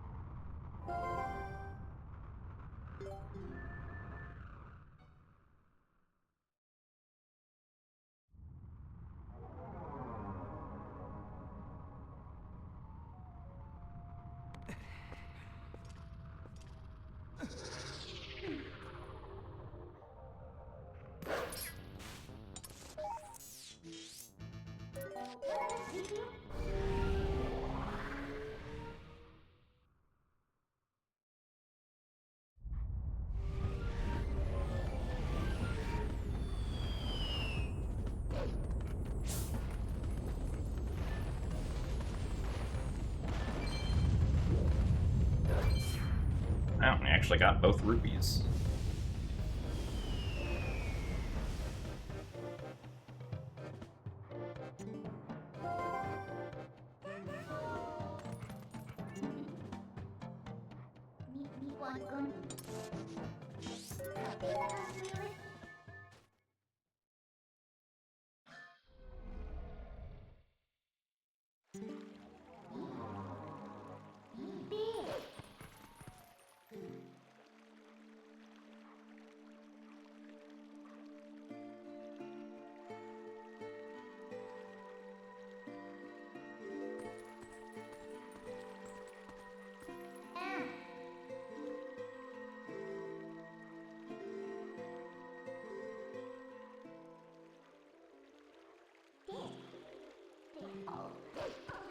Are there still any major skips to find in this game? I mean, yeah, early Master Sword, at least for the HD version, is not currently in any runs because the only way to do it currently takes a couple of hours since it requires a rupee slide, so a way to do it without a rupee slide would save quite a bit of time. There's also early Hyrule Castle, which has not been figured out for any version of Twilight Princess, but it'd save a lot of time if it was possible to do.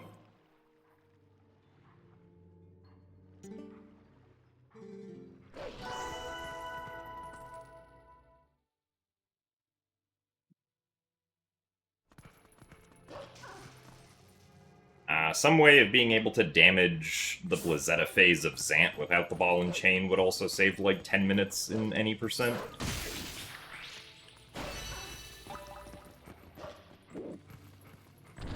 Some way of being able to skip the first half of Palace of Twilight would be nice. In this game specifically, Stallard skip is not something that's possible currently. So, quite a few things.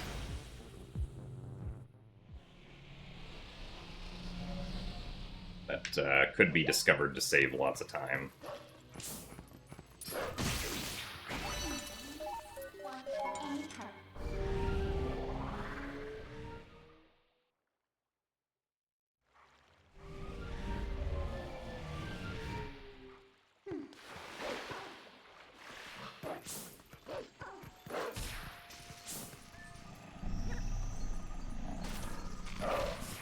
What?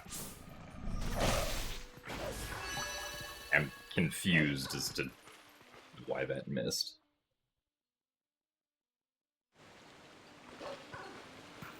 But if you wanted to keep watching stream but your job said middle finger, well,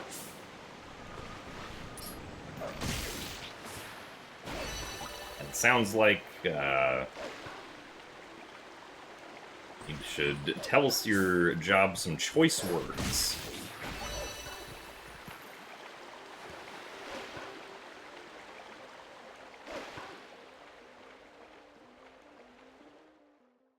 Yeah, so early Hyrule Castle would either require getting past the doors that the guards are in front of for the first half of the game, or getting through the barrier, which then spawns in the second half of the game after the doors open, or like when the doors open.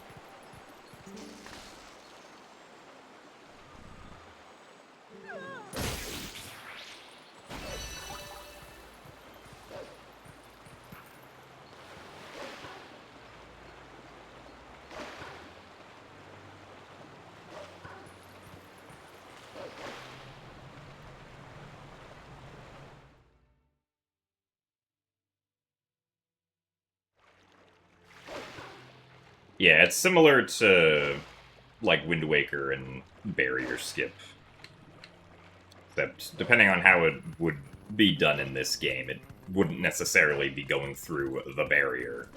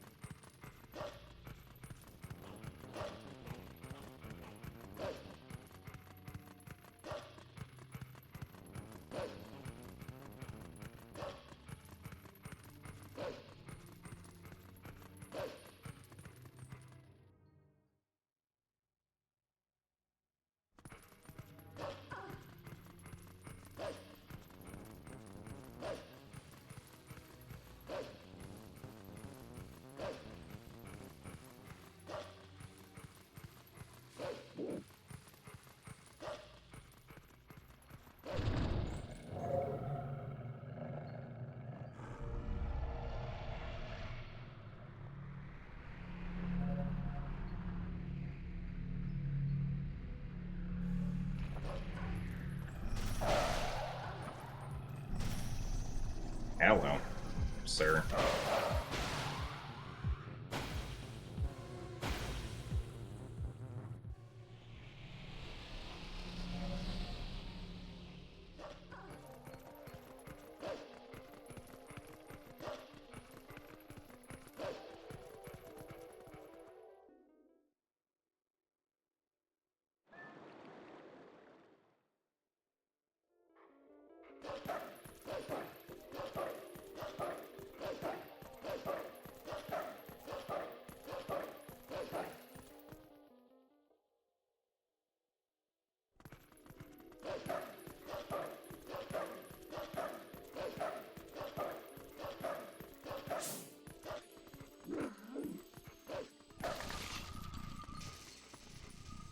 level.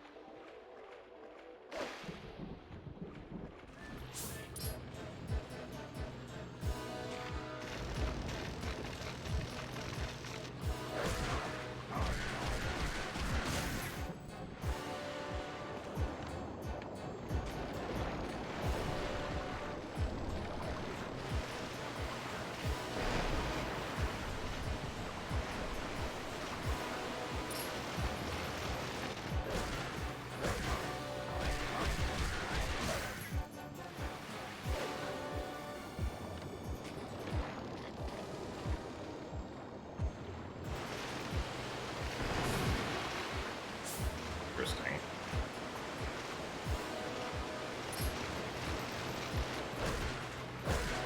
I don't think I've ever been hit like that before.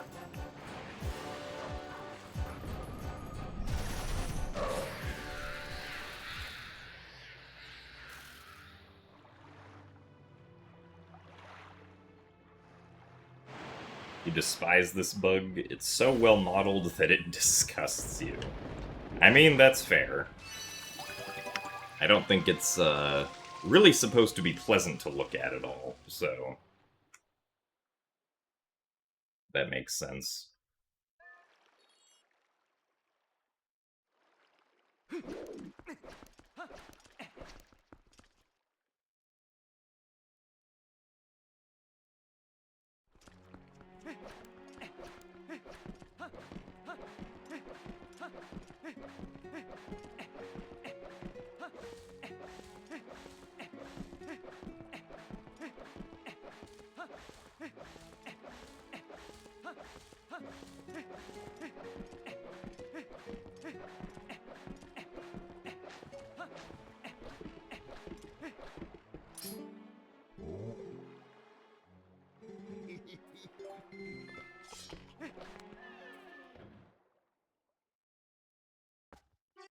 Seems like they designed it before they had a specific use for it. Ah, I guess I don't really get that impression from it. Like, I feel like it makes sense that they designed the regular bugs first, and then were like, let's make a boss out of one, and then designed the boss bug.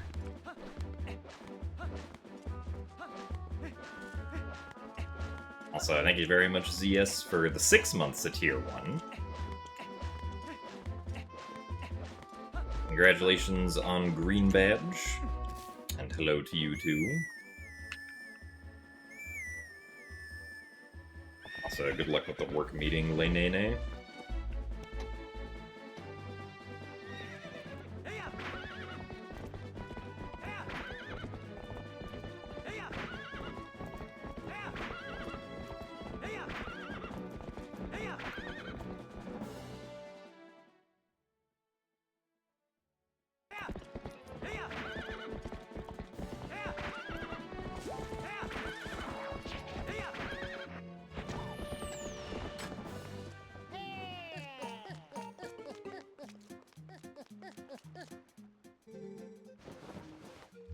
Oh, I see. Yeah, there's not really an explanation as to why the giant bug exists. It just kinda does.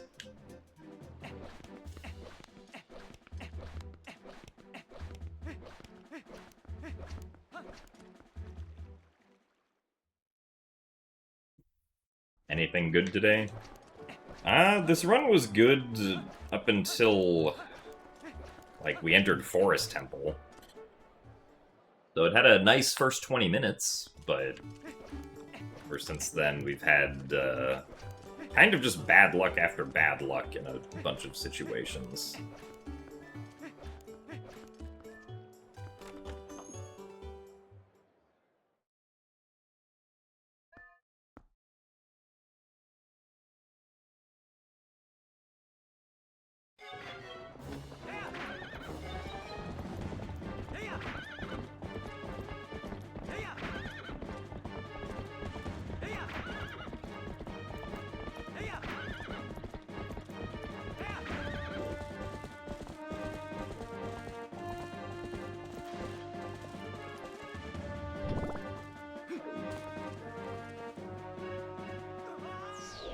Yeah, one thing that, like, I guess I wish this game had done more casually is, like, given Wolflink more abilities as the game went on, because, like, you kind of just get all of Wolflink's abilities right away, and then, like, Human Link continues to get new items as the game progresses on, right? But Wolflink never really gets anything new, because, you know, we have the ability to dig, we got senses, we got Midna charge attacks, but we get all those fairly quickly. I guess we have the ability to sniff for sense, but those don't really do much of an interesting thing except just guide you to places.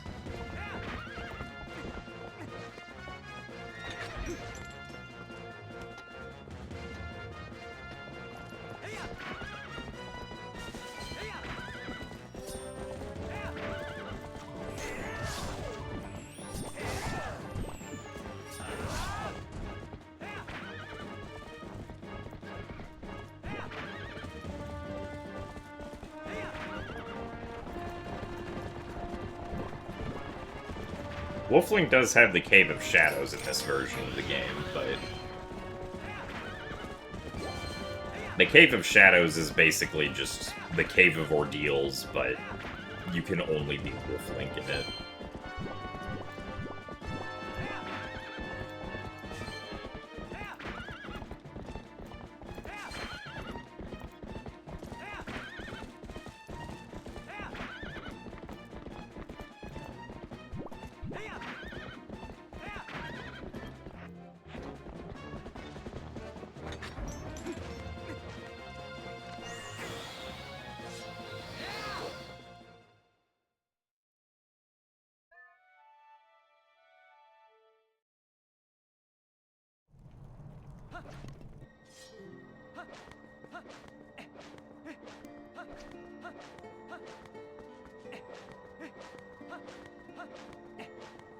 The postman might be in Cave of Ordeals? That sounds familiar, but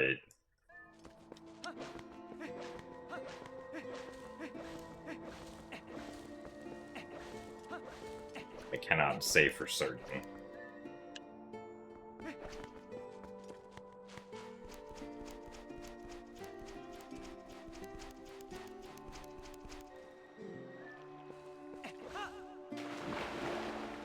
Having different animals teach you different abilities would have been cool.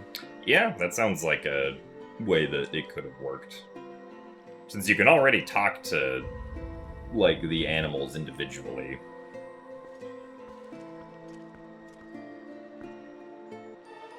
Like, imagine if Epona taught Wolflink something in this game. That would be neat.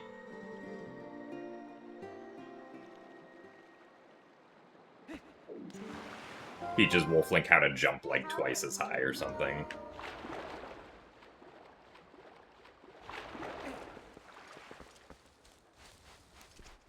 For my PC specs?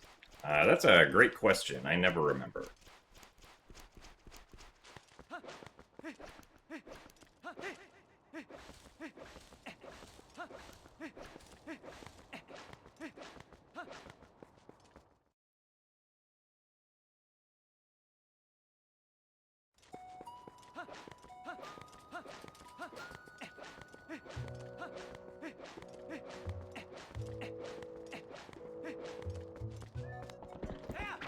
Let's see.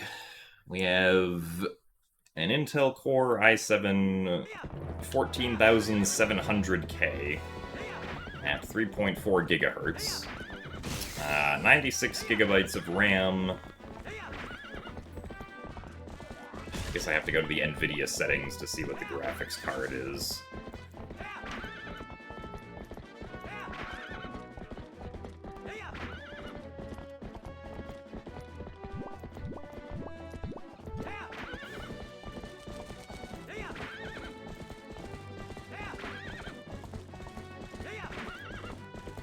So thanks for the good luck link out.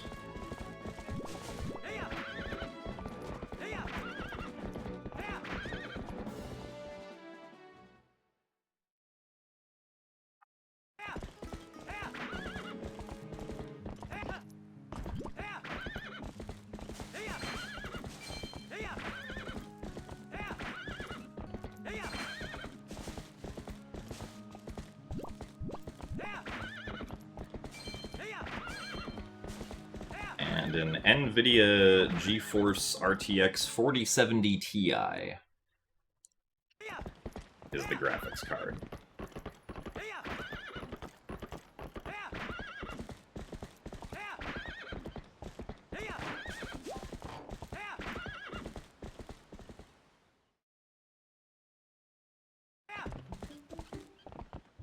The large amount of RAM was pretty much for the sole use case of if I am trying to do a memory search for values in Cheat Engine while using Yuzu.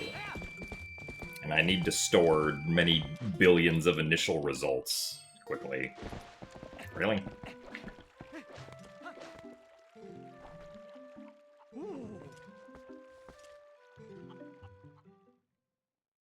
Without the computer also crashing.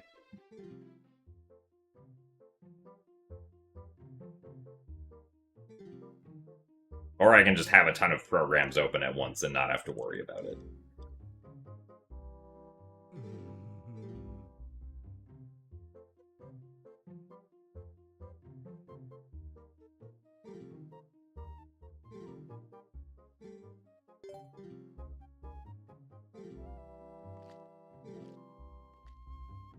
True, I could have 10 whole Chrome tabs open.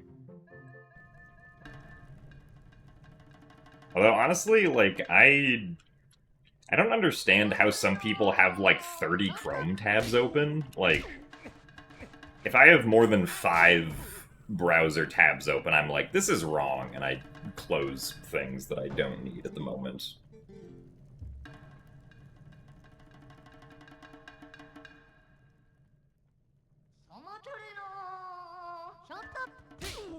I don't know. The good RNG was apparently all for Bo.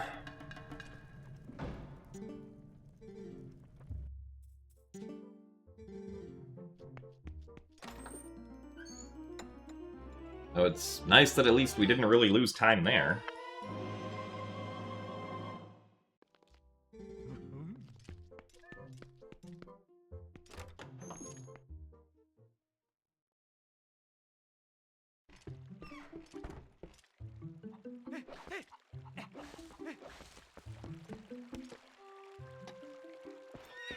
A lot of yours are just because you like hiding in Twitch chats waiting for people to go live. I mean, that's also fair. I could see how that would up the number of tabs. But, like, if it's... Like, I don't understand how... Like, I see some people who have, like, 30 tabs, but, like, you can't even see what the text on any of the tabs is. And I'm like, how do you remember what is where? I guess the, like, website icons can fulfill that in most cases, but...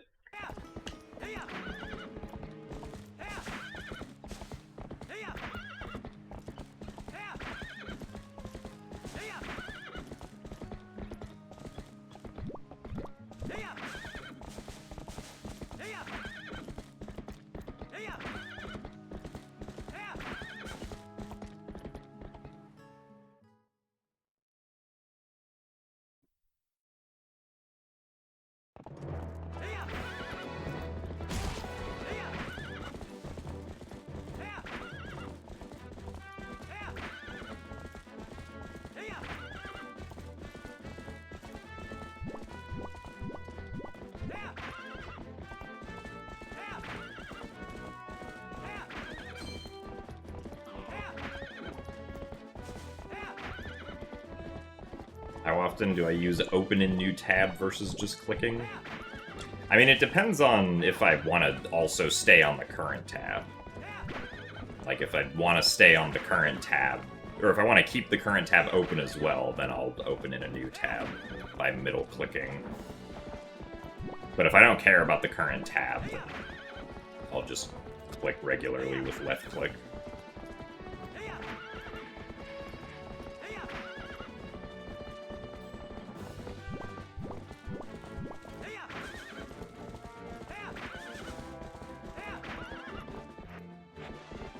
Ah, darn it. Oh, I got stuck.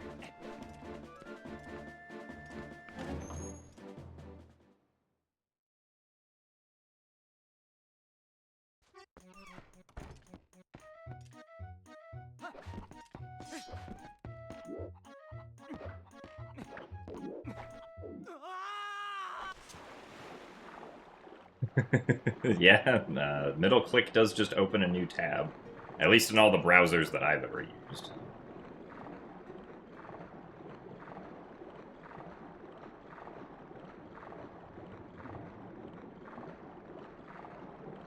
Some people just don't realize they're opening new tabs. Yeah, that also makes sense. I can see that happening.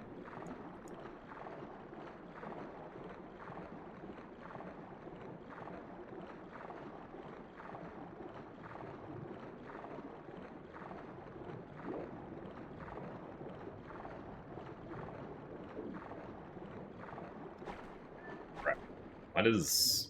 I'm too far to the right today. And also I did not want to turn around there, thank you. Why am I so far to the right? Now I'm just losing more time.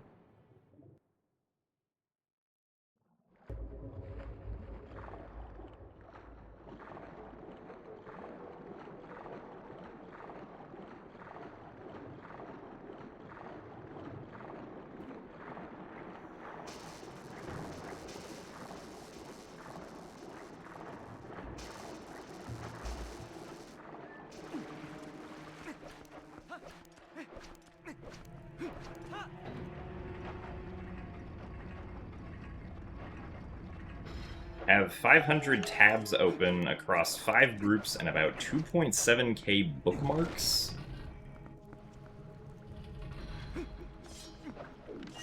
I don't know if I know how to respond to this. I'm apparently going to respond to it by failing a long jump attack.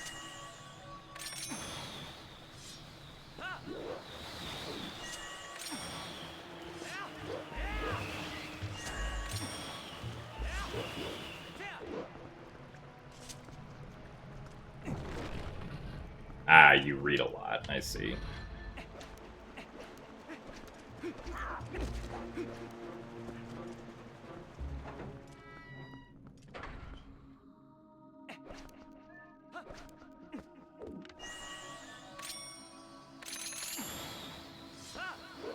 You turn your computer off when you're done with it, which apparently makes you an oddity these days. Yeah, I know that, like, if, whenever I get, like, a new computer, like, every 5 years or something,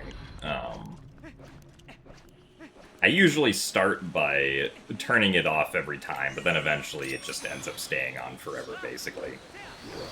Unless I'm, like, leaving and not gonna use it for at least, like, a day or two, then I do always turn it off.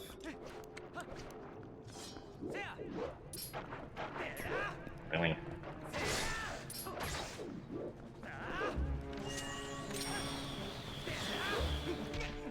Nice.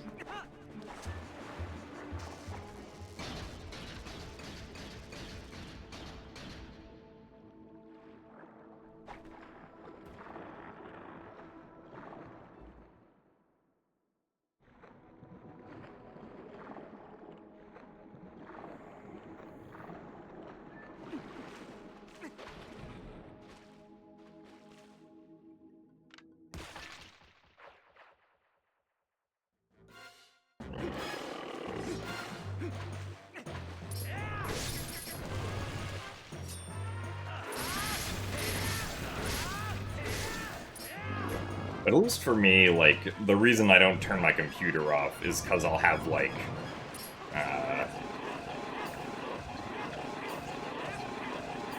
I'll have, like, Visual Studio open, and Windows Subsystem for Linux open, and a PowerShell terminal open. And also, like, Docker Desktop running. It's like, if I turn off my computer, I have to open that all back up again. I don't feel like doing that when I come back to whatever I was programming the next day.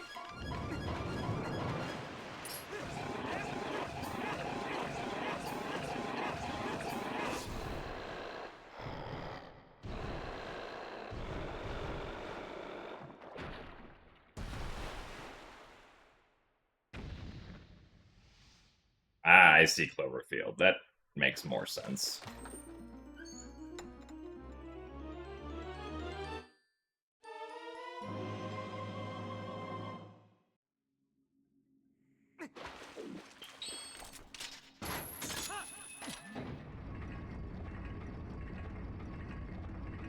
I believe going into first person forces the Deku Toad down because, like at that point, after the Deku Toad jumps up, he's supposed to eventually fall down again, and I think that they, like, normally it takes a couple seconds for that to happen, but I think they specifically made him fall if you go into first person, because in the event that you go into first person and look up, I don't think they wanted you to see him just hanging out there for a few seconds before falling down. They instead wanted you to look up and see him already falling down at you.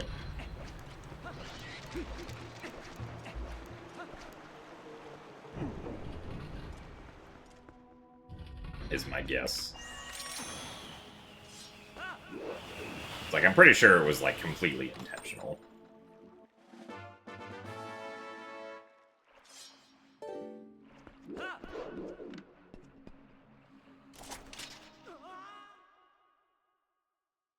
What language do I code in?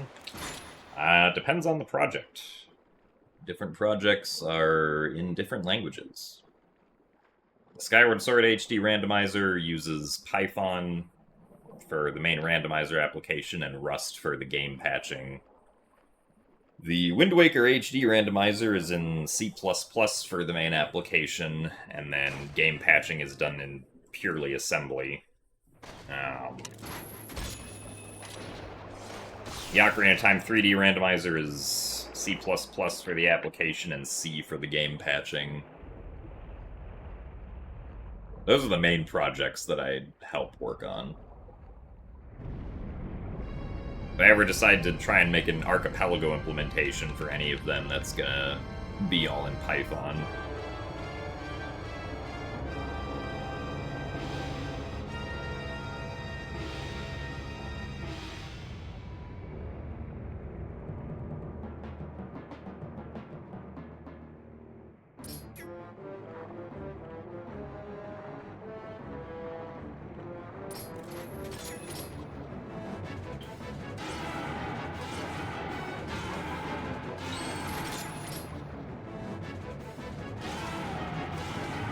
Be a real programmer and program Archipelago in assembly. I think I'm gonna pass on that. I would rather not use assembly unless it's absolutely necessary, personally.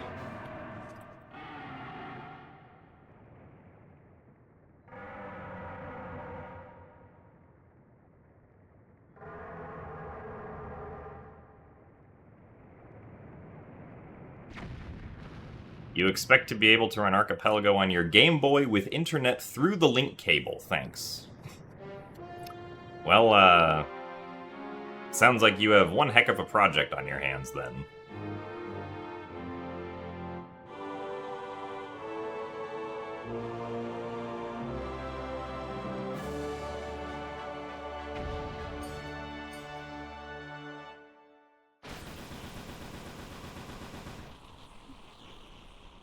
I guess also technically, like, there's always some degree of assembly programming in any of the randomizer projects, but for the ones that aren't pure assembly, the assembly is only used for hooking, which then jumps to a function that was programmed in a high-level language.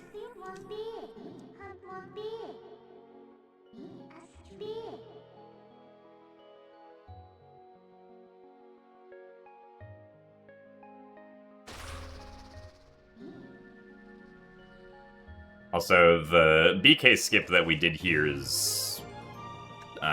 it's about as new as Pogate skip is, I believe. Nice best.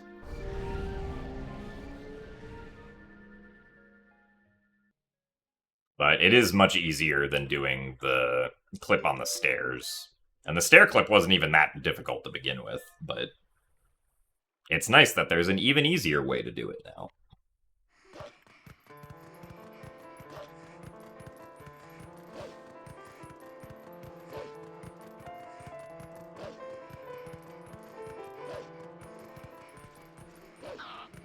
I think your Wii Remote batteries will survive one more SSR seed. I mean, depends on how long the seed takes to complete. If for whatever reason the seed takes 50 hours to complete, probably not, no.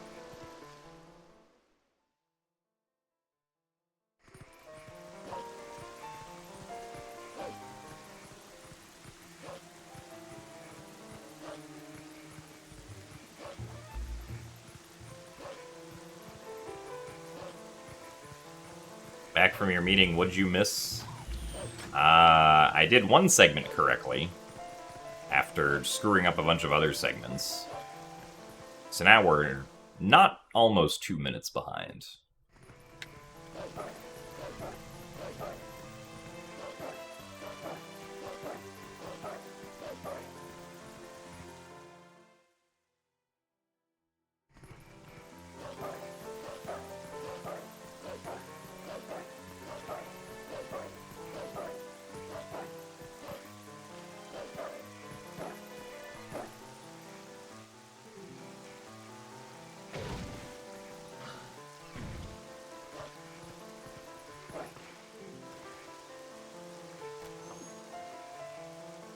You're trapped forever in C++ land. I mean, that doesn't sound too bad. Better there than pure assembly land.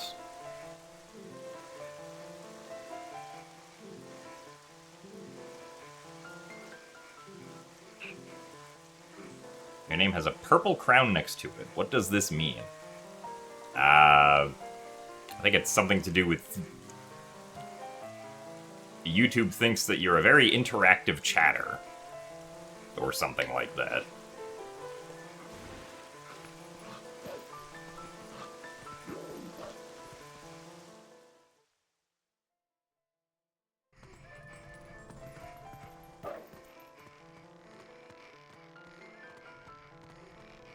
Better than help desk land. I mean, that's true, yeah. I think I would take almost any programming land over help desk land.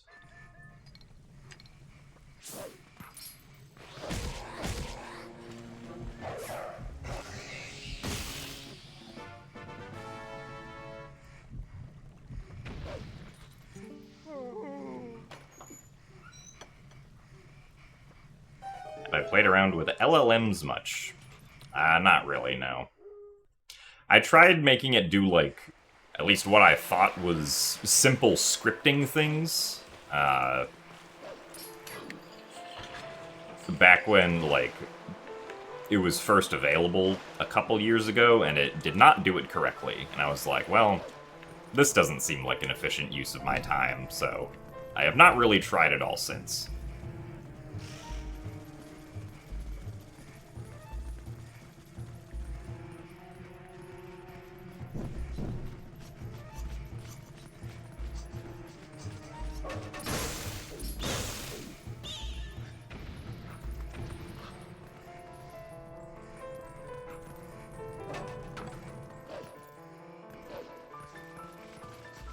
I guess, like, technically, if I forget, like, the syntax for something and have to Google it, I will, like, initially trust whatever the Google, like, AI answer is for some, like, syntax thing, because usually that's correct, but...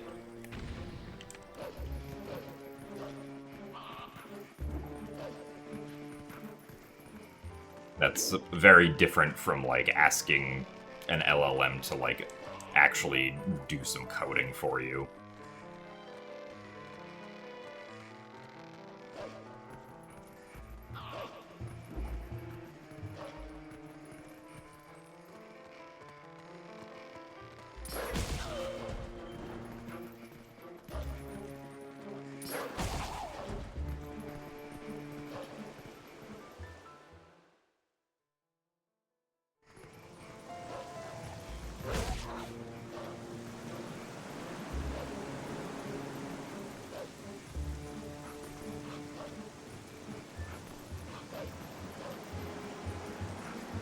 Why did we drift that way? That was weird.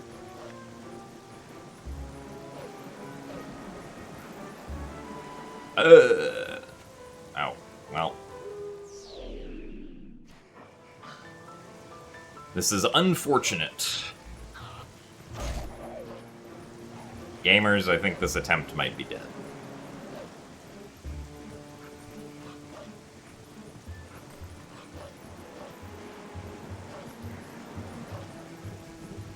Not that it was, like, not dead before, but...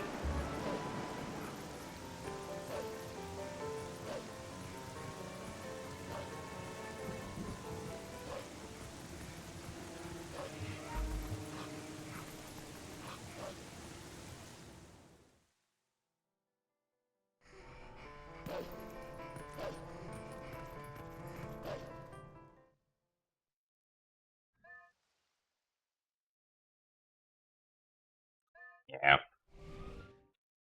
Well, unfortunately, I think we will probably call this attempt here. Get rid of this guy. I have now taken out all of my anger on this Boblin. Sorry to that one Boblin.